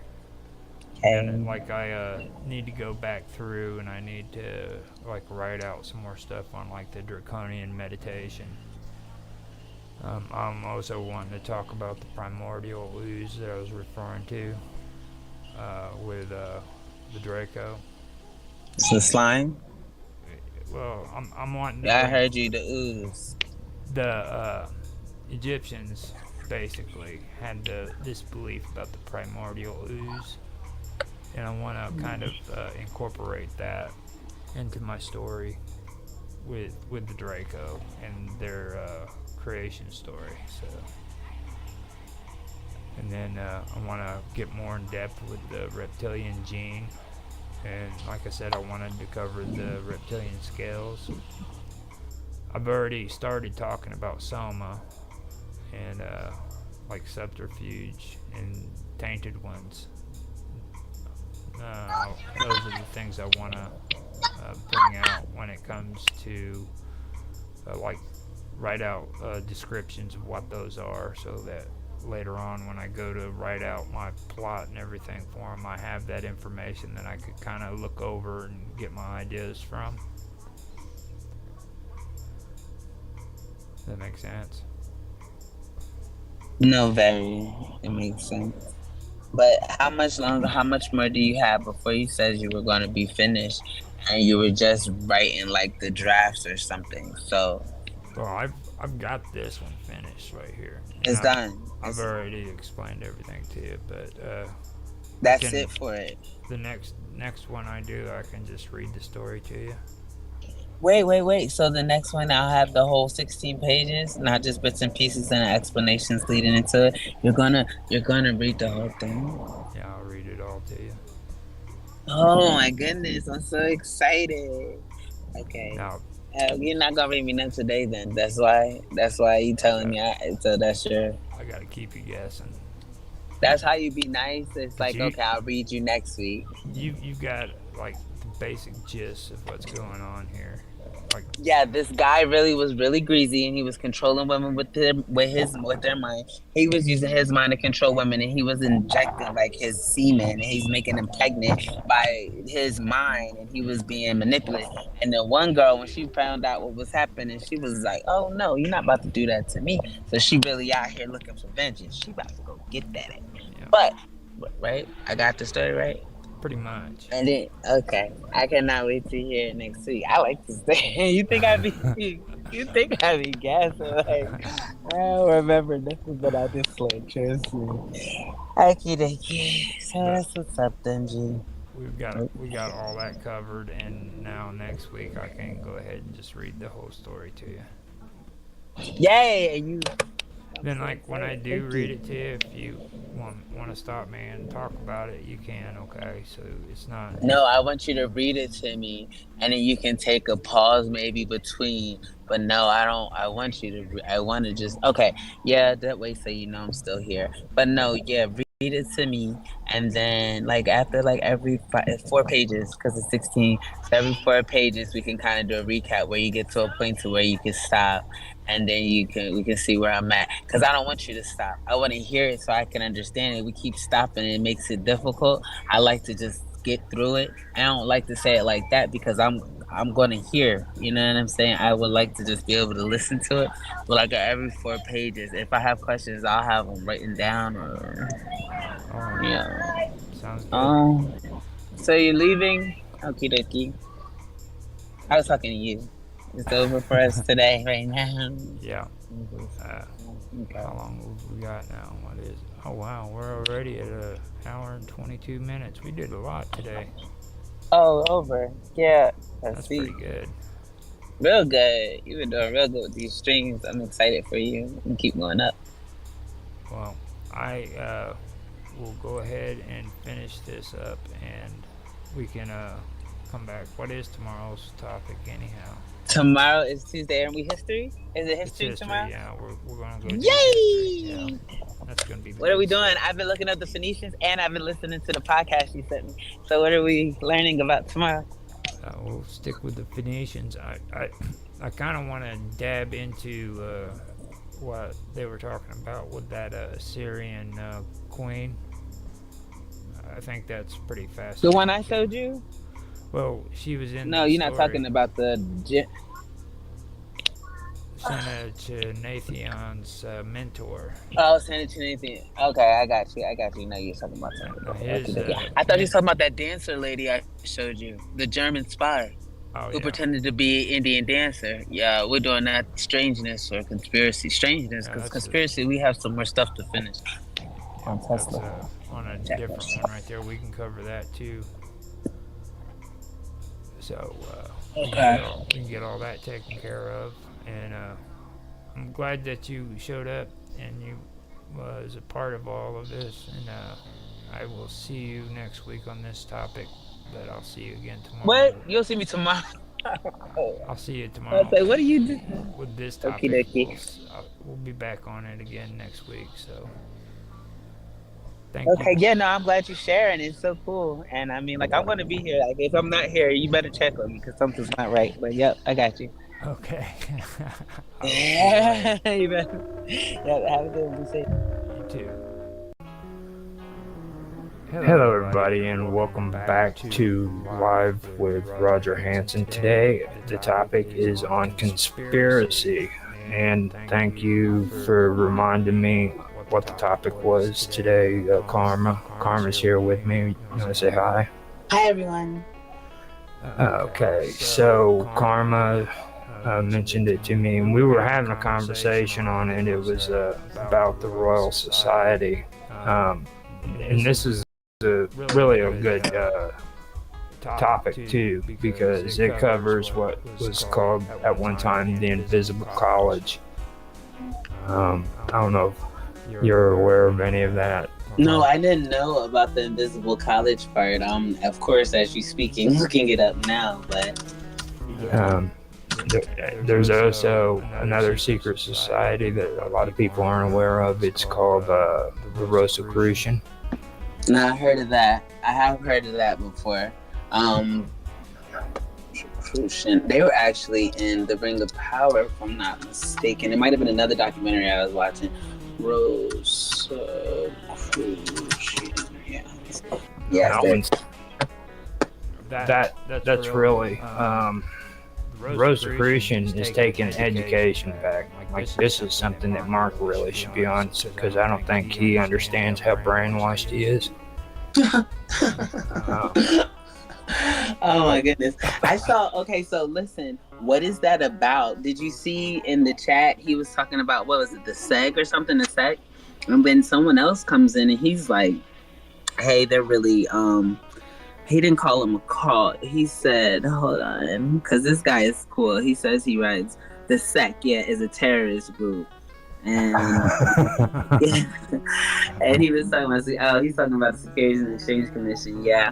Oh yeah, that's because they were talking about them attempting to regulate cryptocurrency. So I was just wondering, are you talking about as it reference to that? But no, you're talking about you're talking about freaking the cryptocurrency and stuff. Yeah, he's talking about the regulations, and that's why that guy said that it was. Yeah.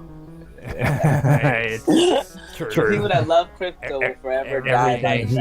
Everything he said is true. I know what you're talking about. You're talking about the freaking regulations and stuff. And yeah, I posted that thing about library, and they're going through lawsuits and stuff now. So, but with the Rosicrucian, okay, the Rosicrucian is like all these rituals that we do for freaking college, or not college, but for high school students and people in school who have to pass a grade in order to freaking, make it to the next grade. All that was set up because of the Rosicrucian. And like on graduation, when they make you wear that funny hat, and then you have to walk down the aisle a certain way. Mm-hmm. And have the tassel on a certain side. All of that is ritualistic. It's all ritualistic, and it was created by the Rosicrucian. See, I didn't know that. So no, and I was mistaken. Rosicrucian wasn't the word that I thought I was familiar with, or the organization that I. So yeah, look, it is Rosicrucian Order, Miami Lives. We have right here. We have one right here. I know. I just seen it. We have one right here in Kissimmee, like literally right where I stay. Like in Orlando. I guess this is Orlando. Now, I understand too, okay, the Rosicrucian of today isn't the same sect that was active back in the 1700s. They actually, within the last century, they had like a revival. So they got basically the same ideas, but it's not the same group. Okay, but listen, why would you even think about doing something that would ultimately could have an adverse effect? Like, why would you like to parallel your morals or your ideologies with something that's already questionable in regards to ethics? Like, that's not really making too much sense, because I hear how you're saying, like, well, they're not the same, but like, why not start a new organization then? Why even piggyback off of something that's already kind of questionable if you're attempting to be quote unquote different? That's a pretty fish. Why would you even do that? Well, you have the article in front of you, right? Well, it's nah. Hold on 1 second. You're talking about the Wikipedia? Yeah, I mean, go ahead and read like the introduction. And okie dokie. Should I put it on the thing or no? We're good. Cause I can't. I'm on my iPad because it's bigger. You can just read it. Okie dokie. Rosicrucianism,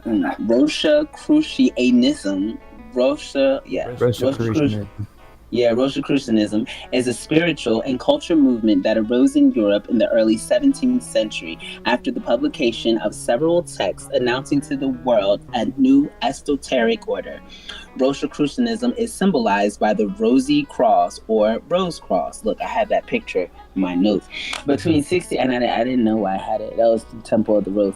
Between 1610 and 1615, two anonymous manifestos appeared in Germany and soon after were published throughout Europe.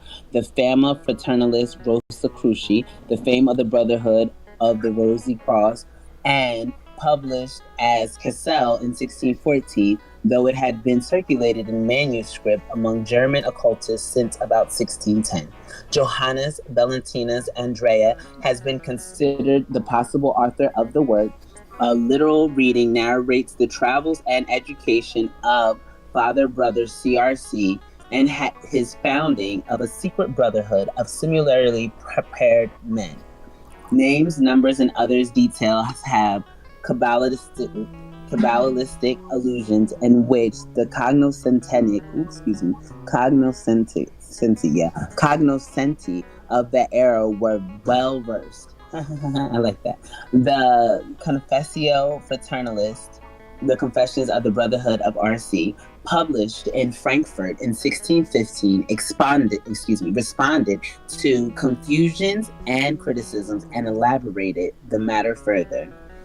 That was the first paragraph. Okie dokie. So would you like more or no? Now the Brotherhood of the Rosy Cross. Now you said you have that rose symbol. Yeah. Now you need to understand what that rose represents.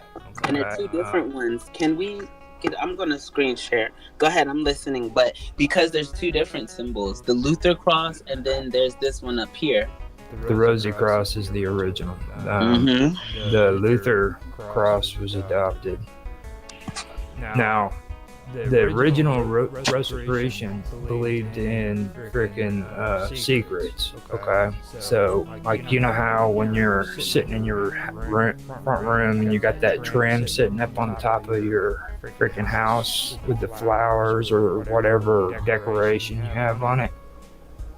You mean like the top, the wallpaper? Yeah. Like it would look like wallpaper? Yeah, but not at this one. But yeah, I know what you're talking about. Okay, now that tradition was started because of Rosicrucian. What? Okay. Yeah. How and why? The Royals, the Catholic Church also did it in confessionals. Different organizations did it, and what it was is when they put this rose up on those that trim, and it ran across like that. The trim actually freaking was a representation to everybody that when you went into that room, everything that freaking was discussed in that room or anything that happened in that room stayed a secret. Okay. Are you kidding me? No. That's why they did it. Because like there was one point in time that they went mad, man. They went super crazy just so that we could be able to find my mom particularly. She had to have a trim around the family room, and it was a big deal. And it was such trash. It looked like trash, but she made a big deal about having this trim in the family room. That's wild. Are you serious? And in a dining room. It bred it into people's minds into thinking she's apparently not a member of the Rosy Cross. You know what I'm saying? I'm not saying that. She's not. But my great grandmother was the Eastern Star. My mom pretended to not practice, but then I later found out she sacrificed my grandmother. But that's neither here nor there. Let's just keep moving forward. But I mean, just throw that in there and just keep on looking. But okay, now all I'm saying is like it was. And it's everybody. Okay, it's just like graduating high school. Okay, nobody thinks about that. No. You know what I mean? They just do it because that's what they're used to and that's what they're told is necessary to be done. You know, and it's just like they put this trim up around their house and they don't understand what that represents. And see how this rose is different. See, it's different on here. This is what I was saying. This is the Luther rose. Yeah. And then this one is the Temple of the Rose. Yeah. All of the crosses that came in later with Luther. Look at this though. Look at this right here. This guy. 1604. You see that? Yeah. And what is his name? Vedamini. Okay. Oh, the guy's name that was Tesla's nemesis. Why did you go up there? I didn't want you there. Whatever. Just Stop being the name. His name was Guglielmo Marconi. I can be saying the first name incorrectly, but his last name was Marconi, and he took credit for a vast majority of Tesla's research, and they gave him credit for introduction of the radio, for creation of the radio. And now I'm not going to go to look at this. Marconi was very. There's a lot of things about Marconi that really does need to be discussed, especially here with the Rosy Cross, because like the first person who was the, well, I should probably wait and We'll do that under.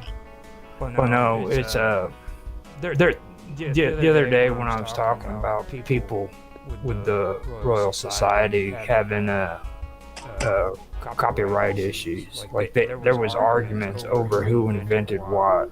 Okay. And later on I could get into it. I was just over like the Rosicrucian first, and then we I just wanted to tell you that name. We don't see it. They don't even give you it in the etymology. Marconi is a good example of what I was talking about. That's wild. They won't even let you do etymology for this word. Okay, so I looked up Vetamini next to the 1604, and it's saying that okay, where did it go? Oh, it translates in the second one, may you be seen, may you be perceived, may you be looked at. And that's what I just saw something that said, do you see him coming? Now it's gone. Hold on. Okay. I see, perceive, look. I observe, note, I understand, perceive, comprehend. Ole fermo. And see, the Rosicrucian was about knowledge, and only a certain amount of members were allowed. Like they didn't just open it up, you know. Now, like scroll up real quick, just a little bit, focus into him. Now scroll up some. Okay. You see that wrapped around him? Yeah, this snake thingy. Kind of scroll up and focus, because you're like looking at the guys at the top. Where are you looking at? That's who I thought I was talking about. Yeah, the same guy. Go in on him. Hold on. Is it there? No, it's my screen is just kind of go up just a little bit. Not down, up. Well, it's up to you. I'm pushing. Okay, right there. That's good. So you see right here this serpent that's wrapped around him. Yeah, and it looks like it has a crown on its head. Yeah. It has a crown on its head. Now, understand that frickin' the reptile has always been important when it comes. Is that a baby? Where's a baby? Look in his arms. You see the snake? And then look at that. That's a baby. Or a monkey. Could be. That looks like a kid. Look. You see the snake? Yes. Look at it's looking at us. It's looking at us. You see what I mean, though? It's kind of blurry, but it looks like it could be a baby. Right there, you can see his head. Yes. Like what? Okay. Describe what it would be. Everything in this picture is a representation. Just so you know. It represents something. This is about symbolism and standards, what I was explaining to you before. Okay. Everything is related in this picture to a symbol, a standard, their beliefs. That reptile that's circling around his body is directly related to the freaking medicine. Standard. The Caduceus or Caduceus, what's it called? Caduceus. I had to read it, and I was looking at this Valda Vitamini. I was still looking at this. Do you understand that there's hardly any information on this word? Like, just searching the word, I can usually pull up at least tons of stuff in regards. So it'll show me the Rose Church. Now that's probably Latin. I don't know. You got the page. Does it say it's Latin? Yeah, it does. It says, what does it mean in Latin? And it says that it is Latin. But so what? When I type the etymology, if it's from Latin, it should tell me. And when I search etymology, it says no results. People hate Latin. Yet here our entire English language comes and derives from Latin words. all of the freaking real texts that are historical is usually done in Latin. Yep. But most people hate freaking Latin. They just don't want anything to do with it. Now, What up about there, the top? now you seen the reptiles, right? Mm-hmm. Okay, now see these wings right here? At the top. Yeah. Hold on, because I can't look at you and look Don't worry at. about me. You just look at your picture. You Okay. see the wings that are coming up off the top right there? Yeah, and there's a hand coming down from out of it. Or are you talking about the wings coming up from the chapel? Because there looks Yeah. like. Yeah. Okay, I see. Okay. And look at the top. That looks like the shin. Hold on, I have that alphabet. Those letters. Hold on. Go ahead. I'm listening to you too, but it's just all happening at one time. So now you have the reptile wrapped around him, and then you have these freaking wings right here. This is another important representation. Okay. Mm-hmm. In the ancient days, people freaking venerated the eagle, and they venerated freaking reptile, the snake. As a matter of fact, there's a freaking lore that's written about the snake and the reptile, and later on I can read that. Maybe in ancient history, when we do that topic, I'll talk about that. But it's been passed down. The Gnostics have a symbol where there's a creature with a freaking like different amounts of heads, and his main face is that of a freaking a lion. He has wings, and then he's completely wrapped around by a freaking snake or reptile. Look at this guy over here falling. I'm tripping about the letters at the top. See, you see the cloud See right here? See that guy right there at the side? He's falling, right? Now, Yeah. if you look at him, he's got wings. So he might not be falling. He might be flying. But his wings, maybe that's a reference to what's his face, one that flew too close to the sun. The one with the is that Cupid? No, that's not Cupid. I'm not sure. The one with the wings on the shoes, you mean, or his feet, or something like that. But I don't know. His son and him were stranded on an island. That's Freighter. Hold up, go up. It says. Yeah, Freighter. I see it right there. Freighter. And what's that one underneath say? Nortino, but see, it's like it's N-O-R-T, then it's like N-O Nortno. Okay, but look, can you look at this part right here at the top? You see these letters? These Jewish, this is the alphabet, Hebrew alphabet. That's the fraternity. And then that word means he. So that first symbol right there means he.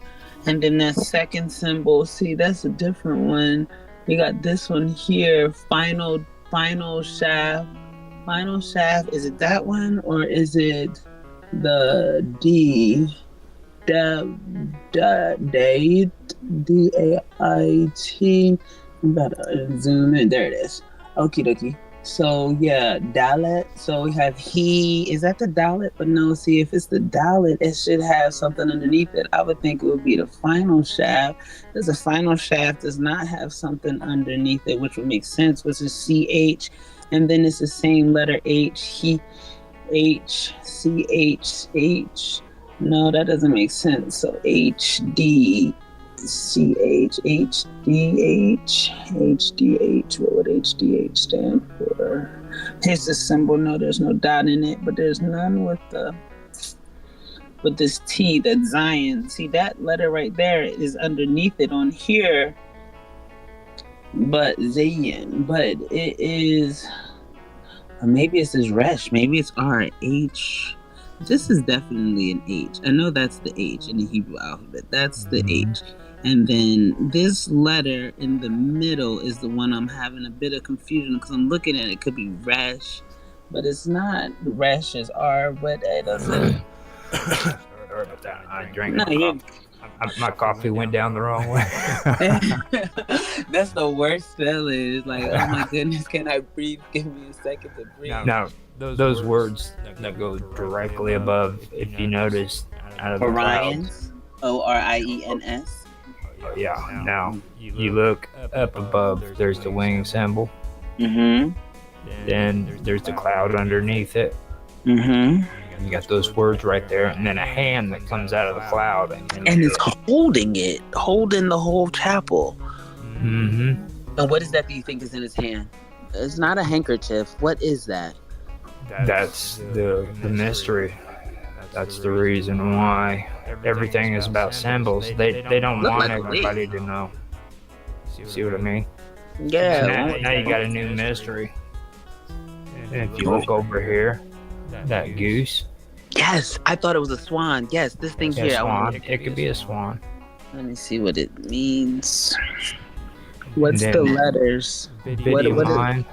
Vidiamini. V. Is that an I or an L? That's an L. Are you sure it's an I? No, it is an I, right? V-I. Is that the same word? So it's the same word twice? Hold on. Yeah, that's the same. Is that the same one? Me? Yeah, but now it's upside down. Hold on. Oh yeah, see. Look at that. It is the same word too. Videa. Videa. Yup. Mini. And No, initials. I was talking about eagle. Okay, but the way their traditions are, it might not be eagle. Just as long as the wings are represented. Now, that swan could be their representation for the bird. Or it'd be a hawk, like Toph, like, cause the hawks are, really symbolic. Cause like, if you look at the type of wings they look like hawk wings. They look like hawk wings. Hawk wings. Harvard, no. I wish. Better say Harvard in your search result. Yes. That's probably true. And see, look at those wings. Oh man, hold on, wait a minute. They might not. Let me see. So they could be. Let me see eagle. Let me see eagle wings. Eagle. We find out what kind of wings they are right now. Eagle wings.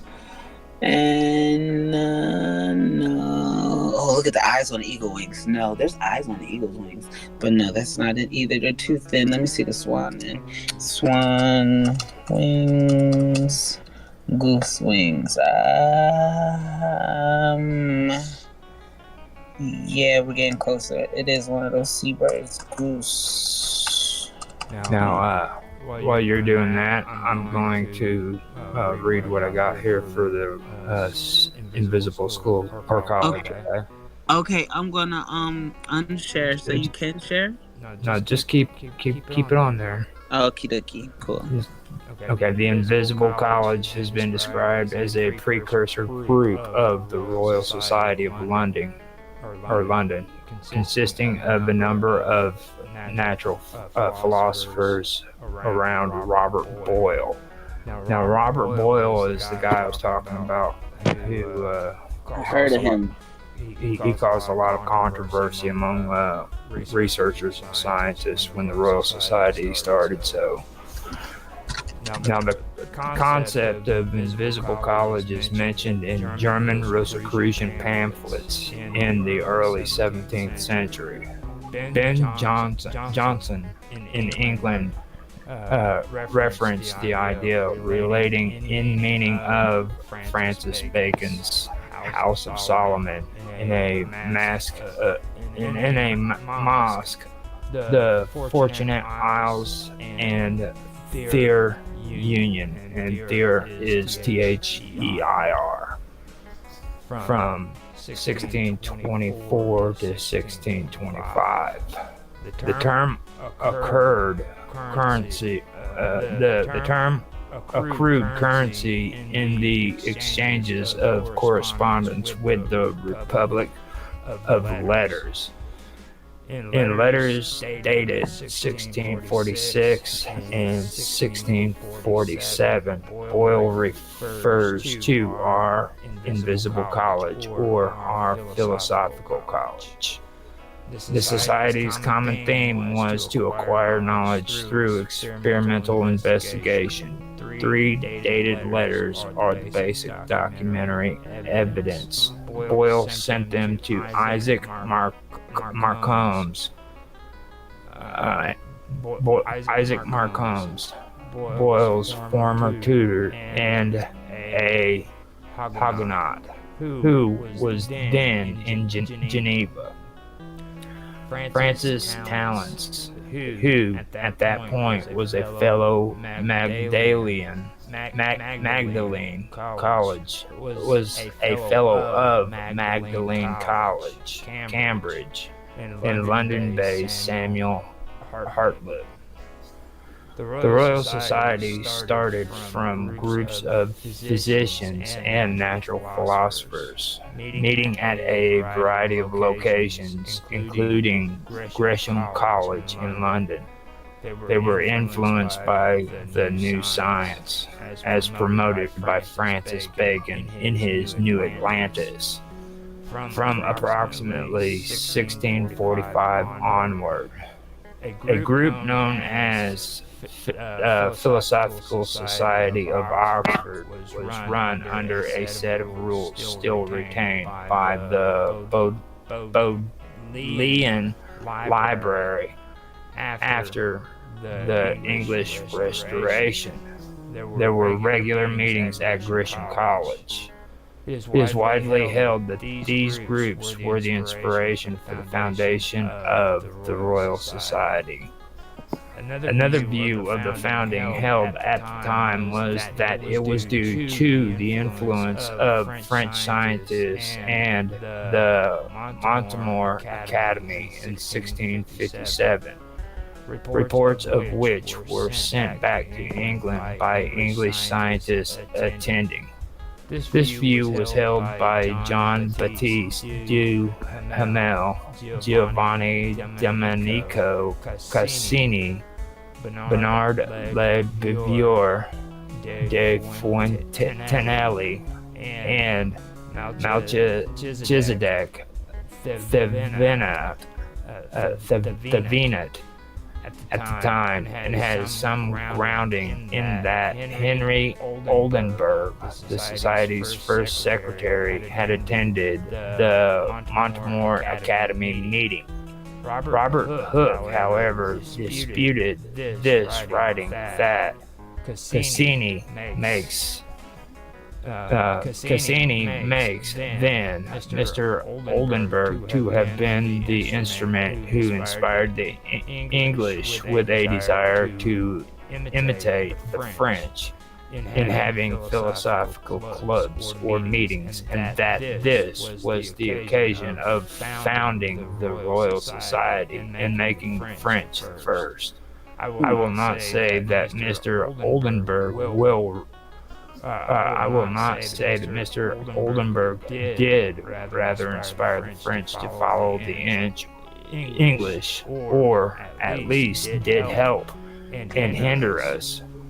But 'tis well known who were the principal men that began and promoted the design both in this city and in Oxford, and that a long while before Mr. Oldenburg came into England. And not only these philosophical meetings were before Mr. Oldenburg came from Paris, but the society itself was began before he came hither. And those who then knew Mr. Oldenburg understood well enough how little he himself knew of philosophic matter. On 28 November 1660, which is considered the official foundation date of the Royal Society, a meeting at Gresham College of 12 natural philosophers decided to commence a college for the promoting of physico-mathematical experimental learning. Among those founders were Christopher Wren, Robert Boyle, John Wilkins, William Broker, and Robert Murray. At the second meeting, Sir Robert Murray announced that the king approved of the gathering, and the royal charter was signed on 15 July 1662, which created the Royal Society of London, with Lord Barker serving as the first president. A second royal charter was signed on 23rd April 1663 with the king noted as the founder and with the name of the Royal Society of London for the improvement of natural knowledge. Robert Hooke was appointed the curator of experiments in November. This initial royal favor has continued, and since then every monarch has been the patron of the society. Now Robert Hooke was the curator of experiments, and what that meant was all of these inventors and all of these scientists would send their papers to him, all of their experiments, and it was his job to freaking test them and find out if they were actually scientific and they worked. So when they did this,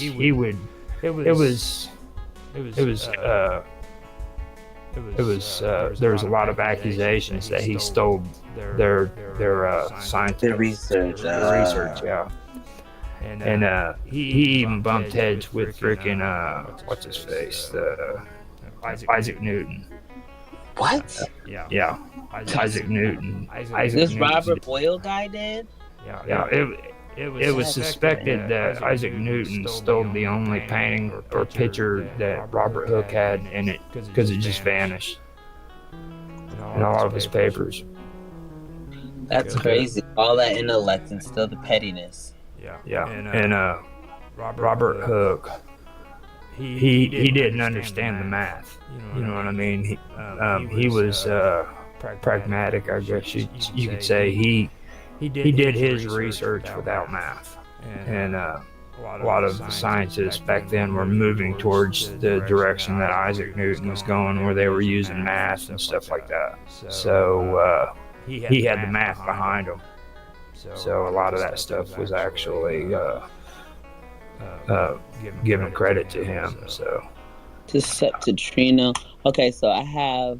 Look, and then when I look it up with the I, it keeps bringing it back to the E. First, you see, I saw something that says that this is the German, originally established in Germany. You see these boats, this boat thing? Is that not like similar to the boat that you showed me the other day?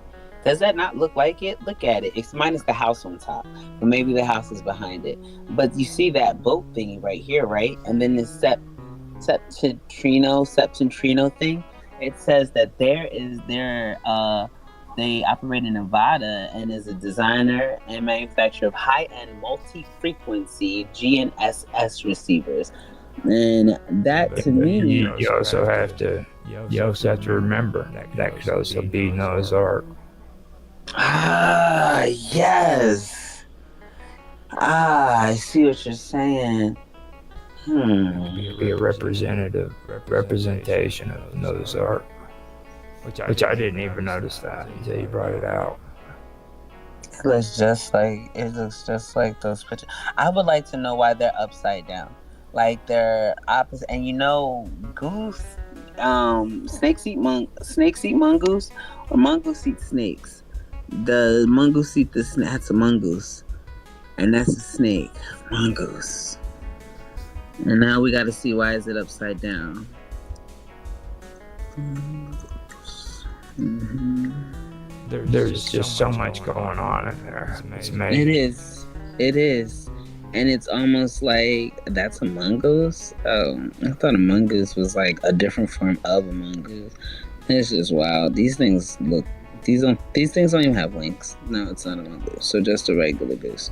But what eats what? A snake eats? Does a snake? Yeah, a mongoose would eat the snake. No, goose eat lettuce. So the snake would eat it. But why is it upside down? Then it looks like it would be the North Star, but then there's two of them. And so is it paralleling? Even that symbol in the middle under collegium fraternius. I guess it means college fraternity. Even that symbol in the middle that goes across the string, like you have these people pulling a thing. Oh, this is my research from yesterday. You see, I have like in all my tabs. And so,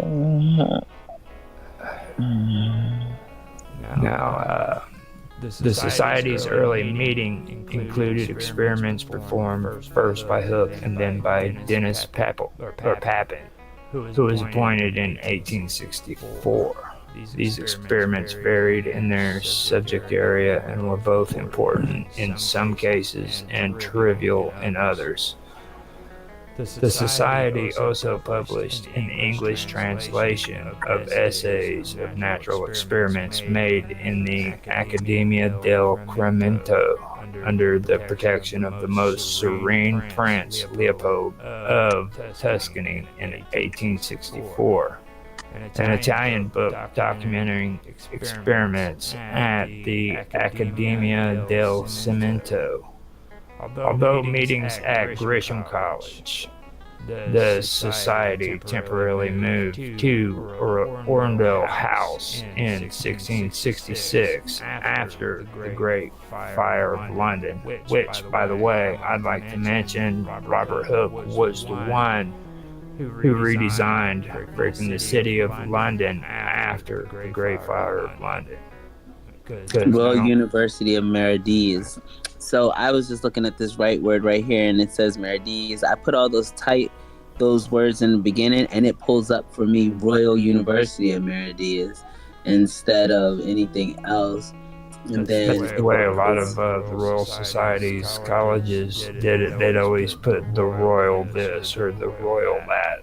And that's what it means. Okay, Society for Creative Anarchism. Mm-hmm. I doubt it. That's anarchism. I don't think. ANACHRONISM. This would be probably the opposite of the anarchist. This is anachronism. Anachronism. Anarchism. And it has the same. Oh, it has this one. Does it have the A symbol? It has a crown. I'm about to pull up that word. Yeah, I'm gonna airdrop it to my phone first so you can see what I'm talking about, because I'm looking at it on the iPad, just because, like I said, it's bigger, and so it'll bring us to it. And then you see the symbol, and then Society for Creative. That's what I'm talking about. Yeah. And you see creative anachronism. What is that? Anachronism. Okay, so that was the word I was attempting to read. And look, it won't let me go any further. That's file. Newcomers, royalties, and offer. See, okay, here it is. The royal family. For both sovereign. Yeah. They're showing all their symbols and everything, aren't they? Yeah, the sovereigns of Meridias and the heirs of Meridias. You probably want sovereigns. Royal. These are the heirs. I've got one more paragraph and I'll finish it and be done with this reading. Okay. This is all about founding of the secret college, so after this I'll have it taken care of. Although meeting at Gresham College, the society temporarily moved to Earldon House and in 1666 after the Great Fire of London, which did not harm Gresham but did lead to its appropriation by the Lord Mayor. The society returned to Gresham in 1673. There had been an attempt in 1667 to establish a permanent college for the society. Michael Hunter argues that this was influenced by Solomon's House, a Bacon's No, in Bacon's New Atlantis, and to a lesser extent by J.B. Andreas Christianopoulos, dedicated research institutes, rather than the College of Oxford and Cambridge. Since the founders only attended for the society to act as a location for research and discussion. The first proposal was given by John Evelyn to Robert Boyle in a letter dated September the 3rd, 1659. He suggested a grander scheme with apartments for members and a central research institute. Similar schemes were expounded by Bengt a later Abraham Cowley, who wrote in his proposition for the advancement of experimental philosophy in 1661 of a philosophical college that houses a library and a chapel. The Society's ideas were simpler and only included residence for a handful of staff, but Hunter maintains an influence from Cowley and Skyte's ideas. Henry Oldenburg and Thomas Spratt put forward plans in 1667 to Oldenburg's co-secretary John Wilkins. Moved in a council meeting in September the 30th, 1667, to appoint a committee for raising contributions among the members of the society in order to build a college. These plans were progressing by November of 1667, but never came to anything, given the lack of contributions from members and the unrealized, perhaps unrealistic, aspirations of the society. So that is the founding. And then, you can read down on the 18th and 19th, all the way to the 20th and 21st centuries. They even show the coat of arms. And then they have a charter book, motto. Where did you find this at? This is on Wikipedia. This is the same thing? This is open The information. But I mean the Royal Society, that's what it is? That's how you... This is the Royal Society straight out of And that's how you did the Wikipedia's for the Royal Society. Wikipedia's Royal Society. Yeah. Okay. And I'll post the link over here. Oh, it's good. I mean, you can. I'm already, I was just making sure. So you have royalsociety.org and then okie dokie Royal Society Wikipedia. Okay, so not my only thing, but this right here, and when we're going even further with this whole Rosicrucianism thing, now you see here where it tells you, oh, come on, that's why I didn't want to scroll out. It tells you, they say,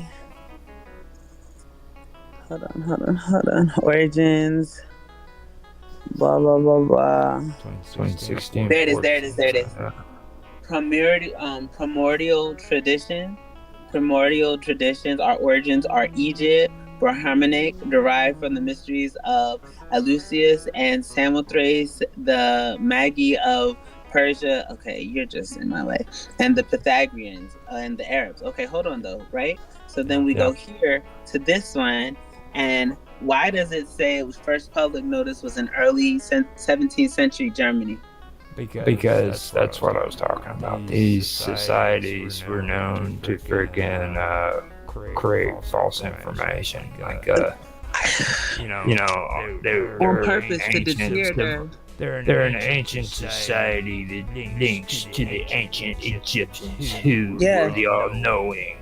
Look, if you they even want mentioned Atlantis. Free, you must follow me, for we know the way. Everything, and we got it straight from the mummies. King Tut told us. Ancient Egyptian philosophers who taught the way of human society has Look. come upon us and gave us the wisdom of the gods. The gods I say. am the god Apollo. That's the way they were. And they handed out these pamphlets to everybody. I mean, it was like, and then How just Christians do missionary work now. No offense. They were but doing it. Like the printing press was the greatest invention. Okay, and people don't realize that. Like when they freaking invented the printing press, information just passed everywhere. Even if it was bogus, as long as you had the access and affordability to be able to print it, you could. But it's just tripping me out because it even mentions Atlantis, and we were literally just talking about Atlantis. You know, that's wild stuff. That's why I brought it up on about the secret societies, or not the secret societies, but the Royal Society, because it mentioned in there, okay, Francis Bacon. Okay. I know Talking him. to you yesterday about Francis Bacon and creating the new Atlantis. He wrote the book, and that's really what caused the spark when it comes to Atlantis. Okay. And people they insinuate that he may have been a part of the Royal Society and also a part of the Rosicrucian, but he's also the one that I bring up whenever people say he might have also been the real William Shakespeare. Oh, wow. Yeah. This is pretty. I like this. But I'm gonna make a sticker out of it. But these people are. There's a good chance that these people are the ones who wrote Shakespeare's writings. but if he wasn't even really in existence, what did they? And they do. They make up. There we go. This one. They make up people in order for people to have to take credit, or not even. Oh man, Thelma. We were just talking about the Luma. Were talking. Yes, the Lima with Aeon, the Aeon of Hearts. And we were talking Kabbalistic order of the Rosy Cross. Yes, look. Go ahead. No, I mean right there. See how it's spelled in K? There's a difference between Kabbalah and Quabala. And I found one that has the Q on it, and I feel like it was this one, or I might have went back on it. It was Quabala on one of them, and then it's K. And you were talking to me about how it gets interchanged incorrectly often, but it's wild because I don't think it's on this page. It's not on this page. People misunderstand the meaning between the two. Like K is usually the secret society version of Kabbalah. Okay, and Quabala is practiced by the freaking Hasidic Jews. I mean, it's almost freaking a part of the Jewish belief system, believe it or not. I mean, you know those Jewish people that have freaking ponytails and the black hats and everything? Yeah, but those are Hasidic Jews, and they practice Quabala with Q. And they believe in a lot of different beliefs and stuff. How do you spell acidic? Is it? It sounds acidic. Acidic. Yeah, it sounds like acidic. Yeah, it's okay. It'll correct me, or maybe it will not, but it usually does. Hasidic. Okay, acidic. Hasidic. Acidic is Hasidic. Yeah. And then I see the K Kabbalah, and okay. Look at these symbols. So, wait a minute. Hold on. Because let me just see what this says. I need to split screen you. Okie dokie. This is an N at the top. No, excuse me. That's a CH. No, it's separated. So that's an H at the top. And then it's an N on the left side. And then it is another H on the bottom. And then that little dot is a Y. And that doesn't make sense. Let me see. Let me write this out for myself so I can. Come on, stop being a weirdo. My laptop or my iPad. Okay, here is. Here we go. I'm listening. I just would like to. Here's a book of it, Practical Kabbalah Magic. Um, there's other ones out too I can share, but Hold on, let me see. Can you screen share it? no, I can post a link for you. Okay. Oh, I see it. Oh, it's not letting me click it. Okay, let's see. But yeah, that's the best way to go. Those symbols are so beautiful, though. Gosh, look how pretty it is. And then if they would just expand it, and like you can connect these here with these here, it's so beautiful, so alluring. But I see like there the Kabbalah spelled with a Q. And then this other one that I just saw. Some of them, I believe, might have A in it. I can check a reference on that with the search engine. Because Qua. Yeah, no. Yeah, QUA. Kabbalah. QUABALLAH. Hold on, I just seen that. Hold on. I'd like to know what these letters are. And like I said, it's NH. So there's two H's. And then that letter is Y. But what do the... They just saturate the K version of Kabbalah. I mean, it's everywhere you look. They always find it, but that's not even the appropriate spelling for it. Oh wow, this was cool. And see, this was developed by Aleister Crowley. The rose cross was developed by Aleister Crowley. Is here. That is the one for the Freemasons. Now that is a separate. That is a separate order.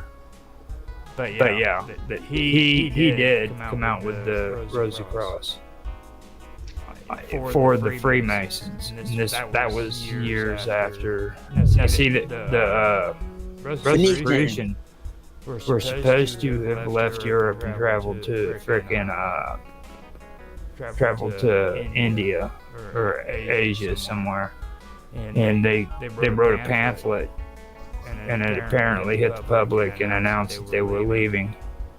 And later on, after that had occurred, that's when Aleister Crowley developed. The Rosy Cross was around before he was there. He just took over. It's crazy because the symbols are what I was drawn to, and I was determined to figure out what they mean, only to find out that they mean Yahweh. Now that's wild to me. Like, my brain is just, that's wild. I like the way I think. That's crazy that's what that led me to. That's wild, because I've been pressed about these symbols. Like, these symbols, what do they mean? Let's see, have you ever heard of the Tree of Life? Yeah, but you mean the traditional Tree of Life, or is there an actual, like... I would like to say yes, and then you're going to tell me how I know nothing about it. Practical Kabbalah. Okay, it involves the Tree of Life, and that's in the Western Mysteries traditions. That makes sense. Yeah. All right, but that's basically what that is.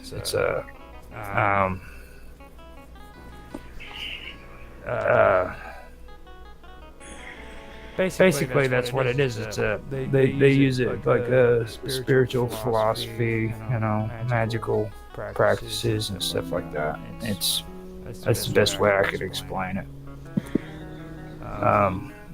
Have you ever heard of a book called the Cave of Lilith?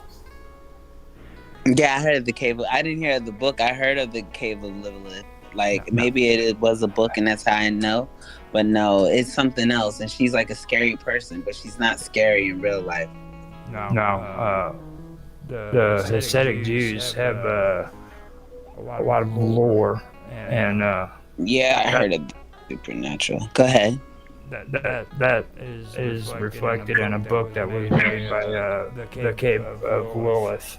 And it has a lot of the Jewish folklore and everything in it with their mysticism. And Kabbalah is where all of that mysticism comes from. Like, have you ever heard of a golem? A golem? No, I never heard of that. Golem is like you can create a being that looks like a human, and you can do it by using mud.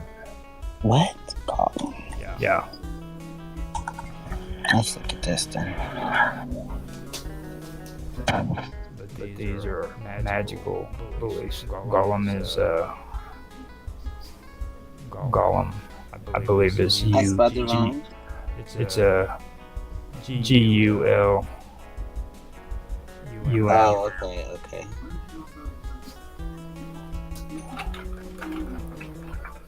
I believe it's Golem. Mm-hmm.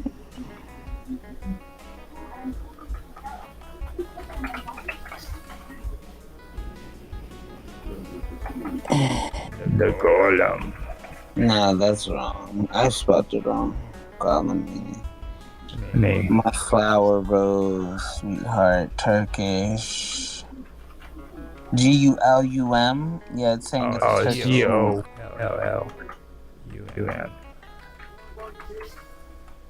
Yeah. Oh, wow. Okay, him. I remember him in Harry Potter.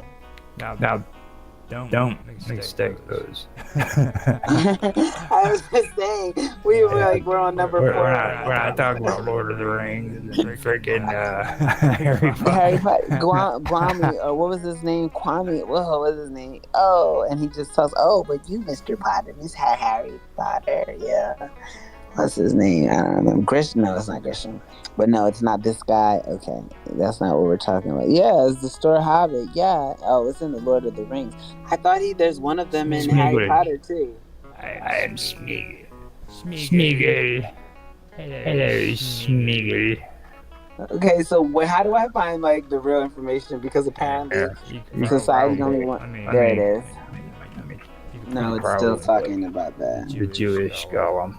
Was it really the and it's Lord of the Rings? I actually, don't think I watched that. Golem, GOLEM, I believe.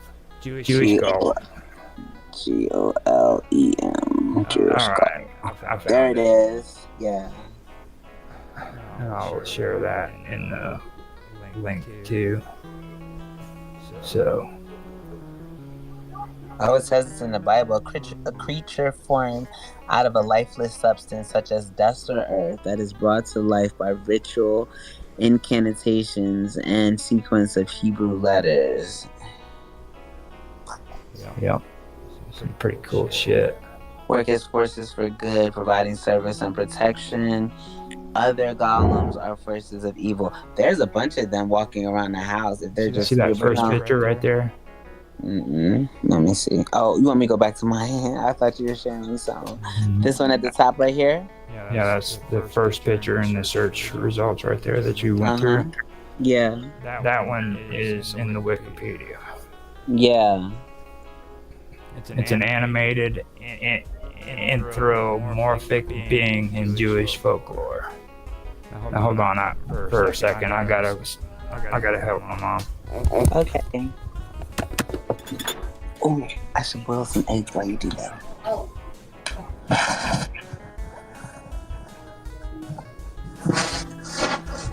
think it's so sweet. I gotta help my mom.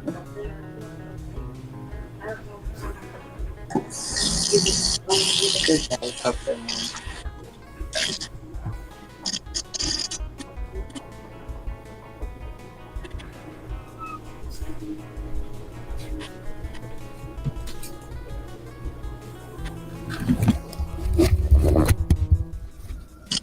Alright. Stream's gonna have to result in a very interesting edit because while you were helping your mom, I'm like, oh, and I'm gonna boil some eggs. So you're gonna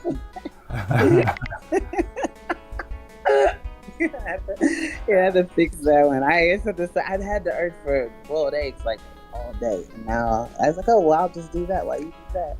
But go ahead. It was just funny because I could imagine listening to it live. Okay, I gotta go help my mom. Okay, I'm gonna go boil some eggs. Kind of no, back to the golem. No. All right. It's supposed to be an anthropomorphic being in Jewish folklore, which is entirely created from inanimate matter, usually clay or mud. The most famous golem narrative involves Judah Lu ben Bezalel in late 16th century, rabbi of Prague. According to Moment magazine, a golem is a highly mutable metaphor with seemingly limitless symbolism. It can be a victim or villain, man or woman, or something, or sometimes both. Over the century, it has been used to connote war, community, isolation, hope, and despair. And it says that the golem occurs once in the Bible in Psalms 139:16, which uses the word golmai, my golem. That means my light form, raw material, connoting the unfinished human being before God's eye. The Mishnah uses the term for an uncultivated person. 7 characteristics are in an uncultivated person and 7 in a learned one. About 5-7 in the Hebrew text. English translations vary. In modern Hebrew, golem is used to mean dumb or helpless or a pupa. Similarly, it is often used today as a metaphor for a mindless lump or entity that serves a man under controlled conditions, but is hostile to him under other conditions. Golems passed into Yiddish as goylem to mean someone who is lethargic or a stupor. That's probably where the goy came from, Goya. Like a Goya bean? It could be. It could be where the word originated. But it's interesting. But yeah, that is the good stuff right there. Yeah. And see, this is where all this stuff originates from. It comes out of these old texts from the 16th century or 1600s. A Polish Kabbalist, but now it's spelled with a K. Written in about 1630. Do you believe they're real? I don't know, to be honest with you. I have no idea, to be honest. Yeah, it's one of those things you have to experience. I know a lot of people do have their beliefs in it. You know what I mean? And I don't ever want to discard anybody's belief systems. There's a lot of people who do believe that it does exist. You know. Yeah, and they might have experienced something and you just have not yet. So I would rather. I'd rather have an open mind about it. It's just like with like UFOs or ghosts and stuff like that. You know what I mean? Yeah, like just maintaining an open mind because some people have. I kind of delved into that with the Dybbuk. What's that? The Dybbuk? Yeah. The Dybbuk it's an interesting spirit that the Jews I believe in. It's pretty crazy. I'll be right back, alright? Did you hear me? Yes, I heard you. Okay. I'll be right back. Okay.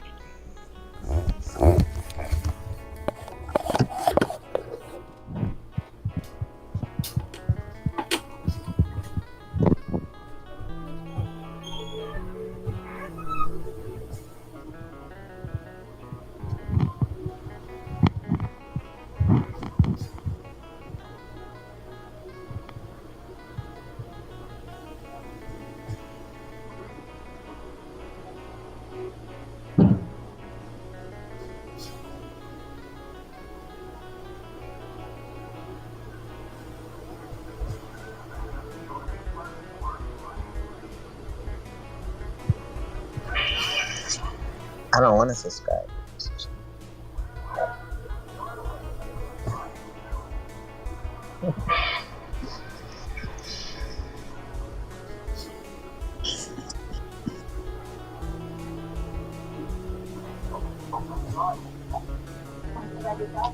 In Jewish folklore and popular belief, an evil spirit which enters into a living person, cleaves to his soul, causes mental illness, talks to his mouth. That's so crazy.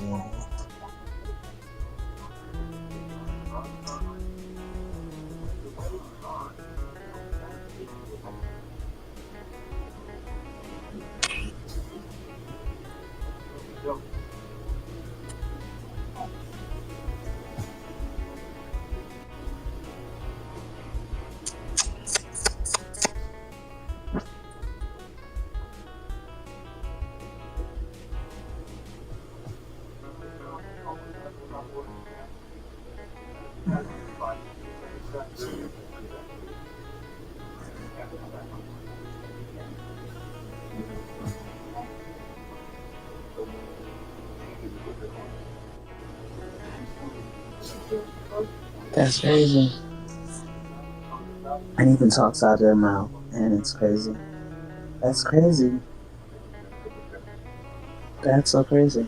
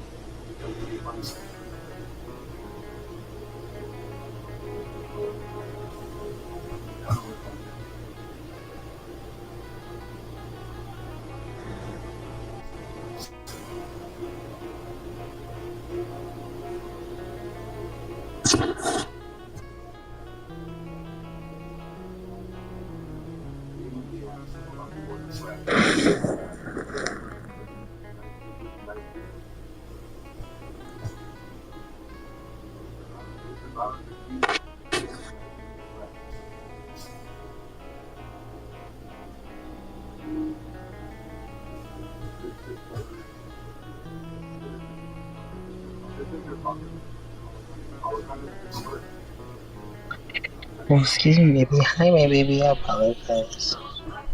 I apologize.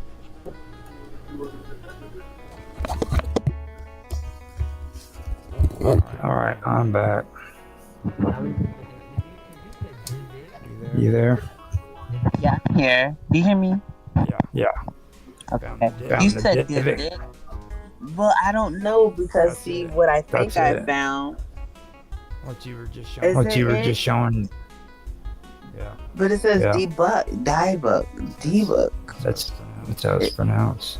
Yibik. Oh, Dibuk. debug. You You actually have Okay. two spellings there too. You want to read Uh that? You want to huh. read that? Okay.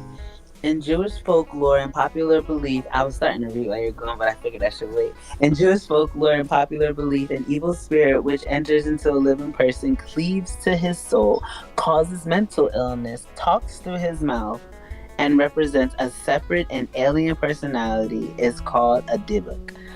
The term appears neither in Talmudic literature nor in the Kabbalah, where this phenomenon is always called evil spirit.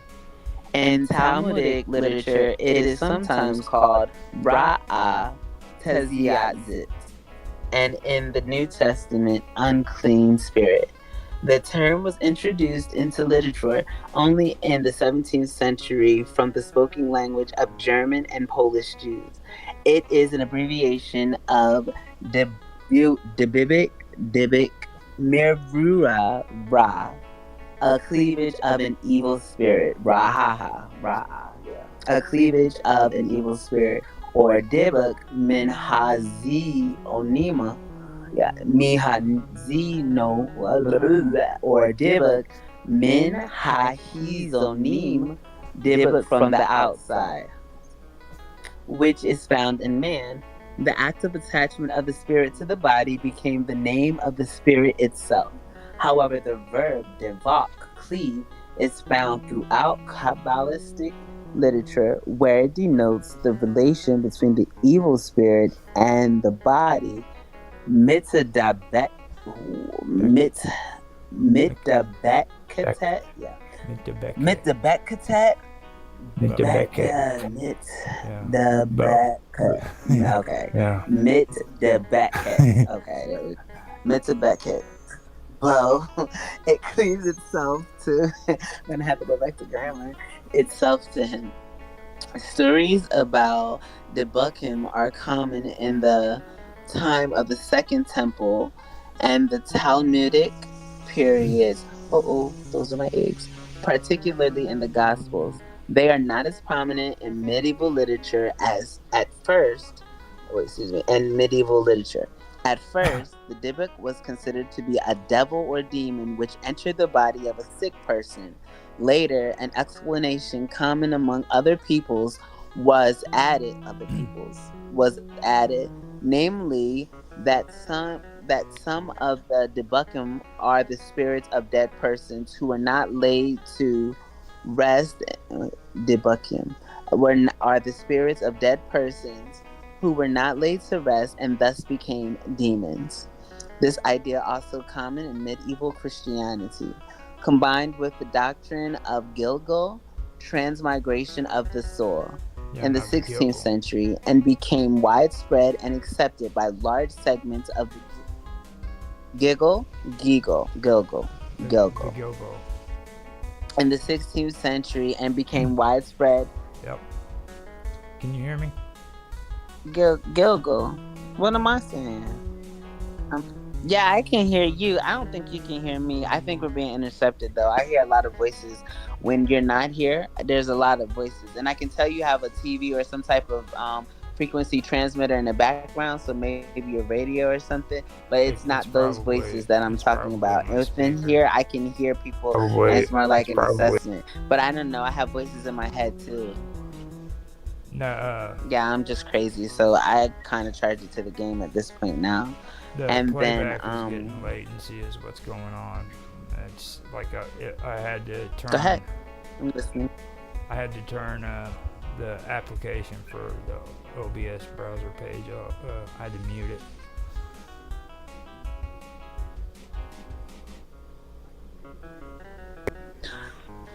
Denuded spirits, they sought refuge in the bodies of living persons. See, that's interesting. Yeah, I hear what you're saying, that there's some crazy stuff going on with what you got going on. But I mean, like, neither here nor there with that point. I was just saying that that's what might be why you don't hear me Oh, I hear sometimes, you and I fine. hear you, and then other times it's hard for you to hear me. But it's I'm even hearing you. saying on here. I'm Oh, hearing you you hear me? fine. Okay, good, good, good. Because I know my Wi-Fi was tripping today. Now I have to enter my passcode. But yeah, I can hear you perfectly fine. But it's just the fact that they were saying that, okay, the person was a sign of having committed a secret sin, Yeah. which opened a door for the Dibbuk. Oh, Now denuded. So it was basically people that did bad stuff. They got haunted. the Gilgal too Man, is that's been completely Israel. separate. I know somebody named Manis. I used to work for him. Yeah. Manis say Ben. It's some pretty intense stuff, man. I mean, that's something that really. Man, that's wild. You have no idea how wild this stuff gets when, like, Yeah. I read it and we go over it. This is freaking old stuff too. This isn't something that was even around or started in the 19th century. They were practicing this stuff back in the 19th Causes century. hysteria and sometimes even manifestations of schizophrenia. Mm-hmm. Some pretty interesting stuff, huh? The 16th century. That's Yeah, I was seeing it here. The end of the 17th century, which means Yeah, 1560. That's the 16 from 1560. That's just crazy. But see, that's okay. So what would cause something to stop? And I mean, if that's what people were on at one point in time, what would be what would be the reason for it to all of a sudden just disappear? It hasn't. Look at this. Look at this. Look at this. The Jewish behind the div box. You see this box thingy? Yep. You see one of the what is this I've nonsense? actually, You see Atlantic City, that's some I've pop-up stuff. actually done Do a you see story this on here? that. Have I've done a story on that. that looks like a hookah and a wine glass. That looks like wine glass and a hookah. You see in the back left, and then it looks like hair on needles. I could be wrong. But in the You middle, are hearing looks me, like. right? Huh? Is it on one of your pages? Because I follow all your pages now. Yeah, it's on YouTube. It's on my strange stories. I've got the entire I was story. asking you, is your story on one of your pages? Yeah, I'm just gonna stay off the internet. I'm done screen sharing because every you're okay. Here, let me. I gotta turn that back on so I can hear myself talk. You're okay. Here, let me. I gotta turn that back on so I can you hear said you had the myself talk. entire story on your YouTube. Oh, Yeah. The but link. see, when I was doing that thing, it was Yeah. like you couldn't hear me, so I thought that was what was causing the transmission The because I link. keep going back and forth between screens, and I was attempting to listen to you. I've got. I've got freaking latency from hell. So like when I say something, it takes like 5 seconds to say I've it. got freaking latency from hell. So like when I say something, it takes like 5 seconds to say it. After I say it. Oh, that's why it sounds like you cannot After hear I me. I say it. cannot hear you. That's what that's called, latency. I always call it the echo. Okie dokie, that makes sense now.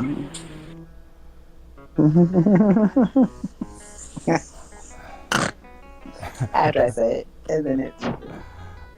So we've got some pretty good information and stuff. We should probably quits right we've now. got some pretty good information and stuff. We should probably call it quits right now. Because this latency and everything's gonna end up screwing up. our Wait, stream. what? Oh, wow. Is it really that late already? I'm Yeah. like, we just started. You're serious, though. It's almost time Well, to I go. mean, this latency is gonna really mess this whole thing up. Okay. Probably. Alrighty, well, I guess I'll see you tomorrow for conspiracy. Wait, no, today is conspiracy. I'd What's the love to do strangeness tomorrow? more anyhow, because we're like right. Are we at- going to be able to keep it? Yeah, it sounds like it should be good. Yes, though. It's almost time to Well, go. I mean, yeah, it sounds like it's actually coming out. Okay. Right, so Well, I guess have- I'll see you tomorrow for the round table. Yeah, and that's going to be a good one too because I've done some research, and I think we're going to have a pretty good conversation.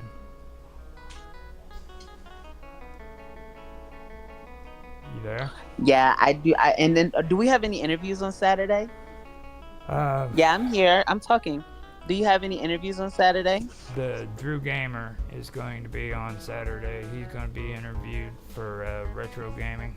He does Dragon's Quest, so we're going to be interviewing him. He's also the guy who helped me develop Rapid Revenge against Rapid Glitch. So you're going to be able to hear the other side of the story when it comes to Rapid's Revenge. And that's this Saturday? Yeah. Okie dokie, I'll be prepared. With interviews, I prefer to be on camera, and with roundtables, prefer to be on camera. I feel it's a more direct feel. But my thing was on last week, I had like a plethora or whirlwind of disappointment that I had to correct in the process of I wasn't able to do it last week. But on interviews, I just think it's more professionalized. So I'm just making sure I know. I can barely hear you. I'm right here by my phone. Okay. I'm talking right here. I'm done. It's probably the thing, the recording. So tomorrow it is. I could hear like a bunch of stuff moving, but There's nothing moving. I'm sitting on the couch. That's wild. it is. Yeah, it's just my phone. Yeah, my phone's hacked. People tap my phone so they can see what I have going on, cause disturbances, and get in the way. They do that a lot, but I'm used to it now. So But yeah, it's fine. we can get back to this and everything. The the links and everything, I'm gonna click on those and then I'll add those onto uh, the live chat, so that Okay, no, that's a good idea. if anybody wants to see it, they can, and we can. We'll have the Minds community tomorrow. I think it's going to be at 12 again. I don't know. I'll see Okay. that 12 o'clock thing. I don't know how everybody feels about it. I know Tan has an issue with it. Oh, he wants it later. Would he like it later? I think he's wanting it later. He says that every other week he's going to be in work in a meeting. So I told him if he wants me to, I could do the announcing and stuff on every other week, you know. Yeah, and then he can just pull up whenever he's available. And Yeah. then Mark, Yeah. that would be good to get him again. Bashi was good, but I think she said last week she would not make it this week. I would like to see if we could get Moose back, Do Better back. Old John, you were saying Old John, and then John G, and like if maybe you should circulate that today that you're doing a roundtable tomorrow instead of waiting until right before, and then put it on your page, and I'll remind you so that people can pull up. I was surprised by last week. It actually turned out pretty good. It was beautiful. It just keeps getting better. That's why I see that it can go really really far. And then you said even other people started incorporating the same type of concepts, so Yeah. that'll be good because like that's the whole point is to get people familiar with the platform, get questions answered. I like I said overall would like it to be more of a community thing to where it's like a central location you can go get your answers. That way the answers don't wishy washy flip flop too much. When you have like a bunch of people doing the same thing, it kind of makes it to where it's so oversaturated. You don't really know who's presenting real information or misinformation. So Yeah. if oh man, and Bill, tag Bill Ottoman and as well, and see if we can get him in on it. Like Bill. yeah, yeah. Oh, Or is oh. it Bob? I don't know his name. Is it It's Bill or Bill. Bob? Bill. Yeah, it's Bill. Yeah, him. You He should got tag him. Jack too.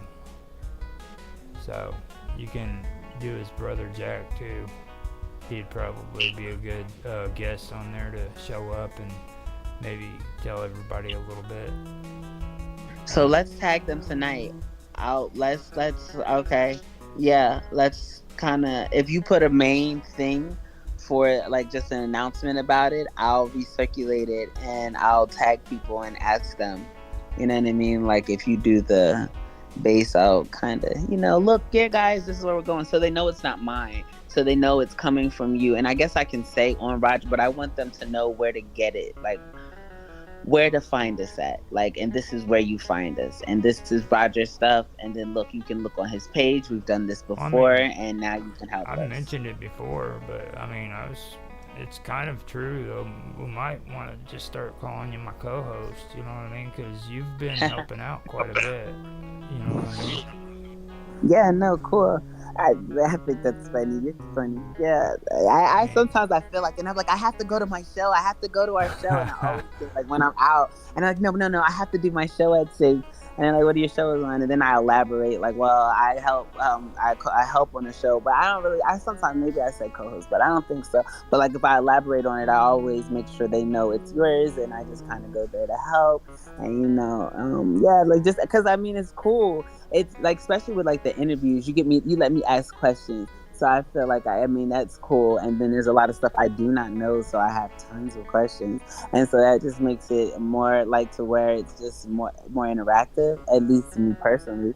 And then Yeah. even with the stuff that you're teaching me, it like I don't know, it just makes it fun for me. So You I see, don't know, it's that's cool. kind of what I was trying to get at when it comes to like old shows that were done by Art Bell. You know what I mean?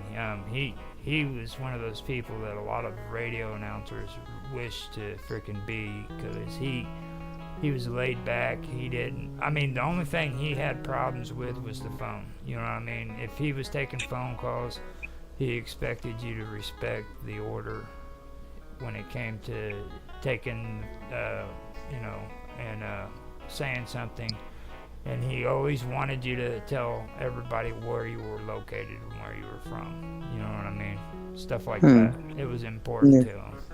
But other than that, when it come to him doing radio, he was a laid back guy. I mean, he could talk about anything, and it wasn't a matter of trying to get everything formal and stuff like that. He just wanted to hear your story, basically, you know. And I like that, and that's kind of the thing I want, you know. You're the most consistent person I've met on Minds.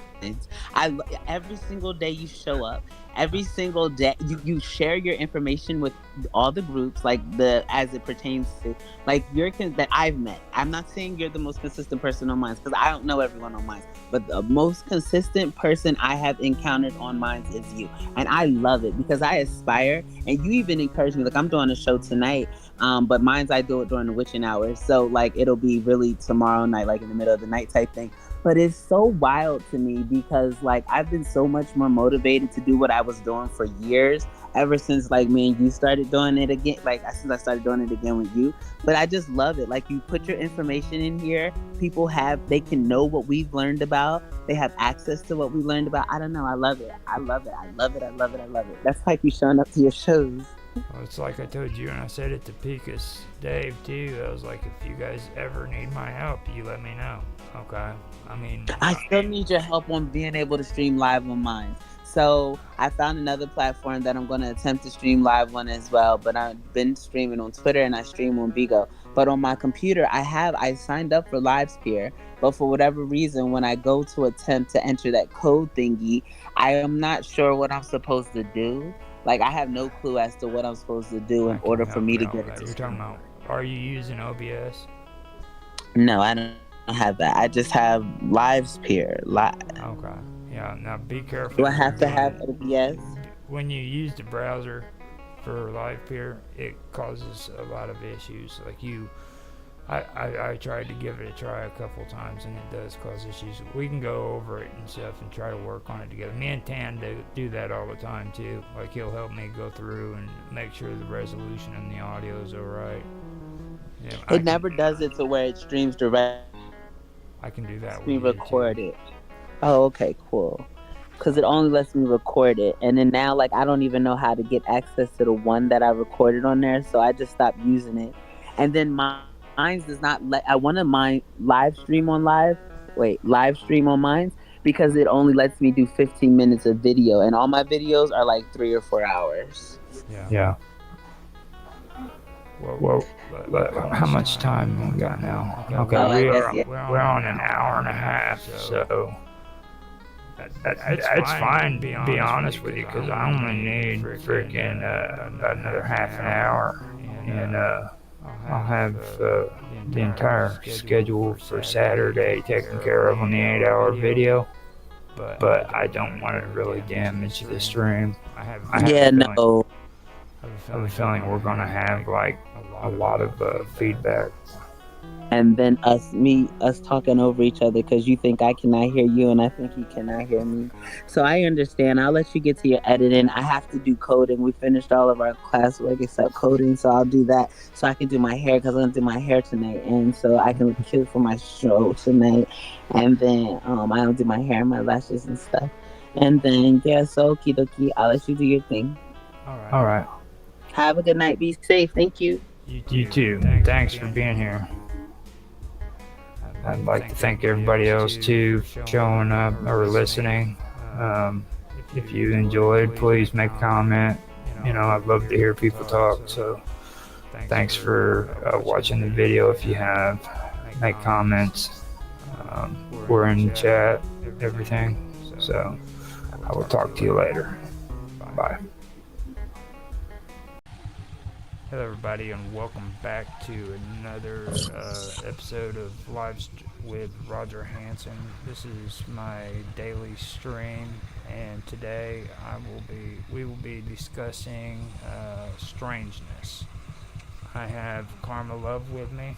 You want to say hi, Karma? Hi everyone. Hello.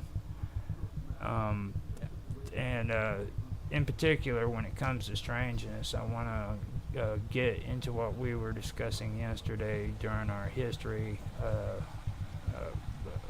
stream, and towards the end of it, it was concerning Atlantis. We kind of tapped into it a little bit when we were talking about Casey, and then we started talking about Jack Parson, Jack Parsons and stuff, and then finally, I think it was conspiracy theories. We did. Nikola Tesla. We did Nikola Tesla. Now we did Aleister Crowley on this one, right? A little bit, but we really did not get in as deep as I feel like we could have. Like we were more on Parson. Are we gonna talk about the secret space program? I was supposed to do some research, but I kind of got caught in what seems like a hurricane. Well, I It mean, feels like anyway. if you want to do the secret space program, we can. But if you want to do Atlantis, we can do that too. Oh yeah, let's do that because we started talking. You said just because we were talking about yesterday in regards to even the Phoenicians and the trade route and stuff like that. So yeah, that's fine. Yeah, that's kind of what I was thinking we should do because first of all, we started out in Egypt when we started doing the history. You know what I mean? And then we were discussing the Phoenicians and stuff and the pyramids, things of that nature. Now, the reason why I don't really dive too much into Atlantis is because well, some of the stuff I've already mentioned. You know, everybody likes to link history up to freaking like the Sumerians up to South America, and I've already gone over that. You know, my thoughts of that. And So wait, it's the Sumerians that you're saying would Well, be in South America? Oh. they're they try to link it all together, and it's become a trend. Okay, like if you look at a lot of people who discuss ancient civilizations, lost ancient civilizations, you know, everything leads back to the Inca. You know what I mean? Like, oh Yeah. oh yeah, and you can't forget this. Yeah, I can because there's no link. There never was. Right, you would like to see the tie to it, exactly. You know what I mean? Show the evidence. The only thing I've seen that even connects anything to do with other continents with America is what we were discussing with Egypt and that mummy where they found traces of cocaine on them. And other than that, there's no links. You know, and it's like with Atlantis. Okay, everybody they don't. Everybody who talks about it really don't know the history about Atlantis. Like when Plato mentioned his freaking, I think it was his great grandfather because it wasn't like his direct grandfather. Okay, Solaris. Yeah. When he mentioned it, he mentioned the story in his writings one time. Okay, just one time, and it never caught on in the ancient world. There was never anything added to it. It just sat there. Okay. The only time that it took off was during the Middle Ages. Somehow, it became real popular during that time. You know what I'm saying? Yeah. So during the time of the ancient times, nobody even paid attention to that story. It was just one writing that Plato made concerning Atlantis, and that was it. You know, so those are kind of the stuff that freaking that I learned about it. You know what I mean? And don't get me wrong. I mean, it would be great if somebody did find Atlantis because there's other places that are mentioned that aren't even Atlantis that were supposed to be sunken islands and sunken continents too. You know what I mean? So, No, I didn't know that though. But hold on. So you're saying besides Atlantis, there's supposed to be other cities underwater as well? yeah, there are. Oh, which ones? Hold on a minute. Okay. I had a message from Annie for real, and I tried to contact her, and she wanted me to talk to her, and I told her that uh, I didn't get a message from her. Is she on Minds? She's on Yeah, Minds. yeah. Mm, But I never heard of her. what I did want to do is I did want to make it a topic, and just for the sake of it being Atlantis, I went ahead and I pulled up, Wikipedia Atlantis, because you're not gonna hear good stuff on Encyclopedia Britannica and stuff, but Right, you gotta go down and go deep to find the real research in regards. now you can get information about Atlantis from other sources, like people who write their own blogs and turn them into a website. You know what I mean? But even right there, what you're gonna get is their interpretation of it. You know what I mean?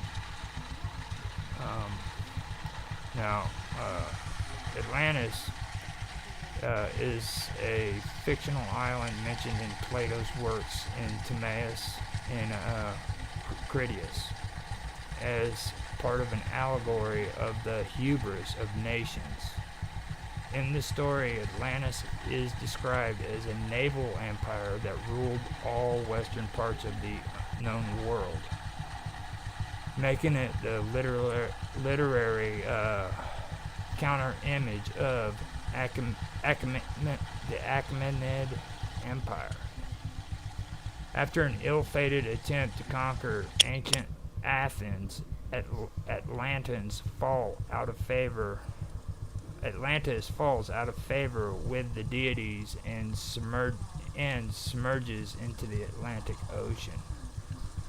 Since Plato describes Athens as resembling his idol state in the Republic, the Atlantis story is meant to bear witness to the superiority of his concept of a state. Despite its minor importance in Plato's works, the Atlantis story has had a considerable impact in literature. The allegoric aspect of Atlantis was taken up in utopian works of several Renaissance writers such as Francis Bacon, New Atlantis, Thomas More's Utopia, and Thomas More's Utopia. On the other hand, 19th century amateur scholars misinterpreted Plato's narrative as historical tradition, most famously Ignatius L. Donnelly in his Atlantis, the Antediluvian World. Plato's vague indications of the time of the events more than 9,000 years before his time and the alleged location of Atlantis beyond the Pillars of Hercules gave rise to much pseudo-scientific speculation. As a consequence, Atlantis has become a byword for any and all supposed advanced prehistoric lost civilizations and continues to inspire contemporary fiction from comic books to films.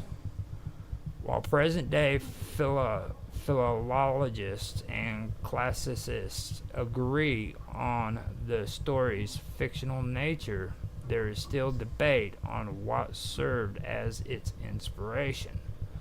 Plato is known to have freely borrowed some of his allegories and metaphors from older traditions, as he did with the story of Gyges. This led a number of scholars to suggest possible inspirations of Atlantis from Egyptian records of the Thera eruption, the Sea People's invasion, or the Trojan War.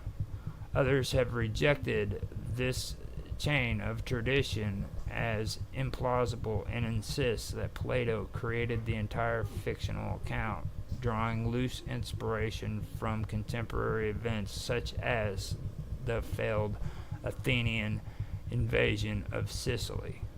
in 415 to 413 BC, or the destruction of Hiliki or Hilik in 373 BC. You still there?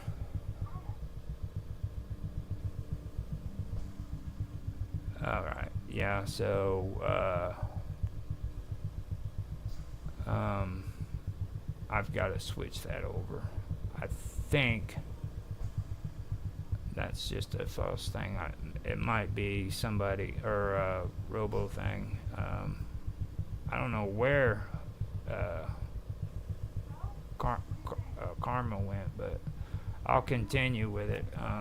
So what we got here is we have a writing that was basically oh wow, that was me. That's crap. Yeah, it did it to me again. So let me come back in here, hit my Jitsi, and get back on my Jitsi meet. Yeah, it did it to me again. Look, and I heard you stop talking. I'm like, hello, hello, are you there? So I thought it was mine because I'm in the middle of a super horrible storm right now. So I was like, maybe it was mine. I came back, it still was like it's the other one. I guess that you used for your screen share, and it showed that one, but it was no talking. So I didn't know what was going on. Yeah, that was crazy. Wow, I was but sitting okay, there. I'm I was sitting there in the middle. reading. Yeah, and it just basically kicked me off into my own little room. So See, and without you pressing any buttons, why would it do that? Like that does not even make any sense for that to be a default. Like how if we're not pressing anything would it kind of separate us into breakout rooms? That's right. yeah, it's crazy.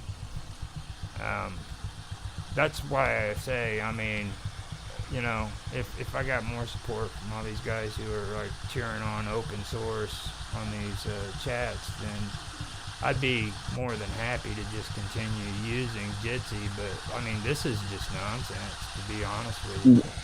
And it's only just started happening. It makes me feel like I really feel like you're hacked. The other day, Tan said something about using a password, and I feel like he might have been getting that vibe too, because all of a sudden there's so many issues with your shows, and it's just like, why? Like, they're not justifiable. Like, what are you doing different with streaming? And you know what I mean, using the same type of settings and the same type of setup. Yeah. Anyway, you gotta go back a little bit for the reading. Just What a I'm little going to do bit. is I'm going to go ahead and I am going to post the link to what I just read, Okay. and then I'll let you read it.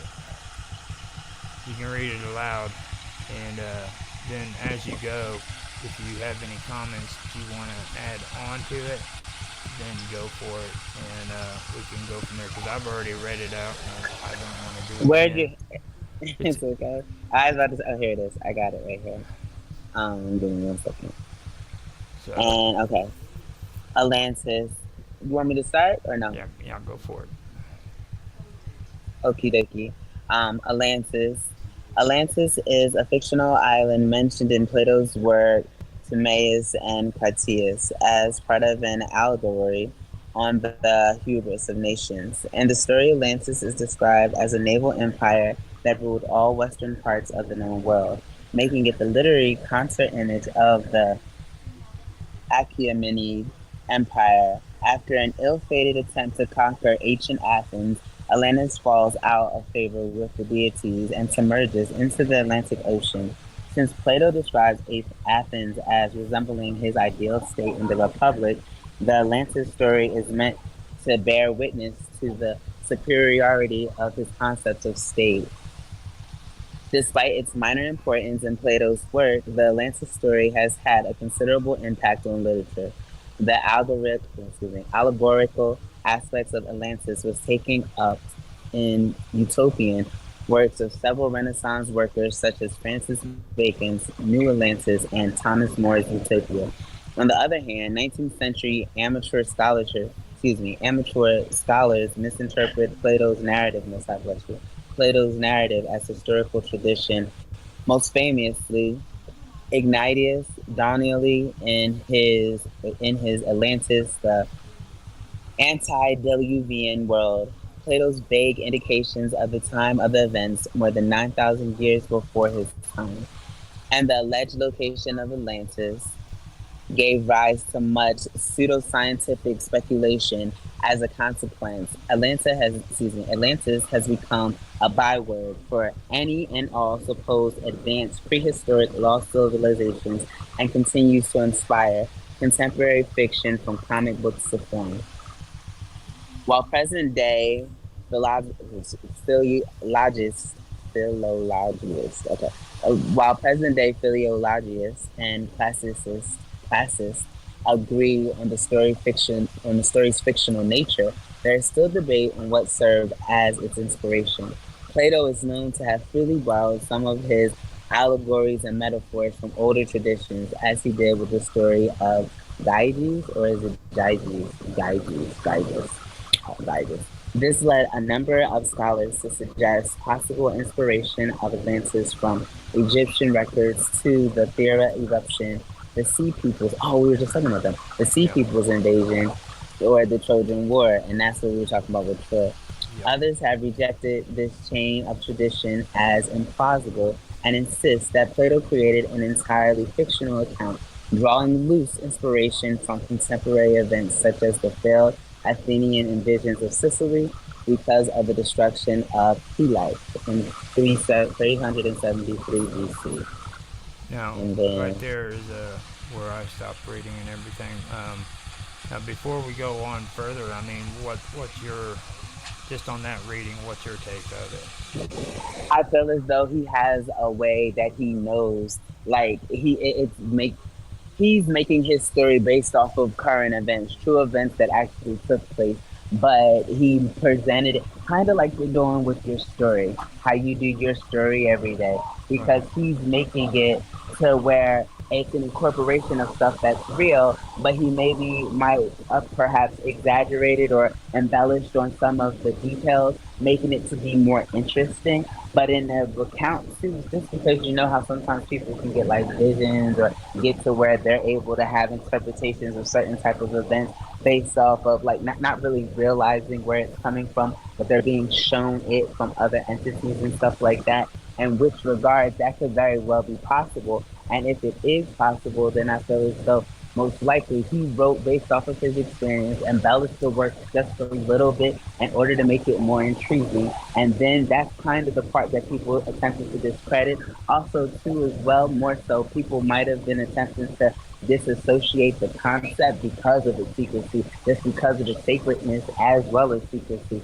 of not wanting people to really travel there or to, because I hear it's a very mystical place, and Yeah. as a result, that usually results in like it can bring you power. And if there was a way to access an extreme amount of power, you would attempt to minimize it or at least keep it hidden as best as you could if you were in a position to be able to, as well as feeling as though you'd be less benefited if you were to expose the true nature of it. Excuse me.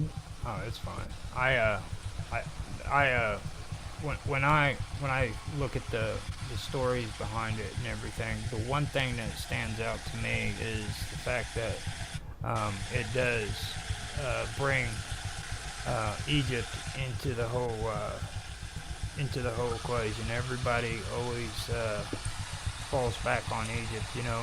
And for me, what I've learned about Egypt during those times was that Egypt was where everybody went for education. Okay, yeah, they might have had the And that's right there where the Phoenicians were. you know, they might have had Mm. like the Great Pyramids and everything, and they might not have been the same as the people up in Europe, like around Greece and Italy was, but they understood that great knowledge came out of freaking Egypt. And there are other things that have been discussed when it comes to. Now I gotta try to get it off that I've got the map zoomed in. Oh, I was. Well, see, I don't see the map. I was looking at the map on mine. I should have screen shared. I was looking at the map on mine, and I'm looking at its relation to Africa as far as location. And Yeah, you see where it has Atlantis here, then you see America, and then you see. See, this map makes me feel like it's backwards because is America not supposed to be on the left and then Africa on the right? Like, what is yeah. this I'm about? thinking that was because of photography. Whenever they took the picture, and then It's a reflection. they added it to wherever they added it to, it could have flipped. Now I could be wrong, but that does happen. Yeah, but yeah, what if it's a I deeper see meaning? that too. I thought I was losing it. I mean, I might still be losing it, but it's Now definitely made no sense. I believe I put it down on my my screen share. Let me see. Can you see Let it? me see. No, my screen is blank on your screen. It's just black. It's not even the chat anymore. Because Oh, usually I can see the chat. Oh, there it is. Yeah, I see it now. okay. I just wanted to make sure, and now I've got to try to. I've got to try to get out of the picture. Usually I hit freaking escape and it just does it. But now I guess there's some kind of different code that goes into it. Some Oh, you're being hacked. Severely hacked. That's very well possible. Seems as much as so. But you have three screens on here. You do see that, right? It's usually just two, but there's three yeah. of you now. Now Perhaps something's glitching because of that. the reason for that is because I want on the stream you're gonna see after it's done recording and everything you're gonna see another screen that shows what I've been going over and stuff like that. Ah, that's what I usually do see, and I think it's so cool because I see our like Jitsi chat on the top of the stream, and then I see what you're usually referring to or reading. Like, what's never our chat. Like on in Jitsi, I can see our chat, but I don't ever see the chat, or at least I never pay attention. But I never see the chat on the stream. I Yeah. usually see something like the information that you're presenting. So, okay, what you're saying makes sense there. That makes sense. Now But look at the and so the sea people. They did just mention the sea people in here as well. Or were you going to say something else? Because I was going no, to ask I'm about good to that go. correlation. I'm good to go, man. Okay, I can there is. now this right here is kind of what uh, was talking about. Like this is what they were talking about, and Yeah, um, the other continent. There was lost continents besides Atlantis. yeah, that's what I was asking you because you said there were other cities that were like continents. So, what besides Atlantis that are supposedly underwater under as well? Let me pull it up. I want to make sure I got the names right. Um, let's see here. No, they'll first always mention the lost continent of Atlantis, but like on here you have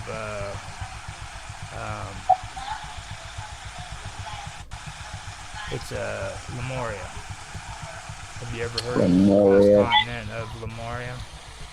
No, I'm looking it up now. Laws. It's Lemura. Lemuria. Oh wow! Look how pretty the water is around there. Now, Lemuria, or Lemuria, was a continent proposed in 1864 by zoologist Philip Slater, theorized to have sunk beneath the Indian Ocean, later appropriately by occultists in supposed accounts of human origins. The theory was discredited with the discovery of plate tectonics and continental drift in the 20th century. The hypothesis was proposed as an explanation for the presence of lemur fossils in Madagascar and the Indian subcontinent, but not in Africa or the Middle East. Biologist Ernest Haeckel's suggestion in 1870 that Lemuria could be the ancient home of humans caused the hypothesis to move beyond the scope of geology and zoogeography, ensuring its popularity outside of the framework of the scientific community.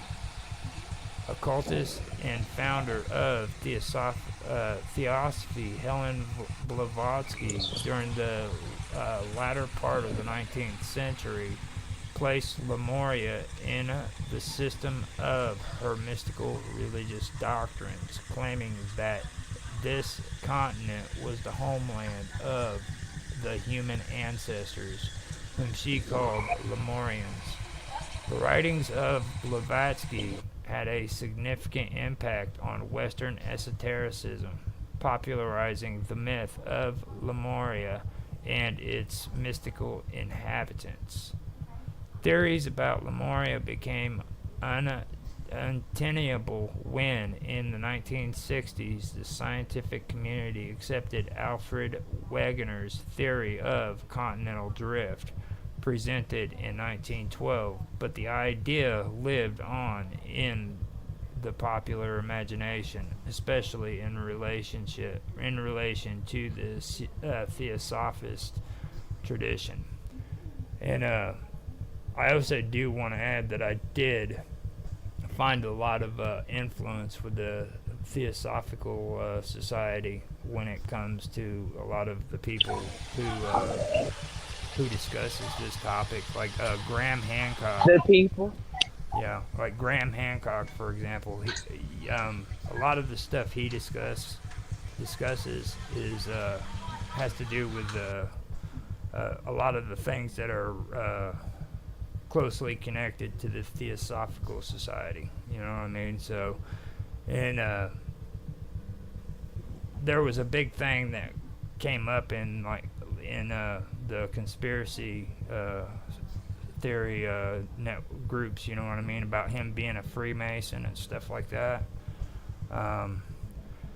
But for me, I think he's more of a member of the Theosophical Society more than anything else, other than being a Freemason. But the Freemasons, yeah, they believed in. Wait, hold on. You know who I'm talking about, don't you? Yeah. No, say it again, because it's like cutting out. I was like, You sound like a robot, honestly. no, what exactly was it that you did? Yeah, Graham Hughes. No, I don't know him. Yeah, That part, I heard his name, but that I didn't know. You're saying he's a Freemason? No, a lot. There was people that has made comments that he might have been a Freemason, but I see him more as being a member of the Theosophical Society. Graham Hughes. I'm looking him up now. Is it G? Oh, okay, sure. Yeah, They said Graham this man is an Hancock. actor. Hold on, wait a minute. Graham Hancock. This can't be the right person. Here, I can type the name in the chat for you. When I look him up, they say that he's the Odyssey Expedition. Is that what I'm looking at? No, The Odyssey. you got the name. I apologize. The background's going to be loud for a little while, as I can't fine. keep muting you and talk to you. And I apologize. Thank you. Now, did you? I didn't look it up. I looked him up, but I didn't type it. Oh, let me see how you wrote it. See, this is how I spelled it. It's like I apologize. I'm sorry. Oh, don't worry about it. Like, way better. It's fine. As long as you're good, then I'm good. It's your show. It's your stream.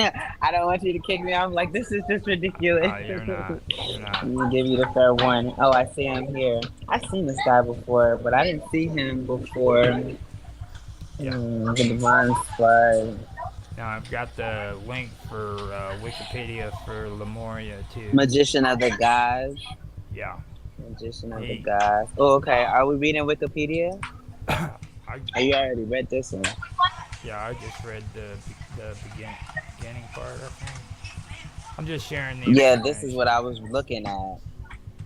I was looking at this one when you were you reading, and then the map too, because the map has Lemuria next to Australia. Is that correct? Yeah, and Am I see looking at the right thing? Yeah. the tectonic plates and everything. Scientists found out that freaking actually all the way from New Zealand down into Australia, there's freaking an underground continent or an underwater continent that sunk there. You know, so I mean, like New Zealand actually freaking goes underwater. Part of their continent goes underwater, and people don't even know that.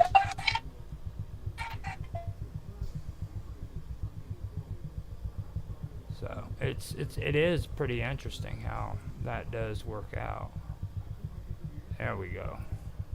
I can't believe I didn't think about that. All I had to do was push on the back arrow to get out of that map. Okay. Hey, But sneakers. Yes, ma'am. I'll be in a second. I'm listening now. So it's just super late for basketball. The people are late getting here. I've been standing in line because we got here early, and so they're all coming in now. And I just, nothing. I'm listening. I had to buy sneakers for my boys, and she's just telling me she wasn't listening.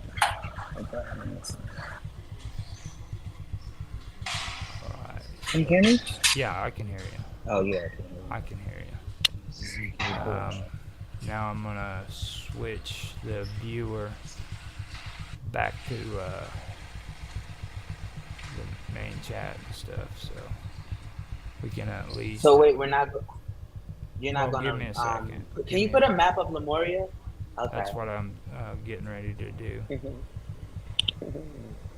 I'll try to get it all set up that way, freaking it can be seen on the video too. I was from the idea. I see it. It's showing. And window capture, I can turn that off. Now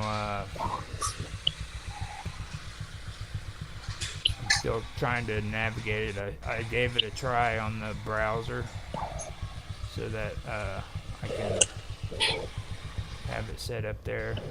Now, are you seeing it? Yeah, I see it. Evolution of the idea. Yeah. Now I can go. Am I reading?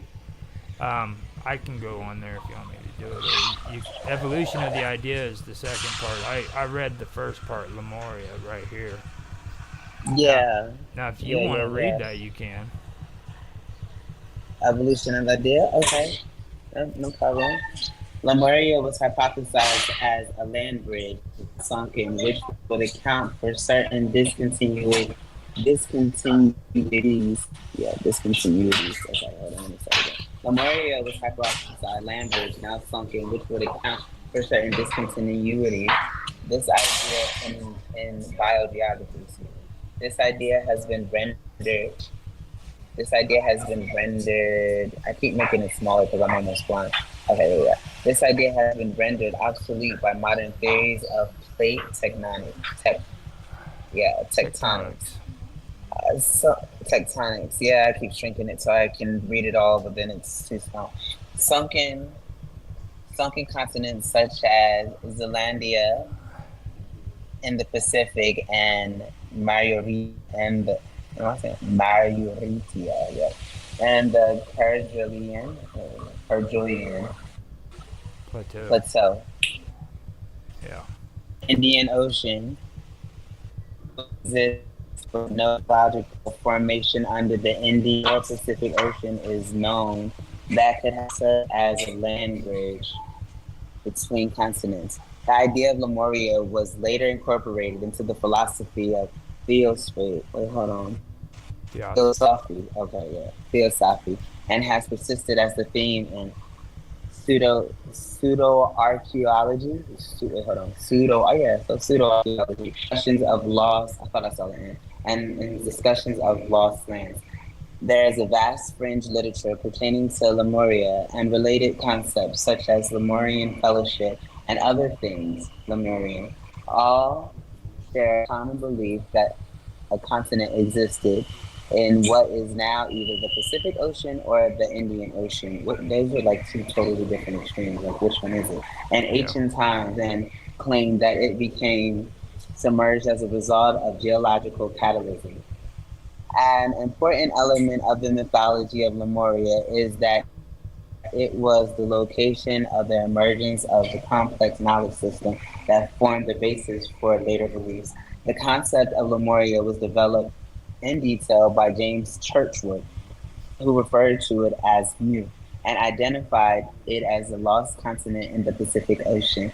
Churchward appropriated the name for Augustus Slave Polygamous, who had who had used the concept of the land of Mu to refer to the legendary lost continent of to the Atlantis. legendary lost continent of Atlantis. Churchward, yeah, I'm just scrolling.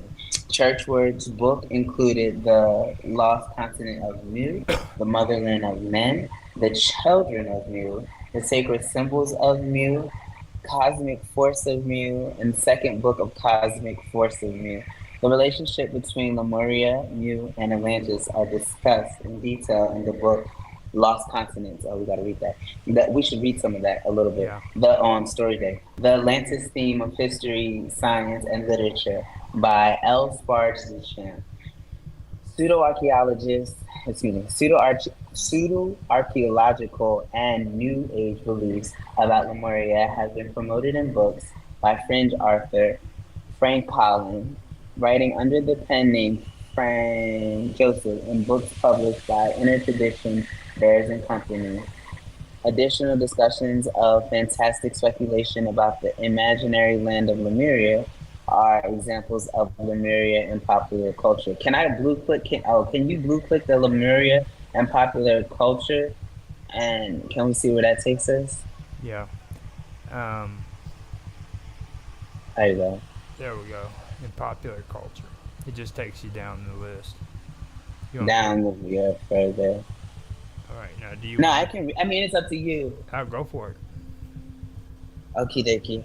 Since the 1880s, the concept of Lemuria has had a prominent place in the mythology of theosophy, anthro,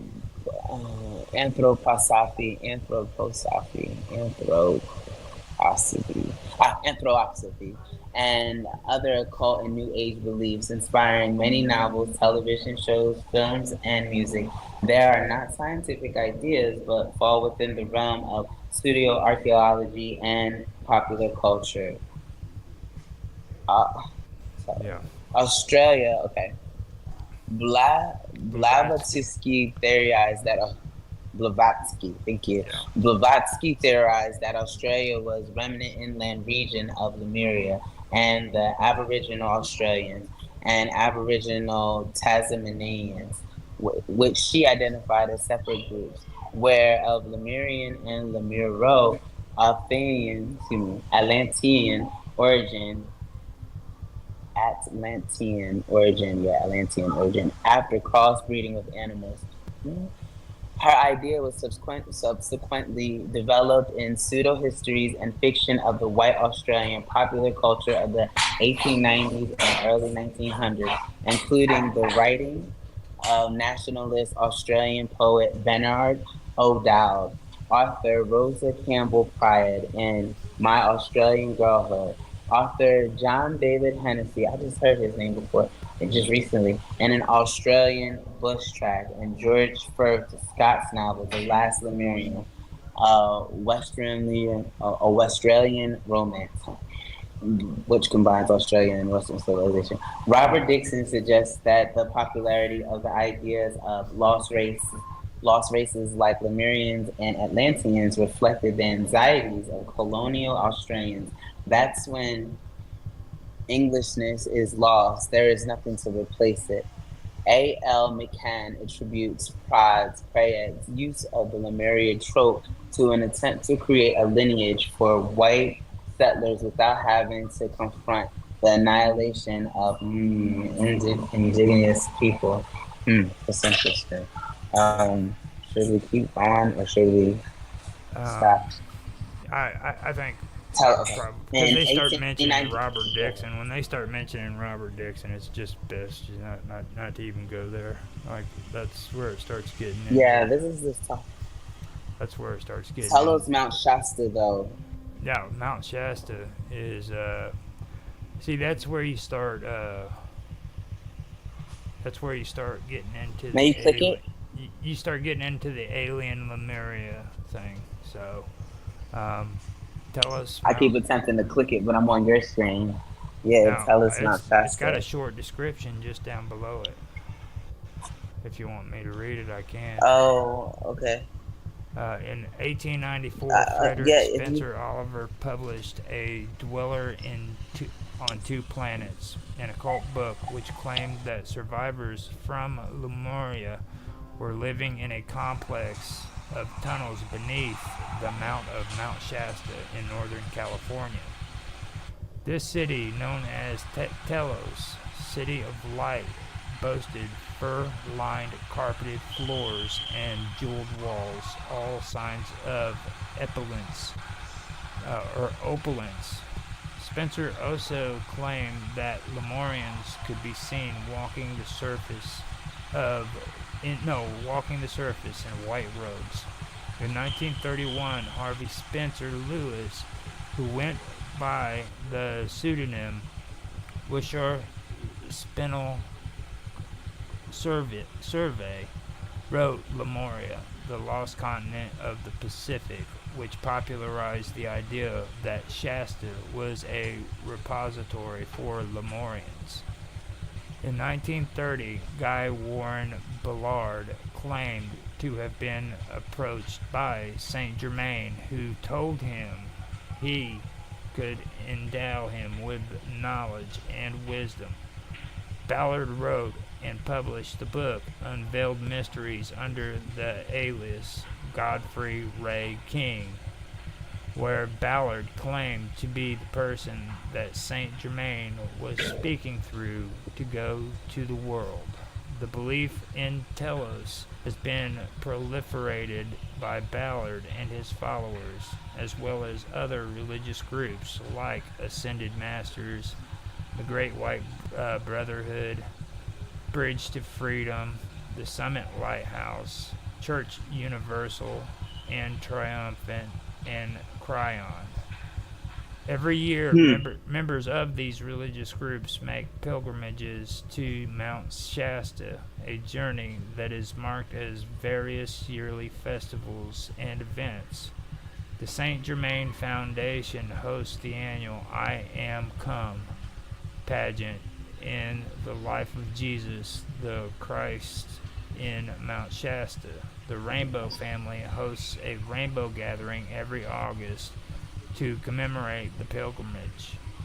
These religions are often a mix of spiritual practices based largely on native Christian, Buddhist, and Taoist traditions, synthesizing their beliefs and excluding negative aspects of such religions.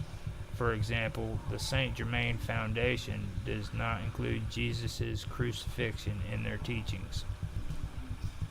I don't know how they just avoid that subject matter, but that lets you know how religion can just vary based off of comfortability, or just more as idealism, what people would like for it to be. And that's why, like, I never down anyone if like you're going to be religious, but it's really a way of being in bond.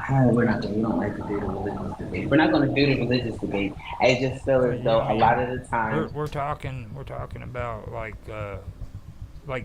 technically they like to call them religions, but they're really cults. Because and the word yeah. everybody keeps downing the word cult like you're insulting them, and that's not what it is. Christianity was a cult at one time. But by definition of what a cult is. Yeah. Like in fairness, by definition of what a cult is, like a cult is a cult, and that is what religion is. I Unfortunately, mean, it does. the difference Not between all a of them, cult but and a most of them. religion in layman's term is just their size, their following. Okay, like Some of they these don't. look, so the Catholics are a cult. Definitely, look how huge that is. Well, it's a matter of how many followers they get. Like when they hit a certain point where they have so many followings, they can be considered a religion. You see what I mean? But before that, So it's the smaller ones that are considered a cult. yeah, like the smaller belief systems that are below a certain amount of followers are a cult. I mean, and that's all it is. There's nothing insulting about it. There's nothing bad about it. It's It's just just the there's, truth. you know, what I Right. mean, there's a cult and then there's a religion. You know, Can we look at? Can you pull up the definition of cult just for? Can you yeah. pull up the Wikipedia of cult for us and share it on the screen just for With that comparison, just one, so people can see it? I can probably pull freaking Encyclopedia Britannica. That way, Okay, that, and then can we do etymology? Do you have the etymology site so we can just see the breakdown as well? I mean, I can do it on this side, but just because you, oh, here it is, right here. now, Super session. actually, it'd probably be What is this? cult definition. I can do Merriam's-Webster. What Okay, what's on the often screen now? one of my. Well, I'm not on. Oh, okay. Yeah, I'm The going num- through and sharing the browser. That is. Wait, what is going on there? Let me. I'm like, wait a I'm on the wrong minute. This spot. is new. Yeah, that This right is there is something for new. Lemuria, man. That's I that, see the water, and it says it over here, yeah, Memorial. Yeah. Super session, Kumari Canon. Mm.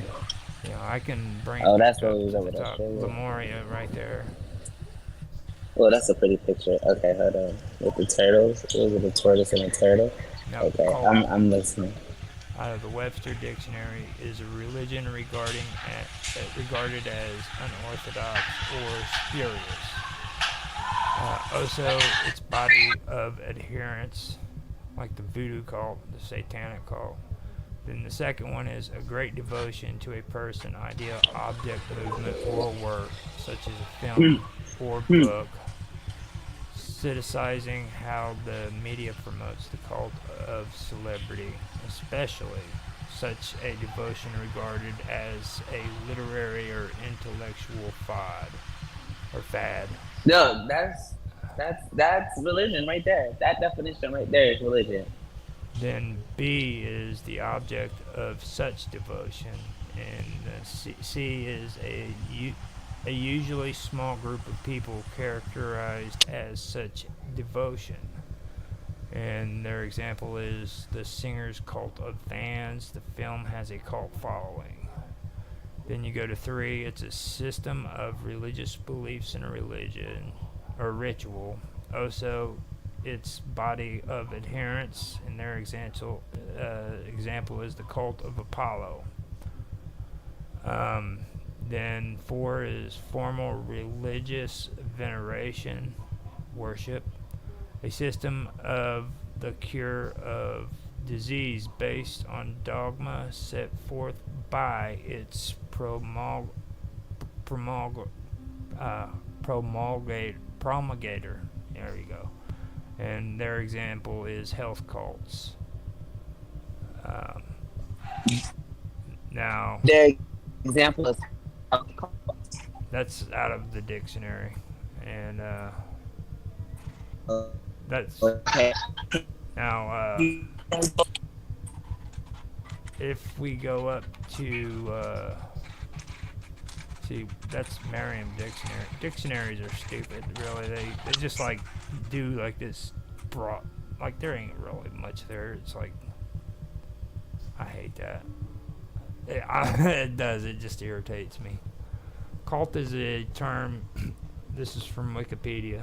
Cult is a term in most contexts pejorative for a relatively small group, which is typically led by a charismatic and self-appointed leader who excessively controls its members, requiring unwavering devotion to a set of beliefs and practices which are considered deviant outside the norms of society. This term is also used for a new religious movement or other social group which is defined by its unusual religious, spiritual, or philosophical beliefs and rituals, or its common interest in a particular person, object, or goal. This sense of the term is weakly defined, having divergent definitions both in popular culture and academia, and has also been an ongoing source of contention among scholars across several fields of study. An older sense of the word involves a set of religious devotional practices that is conventional with its culture, is related to a particular figure, and is frequently associated with a particular place. Reference to the imperial cult of ancient Rome, for example. Use of the word in this sense. A derived sense of excessive devotion arose in the 19th century.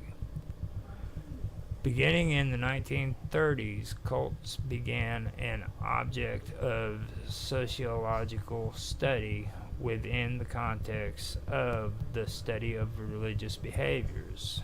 Since the 1940s, the Christian and secular anti-cult movement Oh, there you are. There you are.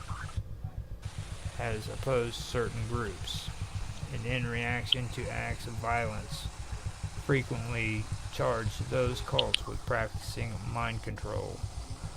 Scholars and media have disputed Today, I'm going to show you how to remove actions of anti-cult movements, leading to further public controversy. So, yeah, once they start getting into all that, I wanted to stop. No, I understand, but like I can see the correlation. I felt as though, just given the nature of the topic and based off of how we're describing it, it was necessary for people to understand that do listen why we're relating religion. Not that we're being anti-religion, but just speaking the truth of the matter using just basic No, research definitions. I could have actually messed that up because on Wikipedia it also says not to be cult is not to be mistaken with occult. Occult, OCCULT, yeah, With I an know O that. instead of CULT, OCCULT. So that might have been my bad.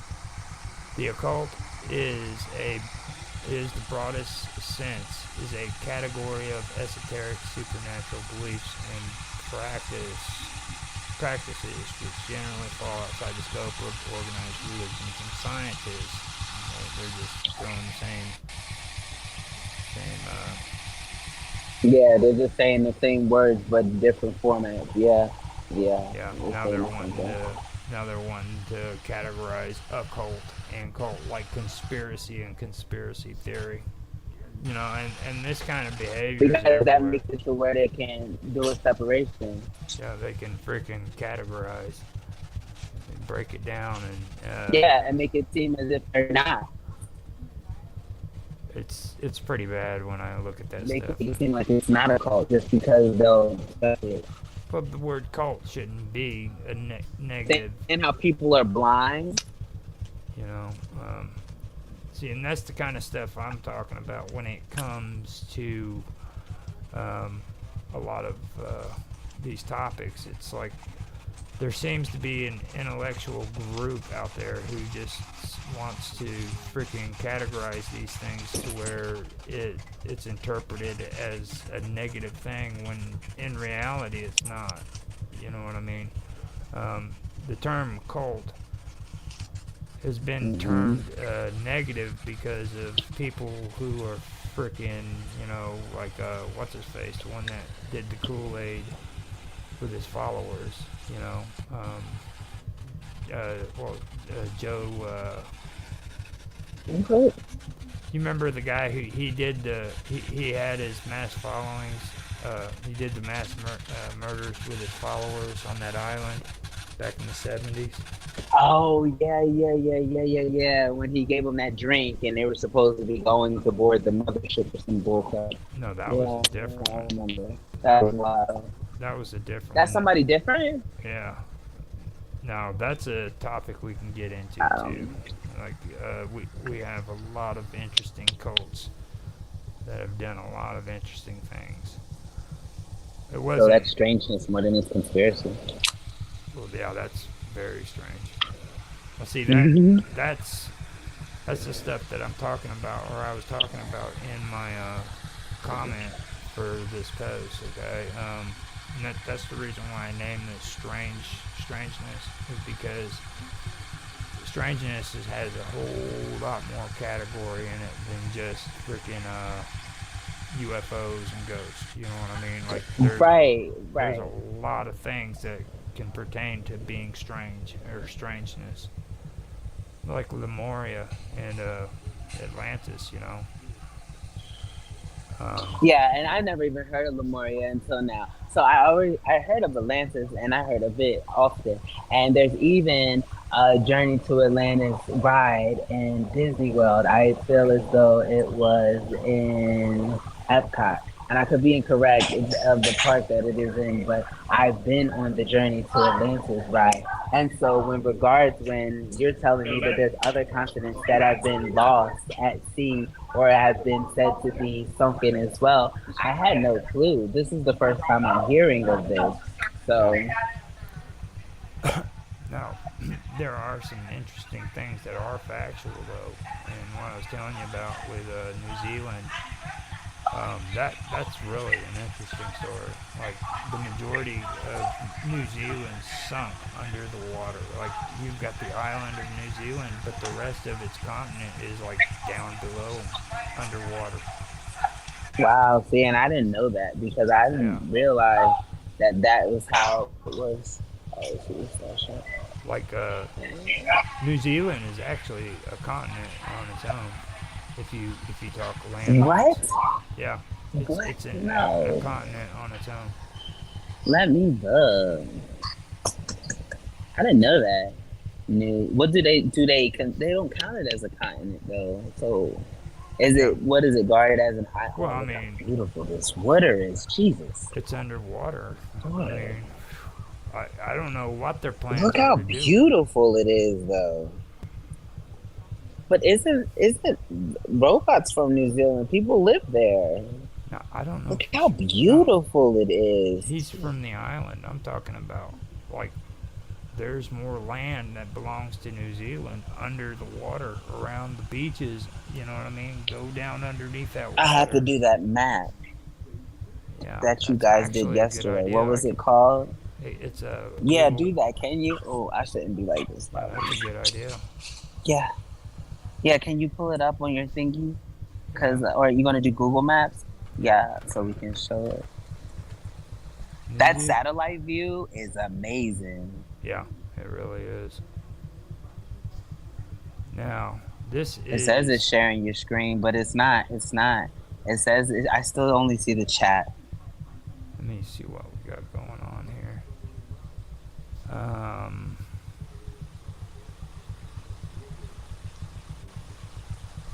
There we go.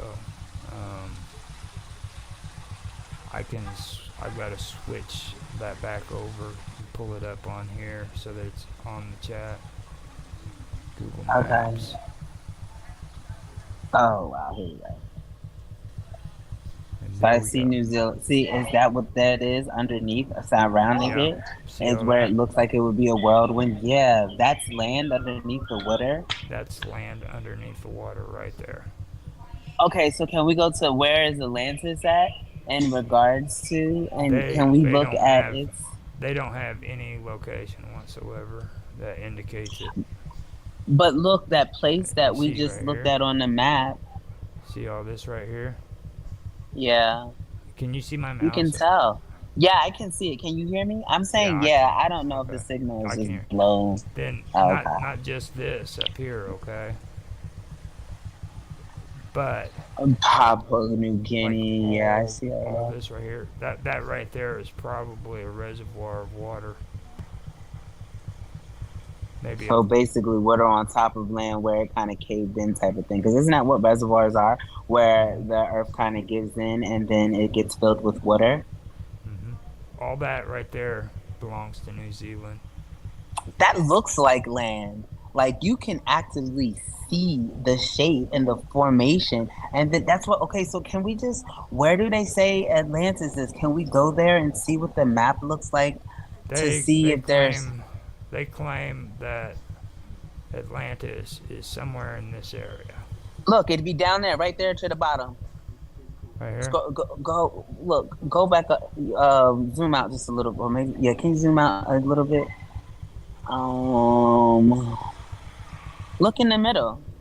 Look in the Right middle. here. Yes, Do see you right see here. it in the middle? Yeah, but do you see right where they have okay, North Atlantic Ocean, right? Do you Uh-huh. see that right there? hmm What Right. about the Bermuda Triangle? Where is that at? The Can you show the Bermuda Bermuda Triangle Triangle? is within this area right here. It Same starts. area. It starts at. As a matter of fact, you're right in the area, so you need to be careful. All right, I might just drop off the face of the earth and no one knows. This might Now, disappear. Bermuda is actually, I believe it starts off right here off it Off of starts off Miami, right here, really. right around Miami and NASA. I've only been to Miami to leave for a cruise. I've never been to like Miami to Miami. When I was a kid, I we don't left even know from if there. Google Map will show NASA on the satellite. To be honest with you, Look at this. What is that? this right here, Yeah, that look at is it. blue water. No, that's the Bahamas surrounded by blue water. Okay, we have that. But then look surrounding it.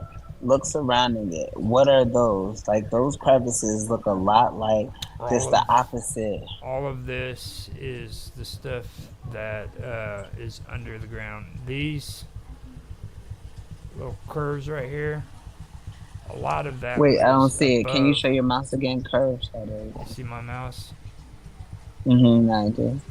All of these lines right here are lines that indicate that this land here might have been above water at one time. It looks like it. And that's what I was saying because just how it looks different, it looks like it's different levels. So, with that being said, is that not altitudes, different altitudes? Yeah, that's what it Yeah, looks like. that's exactly what it And is. as Water's with that rising. being, yeah, like what, and it would only be higher because it's on top of something. You understand what I mean? Like hmm it wouldn't make sense for the water to be higher if it's the same body of water, unless it was more land underneath it. That makes so much sense. Now see these islands right here. Look at that right there. Look at those two. Look, yes, I was just about to say. And do you see the bottom ones with the three right there? All of that's land. You can tell, like that right there. Then that where the fort here where your mouse was just at. All of that, that's land. That's Like land. It's probably this too deep to area, go underneath. this area right here is the area that most people who believe in it back in the old days believed it where it was. Does that not look like what we just saw on the map that we hmm saw? And I was like, hey, why does it look like it's backward? It's the same exact shape. Yeah. Look at it. Well, check And this let's out just. too. Like there's a line that comes all the way down here, I see it. and then it comes all the way back up here, and it matches up. So It stopped this, moving. Oh, there we go. you want me to stop moving? Is that what you said? No, it stopped moving. You were saying, hmm and it goes all the way back up, but it was still in the same spot. The mouse is not moving See, on my this side. It's this moving this could now. all been landmass at one time. It looks like landmass all the way down. I could see it because look at how it's connected, and look at where it's connected at with Africa. So look, zoom back out for us 1 second, just a second. All right, now trace your mouse, and you trace your mouse to where you can. There's no. Can you go back to over here? Like, look at this. Go down here, and you go down, and then you go down further with your mouse though, and then look where it connects to Africa, right at the tip. Where is that at? Guinea. You see what I'm saying? Yeah. You see? Yes. Look at it. Yeah. Look. Yes. And then it goes here, and then it goes there, Yeah, and but then it goes all also, the way up. if you look at this, okay, look at it a little closer too. Look at Morocco, okay. Now, Okay. when the Phoenicians used to trade with Morocco, there was a weird story that was involved with them where the Moroccan tribes that were local to the area freaking made it to where they didn't want to have any contact with the Phoenicians and uh, other traders during that time. So what they would do is they would bring their goods that they wanted to trade with these people out to the shores, and they would place them on the shores, and out of good conscience, you know what I mean? They expected that these ships would come out and drop their stuff off on shore, and they would trade the goods, and they would take what was traded to them, and they would leave what they were trading. You know what I mean? Mm-hmm. And the reason why they did that, nobody knows. They have no reason. They have no understanding of why they did it, and they did it right here in this area. Now, Right where it looks like all this land. Look at this. Right there. Right there. Look at okay, that. and There's it's nowhere that's just water. yeah, it's always been that way with them. Okay, in this region, that's Gibraltar. That's the freaking that's the thing of Hercules, I believe is what the Strait of Hercules. It's actually Mm. the Strait of Gibraltar. That's what connects the Atlantic to the Mediterranean right here. Okay. Um, this coastline right here is very, very interesting, and this coastline right here. The Phoenicians traded along that as well. I saw the Mm-hmm. Phoenicians traded on the whole top half of Africa. I Yep. look just with my findings from what you guided me towards. And Yeah. uh, they're also doing excavations on this side too, because they're finding old artifacts of old cities that used to be on the coastline here that are just gone. They don't exist no more. Hmm. Spain is a big, it's a hot topic right now in archaeology. It's almost, Can I? huh? I was gonna ask you a question, Go ahead. but go ahead and tell me about. No, well, you can finish your thought first. I I'm apologize. finished. Excuse me. Oh no, you were gonna tell me about Spain. You're not finished. Keep going. I'm done.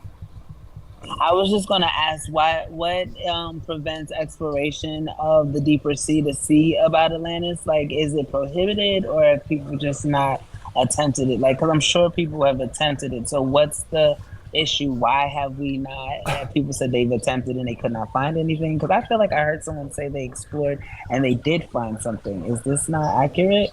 Well, see, we're looking at a map here. You know what I mean? The Atlantic isn't even It's as tiny. close. You're right. It's not even as close as in depth. It's not as close as what it is here in the Pacific Ocean. Like this right here, this is huge. Like when it goes to freaking going down. All right, this is a very, very deep water right here. These right here make this freaking look like freaking a kiddie pool. Yeah, I can imagine. Okay, But can you not see how it looks like land yeah. masses? Like, even when you were doing with the New Zealand, if we're using the same type of context clues, it would parallel when you move it over here to Atlantis. Now I So, also oh, what's want that at the top? Oh, that's I Ireland. also want to point something out here too. Okay, now this right here, this strait between England and right here, you got the North Sea. Yeah, North Sea, I see. Okay, now if you look at this line that runs through here, okay, this was where the water used to be. This used to be landmass, and the United Kingdom was connected to the rest of Europe. They've found villages and settlements down underneath the North Sea and through this strait right here. Okay, Mm. that shows from the English Channel. It shows that there were actually settlements there and people had lived there at one time, and they're doing research into that too and diving down in there and finding new information out. This is the boundary of where all the old land masses were before uh, the ice melted off. Like, look at them. You can see them. You can see the land. You can tell that it's land. Yeah. Like, even it's saying whatever island. Like, look at this. Look, and then this looks like it had a chunk taken out of it. Like Yeah. somebody just ate Iceland. Looks like someone just took a chunk out of it. Well, Iceland is very ferocious. So you've got Iceland right here, right? Yeah. Okay. When the Vikings settled Iceland, the big problem they had is there are huge freaking icebergs that constantly travel around the freaking beaches of Iceland. So not only did they have to freaking travel here from Norway and Sweden and freaking Finland, but when they got here, they had to worry about these huge freaking icebergs that were constantly freaking all over the place here. And these were freaking not like clusters. These were freaking always there and by huge amounts. Okay, and it constantly rotates around this freaking island. So that's what they had to deal with when they first got here. And I believe the first. Oh, can you go up here to this top, Raphael? What does that say, Raph? At the top of Iceland, R-A Raph. Okay, Raph, Raph. Was you able to see it? Okay. Yeah, I see it. I see it now. You zoomed in too much a little bit. It's at the top. It's R-A Raph, right Oh there. yeah, Raph. Yeah, something with Rufferhofen. that. I'm gonna take a screenshot. I Now, don't have my iPad up today. if you want to get into interesting stories, this island is the story that you want to learn about, because there's been people that freaking entire villages that just vanished. Entire From community, Iceland? yeah, entire freaking communities just vanished without a trace. Okay, so that's next week's Strange Things. I'm gonna do some research. we have next week's Strange But yeah, Things. now see when it comes to Atlantis, this is what I consider we should be doing. You know what I mean? I mean, it's good to talk about the stuff and a lot of the old stuff, but getting on here and looking at the maps and seeing it is pretty good. Like Yeah, it definitely shows a lot more. another thing when it comes to Atlantis that needs to be discussed is Malta. Okay?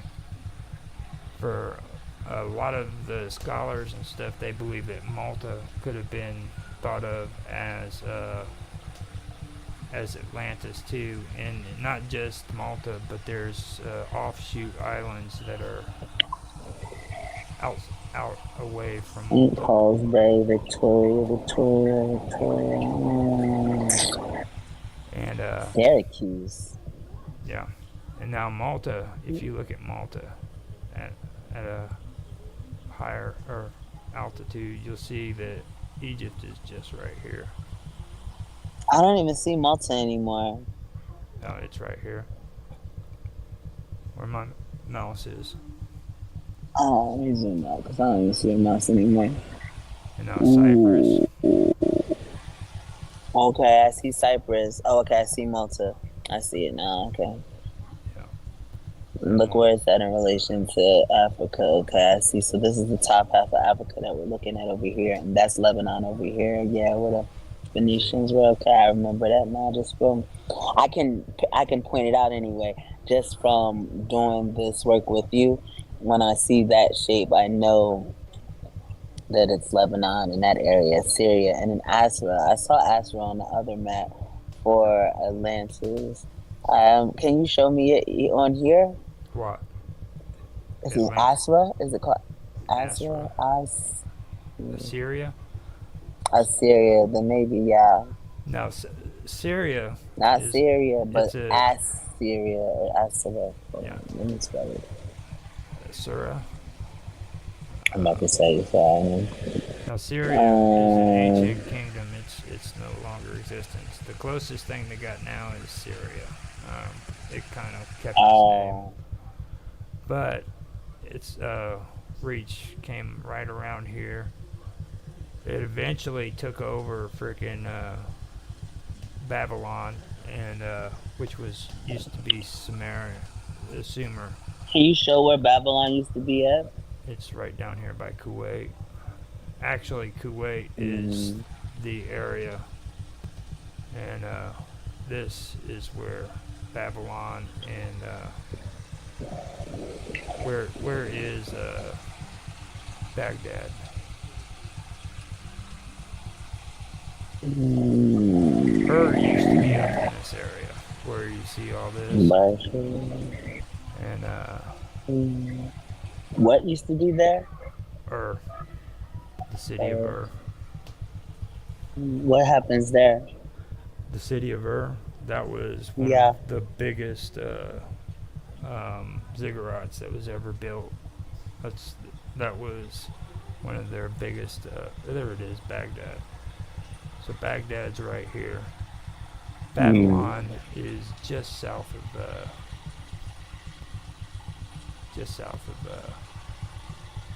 Baghdad. I'll be I right wonder back why real they quick. don't show. Okay. I got an emergency. Oh, do you want to go? No. No, I just have an emergency real quick. I have to go to the bathroom. Okay. Okay. Okay.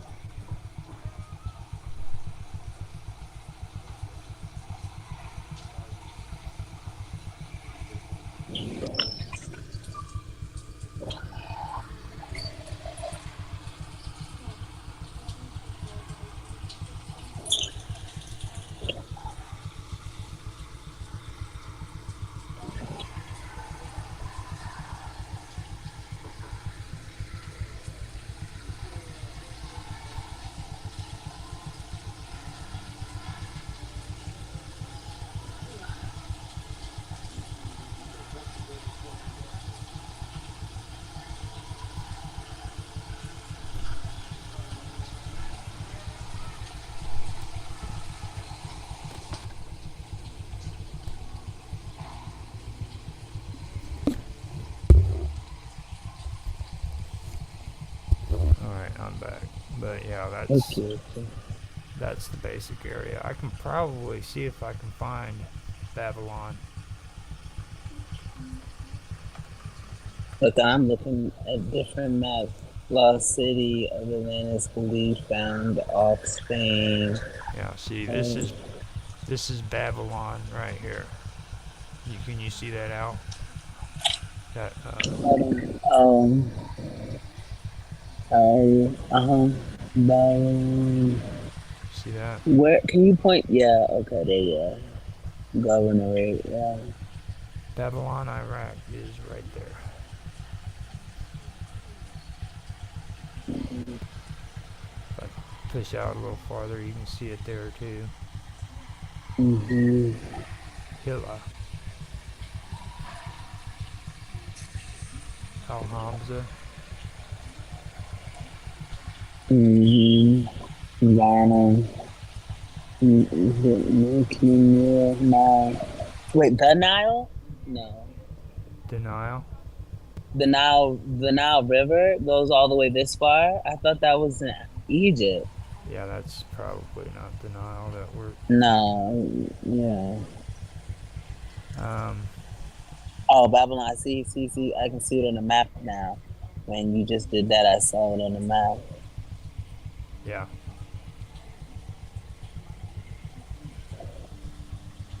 Ahasma.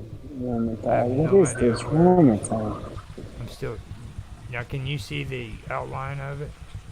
Yeah, I can This see the little one. outline, the red, yeah, the red and white. Uh-huh. And so that's what they're considering to be Babylon. And that's what Babylon is. But that's today's Babylon. Um,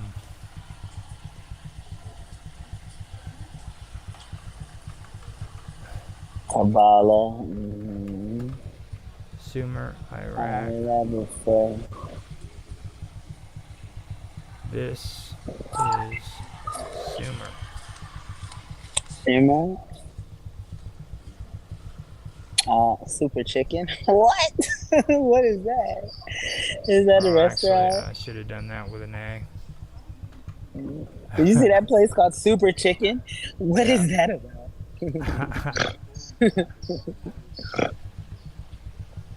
That's in Shabbat swimming Baghdad. pool. That's right in Baghdad. Which I doubt that. That's just not. Oh wait, so that little teeny thing is where they're saying is Babylon. If you scroll if you No. scroll out, oh, that little red and white, that's not what they're okay. Yeah, they're trying to say that that's freaking Sumer, and it's not. Now Babylon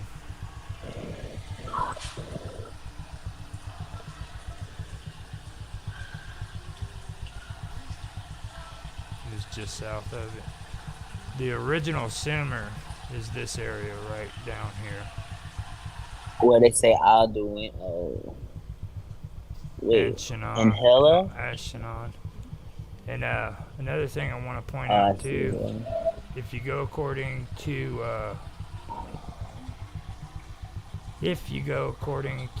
what frickin' the Sumerians believed with the Garden of Eden, the Garden of Eden is actually down here. Oh, that's right next to Dubai. Yeah. And this is what Robot was talking about yesterday about the Garden of Eden. Where is that show again? Now, what he's talking about is it's supposed to be up in this region, which there are a lot of people who do believe this, because right here, where these three rivers meet, Yeah. okay, now right up in here is where a lot of people in the religious community believe that the Garden of Eden is. And where were you just showing me it to be? Now, where I was showing you, if you go according to what the Sumerians Right there. were discussing, it's right around Qatar. I wonder if the land was broken apart. Well, we know it was broken apart. I mean, put But this in my Qatar. I just want to have it in my Google for later. Whenever I do it to this is the general area that they're talking about, and in particular, it's a small island. Wow, it's small, but it's very innovative. Jeez Louise, I'm looking at these pictures. It's just like ridiculous.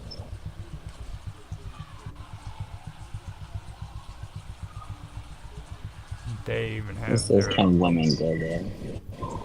they even have their story on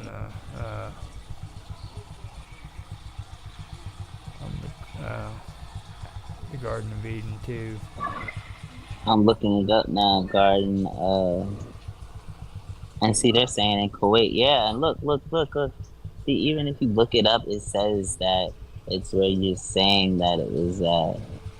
And then let's see, Persian Gulf and southern Mesopotamia, where the Tigris and Euphrates River run into, and that's what he was saying. So he was talking about it being near Mesopotamia and Tigris and Euphrates River. Yeah. But this, I see both. Because then this other one says that it's in Qatar, Eden Farm, Eden. These right here are the more ancient areas too. This is where a lot of the old civilizations come from. And he was talking about this region too when he was mentioning. I forgot their names again. Shit.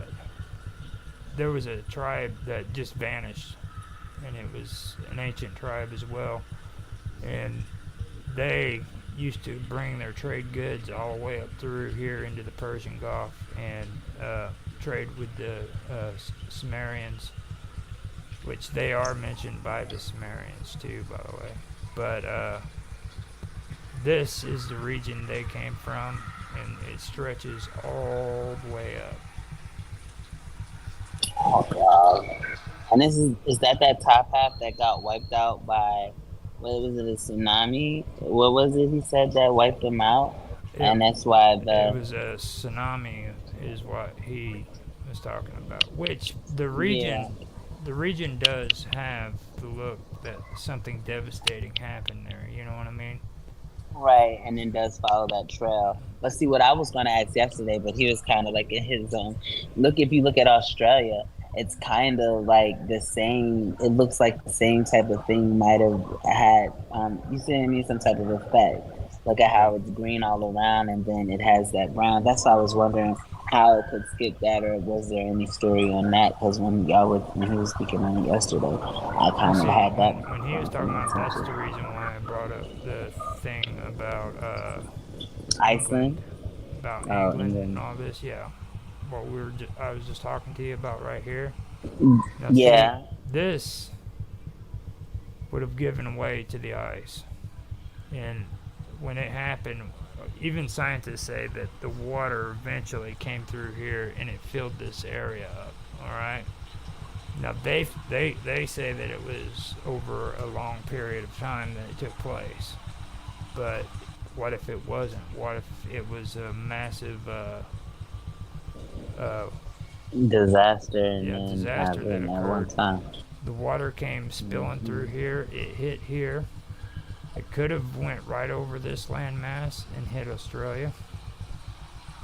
That could have Hmm. probably been the last Especially like area. a wave, a tidal Mm-hmm. wave, because it could just go up and it can skip some stuff, but then where it lands would have more. You know what I mean? Like would have more destruction, more devastation anyway. Because there's no system to be able to destroy it. Now, what I was talking about was up here. Okay, you have the freaking mountain ranges up here. Okay, In Turkey and and, Greece, yeah, I see and that. Yeah.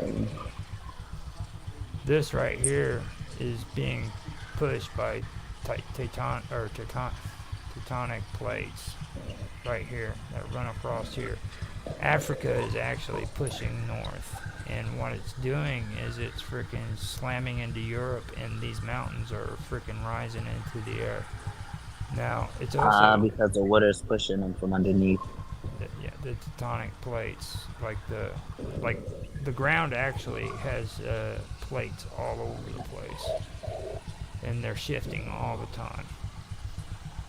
And these plates are literally pushing Africa north. The entire continent is moving north, and it's creating these mountain fronts here. Now up here is the same kind of situation that's going on. You have the Russian steppe, which is right around in here, okay? Hmm. Now you have the Himalayas too, and the Himalayas are basically the same situation right in this area, okay? The Himalayas are actually moving upwards. They're growing. They're getting taller. See that? Because part of this is Asia, right? Yeah. Yeah. This is Asia, and then This is India. So that's Asia at the top, right? right. China, This is okay, Nepal. and then Uh, India. Bhutan and Nepal, Hmm. and all of that is the Himalayas. The Himalayas. So Hmm. where are the Himalayan mountains? What are they? Yeah, are they that? Is that whole area them? Yeah, that is Oh, all these little white spots here. You see? yeah, those are the mount. Oh, I see Mount Everest. Okay, so it's just different. mountains that make up the Himalayan mountains. So the Himalayas are mountains, and then Right. you have different. Okay, I got it. I got it. I got it now. I've not known till today. And then right there, it just gets more and more insane. They're spread all over. They look like they're covered with ice as well. Mm-hmm. Are So, they? so I mean, there's a lot of things that he was discussing over there, and there's a lot of factors to take into consideration as well. You know what I mean? Um, Mm. there's a lot of damage that's been done. Don't get me wrong, but it could have been a lot of things other than Just one time, one tsunami, right? yeah. They And could like have been. from this point on, where Kuwait is, all the way to right around in here, right right around to the well, I ain't even gonna go there. I'm gonna say up to Anatolia and where Lebanon is. Hmm. This was called the Fertile Crescent. Okay, this used to freaking have uh, a lot of vegetation and it was very fertile land. As a matter of fact, wild lions used to run this area, and yeah, wild lions used to run this area, and it And now it's desert. and now it's desert and there's no wild lions whatsoever. Lebanon, for thousands of years, was famous for the cedars of Lebanon. Countries, all these kingdoms would come from freaking every part of the freaking known world to Lebanon so that they could just buy their freaking wood. Alright, that's how famous the cedars of Lebanon were. And now they're nowhere. It's just barren. Hmm. And It looks like a little bit of green. the reason for it was is they were big on crops and everything, but they didn't know how to freaking properly use agriculture, and What is they depleted their what is Cairo? I apologize. I see Cairo here. It looks like it has a lot of land. yeah Is it green still? yeah right there. That's where the outlet Hmm. to the freaking Nile River is, dude. Yeah, Yeah, that's what I remember. That's the Nile right there yeah. going through This is there. actually the Nile Delta. The Delta. That's what it's called. The mouth of the Nile. I remember that Yeah, much. Yeah. that's the Nile Delta. In Alexandria, where I was talking about, Yeah, you this just was. this is the city that was uh, built in dedication to Alexander the Great when he conquered Egypt. Mm. Thank you. Thank you. So, um, and this is where a lot of Hellenistic belief came from. This is where you get a lot of your Gnosticism. Um, What's Gnosticism? Hold on, I'm about to look it up just in case. But what Hellenist? What is that? Lady Hellen, Helen. I heard of her. Hellenism, just spell out Helen and then put ISM at the end of it. National character, culture of Greece, especially ancient Greece, Hellenism, imitation of Greek culture is what it is. Okay. And then can you Gnosticism. Oh, it's a G. Ooh, blow your vocabulary. That's on the attention again.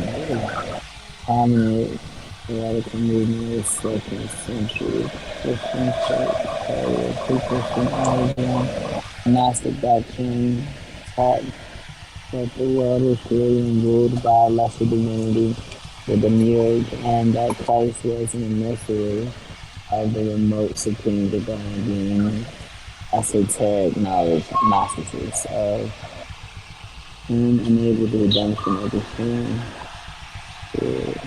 Hey, we gotta talk about this in history. Gnosticism. We should talk about this. Yeah. Really, or is that too much? And is it? Can we do that? Is the prehistory? Gnosticism would actually be a better topic for what we're doing Same. now. Okay. We could dive into that. I'd also like to talk more about Neoplatonism on here too, because there's a Neoplatonism. The Neoplatonists did a lot when it came to. Have you ever heard of the Great Year? The Great Year. Can you explain it? I feel like I have, but I don't think so. The elliptical year, where the Earth actually wobbles. Okay, and it's like, have you ever seen a top spin? Yeah, like a dreidel. Yeah. Yeah, where it spins with that Yeah, little I'm wobble actually. on it. That's the Great Year. Yeah, but no. Wait, That, the Great Year is an actual thing, and it means for what? it's when the Earth wobbles Oh, instead no, of I've never heard rotating. of it. Well, it rotates too, but it's a wobble, and it takes a really long time for that rotation to make it completely around one time. And the ancients used to call it the Great Year. Well, And that's just the Earth spinning on its axis, yeah, and it's called the Great Year. yes, Oh, yes. I didn't know that ever. Never ever heard that. No, or maybe if I heard it, I just wasn't paying attention because this is like high school. You're like elaborating on stuff I haven't even touched since Oh, high school. I guarantee And you, they never even mentioned it to you in high school. I haven't got it at all. I mean, I can almost guarantee you they never did. You know, um, it's just a lot of this stuff you don't learn in high school. Basically, is what I'm saying. Like they just don't. Yeah, and that's what we were talking about. They don't go over the stuff that's like the facts. They teach you what they want you to know in order for them to emphasize a certain type of point. And that's Yeah, something I've learned about a lot of stuff that you've been showing me. yeah. That there's probably some good stuff that we need to get into. And you know, I don't have a problem with talking about freaking Atlantis. You know, but I mean, It's not just enough facts. yeah, and just understand that there's a lot of people who made a lot of money off of this freaking Atlantis scheme that they've come up Concept. with. Hmm. No, what they've come up with is a freaking scheme. I mean, point blank, pure and simple. It's, you know what I mean. The actual Atlantis concept is pretty interesting, especially when you start thinking about stories about Lemuria and things like that. Okay, and continents that have sunken underneath the water and things of that nature. But people have made it into more, and what they're doing that for is because they want to exploit people who are willing, or who they can uh, deceive, and Easily influence and yeah, persuade. Yeah. you know what I mean. Hmm. Now, I don't include Casey among that because Casey freaking he honestly believed what he said. He even has his own institute, and they still do research trying to find Atlantis. So, but So I just want to know: do you think that, or is it possible that there are other places that are accurate with documented proof? Like, because Plato is so renowned, I would just want like to understand where would this concept come from?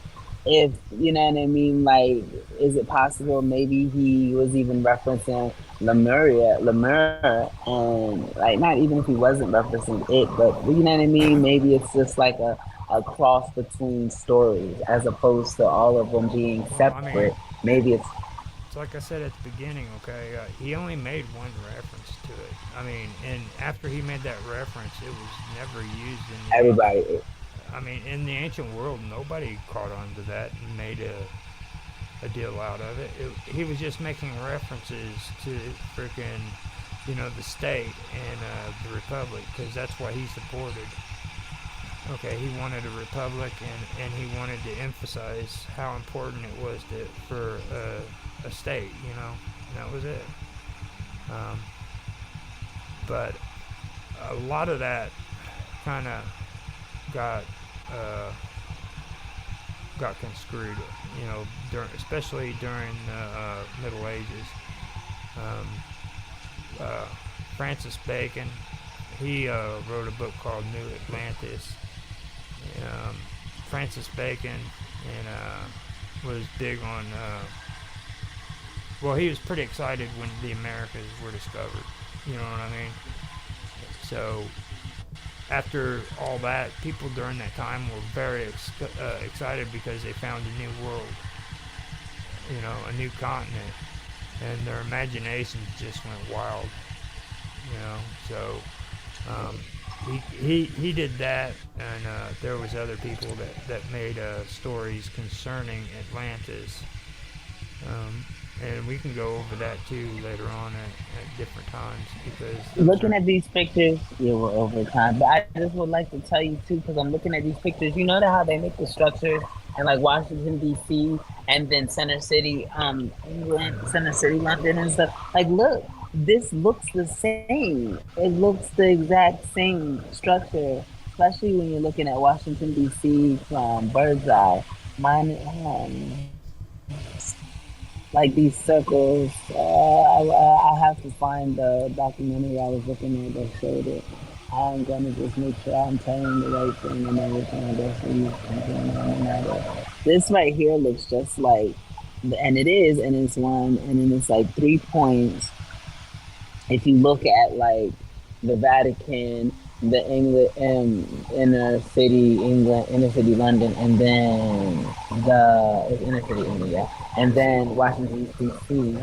this It'd be 1, 2, 3. that was also something I wanted to mention yesterday and go over, but I can actually bring it up now too because it kind of fits in with it. But these obelisks, okay?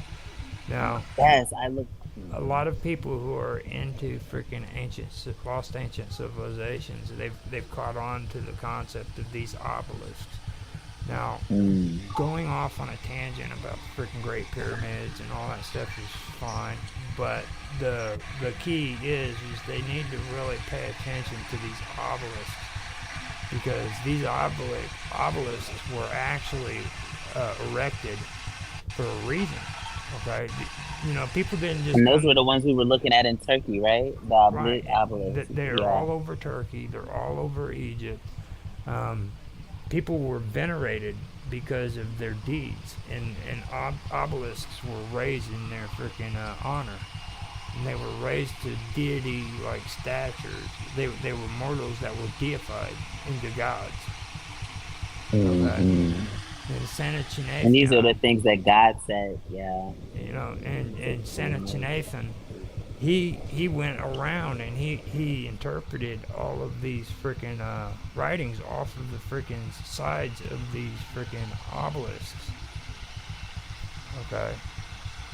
The only sad part is all of his documents and everything were destroyed, and the only thing that remains of it is what Eusebius of Caesarea, or Eusebius, wrote about him in his argument against the pagans. You see, so I'm just looking at the structures. you have to take a Christian's viewpoint on when it comes to learning about these people. You just can't find the text and documents that follow up and tell you this is what he said. Look at this. Look at this thing. This looks just like disabled advances. I'm about to put it in the chat.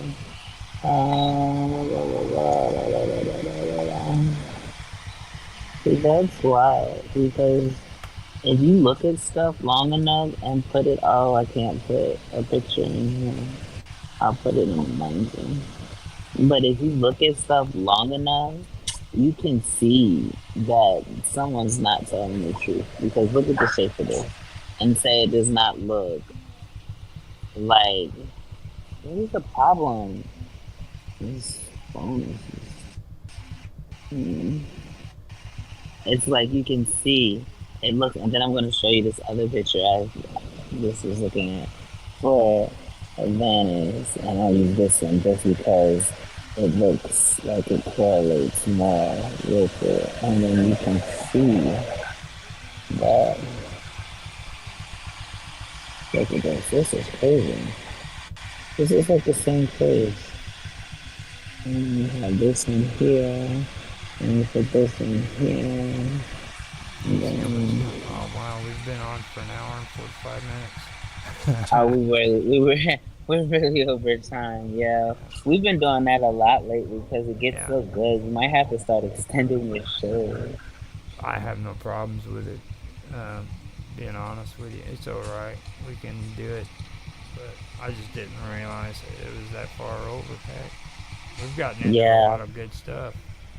you always do, and you teach me so much because it's stuff that I probably am guided to for a reason. And I mean, there's a reason that your show is the only show that, like, when you popped up, that from ever since that first day, I've been hooked. It's like a drug. You take one hit and you cannot stop. Well, I mean, hopefully you can, but I mean, most cases, you see the difference though. Look at Yeah, the picture. You see what I'm saying? If you look at that's the obelisk, right?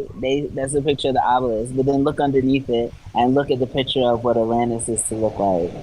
yeah. That's crazy. That's mad wild. Oh my gosh. Now, the whole the whole thing behind all that is this outline is Mhm. described in Plato's description of what Atlantis looks like. That actually is true. Yeah, but okie dokie, and that's what you're saying about the obelisk because you kind of discarding that. What if it's all connected? Like, what if that is Atlantis, or if it's not Atlantis, It's something a like matter it? of coming up with evidence, okay? And my whole Yeah, point not that is part. like okay, let's go back to Graham Hancock, okay? He Mhm. loves to talk. That's all he does. He's just a news reporter. He loves to talk. And when he talks about having evidence, you know what that consists of? That What's it? consists that consists of him being in a freaking pair of shorts, in a scuba freaking outfit, diving off the side of a boat, and showing that on video. That's all the evidence he got. Look at me, I'm diving in the water. That's all you get from him. And he's a British writer. He has never produced any kind of freaking solid evidence. He's never produced any tablets. He's never produced anything whatsoever that confirms any of his ideas are true. Nothing ever. I never even heard of him until today. Now I'm gonna have to do some more research. You know, and he's the one that pushes these ancient civilizations theories. And before that, he was doing the freaking Planet X catastrophe back in the early 2000s, where people believed that a freaking planet was going to crash into Earth, and like But he isn't even that end up being serious, B? Like, isn't that what they guarded as Planet X ultimately, or no? Am I it confusing it never things? happened. Okay, and when it never happened, Graham Hancock disappeared from the freaking scene with that group of people. You see what I mean? He just vanished, and Yeah. then he came back, and that's when he started discussing freaking lost civilizations, and then he started getting in with Randall and doing the early Dryas and everything. But even then, I still believe that the reason why he wants to hook up with Randall is because if Randall proves his theory, then freaking it makes his ancient civilizations theory uh, more reliable. You know what I There's mean? a lot of, yeah. Hmm. Because Randall is the actual scientist. He's the one, Explorer. Oh. he's the one that goes out and he does all the freaking hard work. And it's Randall who? What's his last name? Carl Randall, or Oh, Randall is it? Carlson. I keep getting the name mixed up. Let me make sure I get it Oh, right. I'll just Google and then, it'll tell me if it's Randall Carlson, yeah. Home of the renegade scholar and master builder. Okay.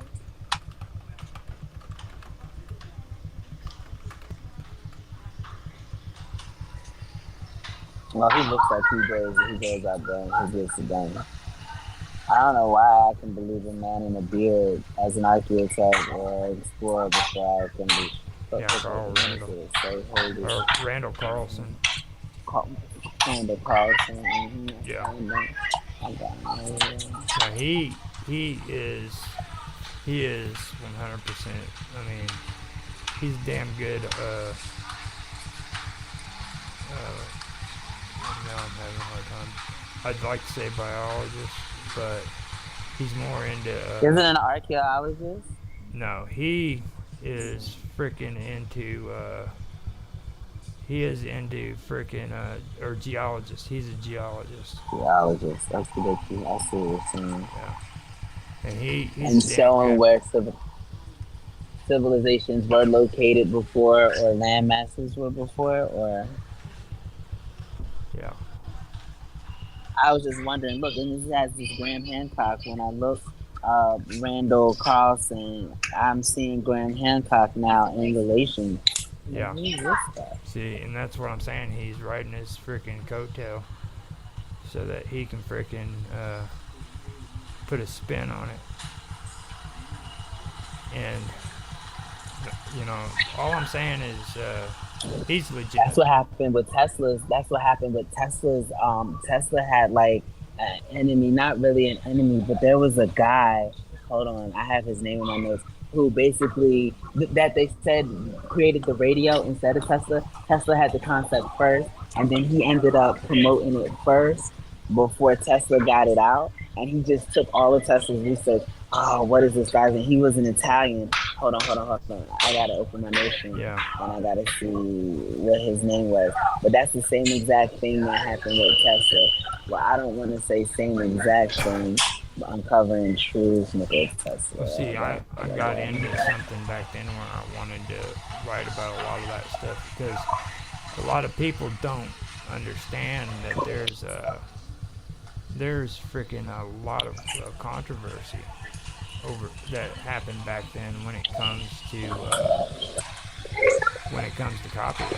I mean, scientists were arguing over who freaking invented the freaking hair trigger or the freaking spring that freaking worked in wrist or pocket watches and shit. You know what I mean? Yeah, because everyone was kind of jumping on everyone else's coattail, not really doing their own research in order for them to Yeah. get the credit. They were That was a lot constantly of it. using each other's freaking information or using their own their research. I wish I could see the name of the guy. I'm gonna have it for. I'll know the name later, and I'll be able to tell you. But it was, and I was reading it, and I was either reading it or I don't remember if it was in a reading or if it was in a documentary. Now I think about it, it might have been a documentary. And like, yeah, you don't know who I'm talking about? The Italian guy that supposedly was Tesla's arch nemesis, and he said that he created the radio instead of Tesla. Um, I know that there's a couple of stories and everything. I don't Not know. familiar with it. I can go through that. We could actually start talking about that. That would be something we could pull up and start talking about. Yeah, yeah. Like, let me. Because I'll have it if you wanna. Because if you wanna go further in with that conspiracy, and if you wanna do that, I mean, like, because I'm gonna look it up Well, tonight because I'm I've done frustrated that I. I've done research into freaking the royal uh, the Royal Society and Are you kidding? Yes. Look, New World Order. I have it right here in my New World Order tab. And then hold on, holds the title to the worldwide crown land as private corporation state of London council of 12 members ruled by the Lord Mayor, 13 ruling families including Rothschild, Warburg, Oppenheimer, and Schiff. Holds the title Canada, Australia, and New Zealand, which is wild because we're talking about Australia and New Zealand now. And that's the worldwide crown land and empire of the city, Lexforia. Then hold on. And it's Washington D.C. separation, Vatican, blah blah blah blah blah. Executive members of the Council on Foreign Relations present power began 1921. CFR does not confirm the government policies. Government, does not conform to government policies. Government conforms to the CFR. Blah blah blah blah blah blah. Dominates the press. The Brotherhood of the Snake, the Brotherhood of the Dragon. That's talking about the 13th Amendment, where it's not in the Constitution anymore, which is another thing that we should discuss because the 13th Amendment is the title of nobility amendment, and it makes it to where the United States president is subject to the British king, and is no longer included in the most recent um, documents of the Constitution. Yeah, hold on. Let me just see here. Well, I don't. don't be sneaking out information on the wrong freaking day, man. I mean, you got Right, good, I you know. got you're like handing out the goodies before I'm freaking heading up it's time to conspiracy do restraints, man. it. Yeah, okay. I'll it's calm down. Relax, like shit. It's relax. like data dumping, you know. I mean, shit. Like I said, I don't like data dumping, man. Much less. Right, right. And I'm just like, no, listen, I got this. Got my Right, buddy okay. Detective Let me Fallen. formulate my thought in a more, Got my buddy Detective Fallen, and more he's one of structured. these young guys, and he shares his gaming videos with me on Discord, and he doesn't understand the concept about schedule amount to where they freaking post on a on a manageable, fashion or in a manageable fashion. So one Right. day I'll be sitting there and all of a sudden freaking 20 freaking uploads just pop up on Discord and it's freaking Detective Fallen. He just puts that shit on there like freaking it's a good thing. And I finally told him, I was like, you don't freaking data dump. People In don't his like, defense, yeah. sometimes it takes forever to upload because, like, I'll upload my videos for a scheduled time, and it'll all of a sudden they'll both be coming at the same time. I've done that recently. Like, I'm not giving up on YouTube. Like, it just never works the way I'd like it to. See that relates to what we're talking about here then because it's like you're just wanting to give all the information within a freaking few minutes. Right. Just, just a little We said patience. one thing about the Royal Society, and I went off. Yeah. It went off. Now Well, at least we understand we can where we I'm can at get with that going. it. I think that would be Well, a I'll good have that for topic. tomorrow. Yeah, so obviously I'll have notes. Yeah. But Well, that sounds good then, I guess. yeah, we got. I think it's like 3 minutes before or 2.5 minutes before freaking 2 hours. So we better call it quits for today and come back and do this again. Okay, yeah, I'm here tomorrow. Got you. Okay. All right. I will see you later then. Okay, Karma. Yes, have a good day. Thank you for everything. Be safe, okay? You too. Bye Thanks. bye.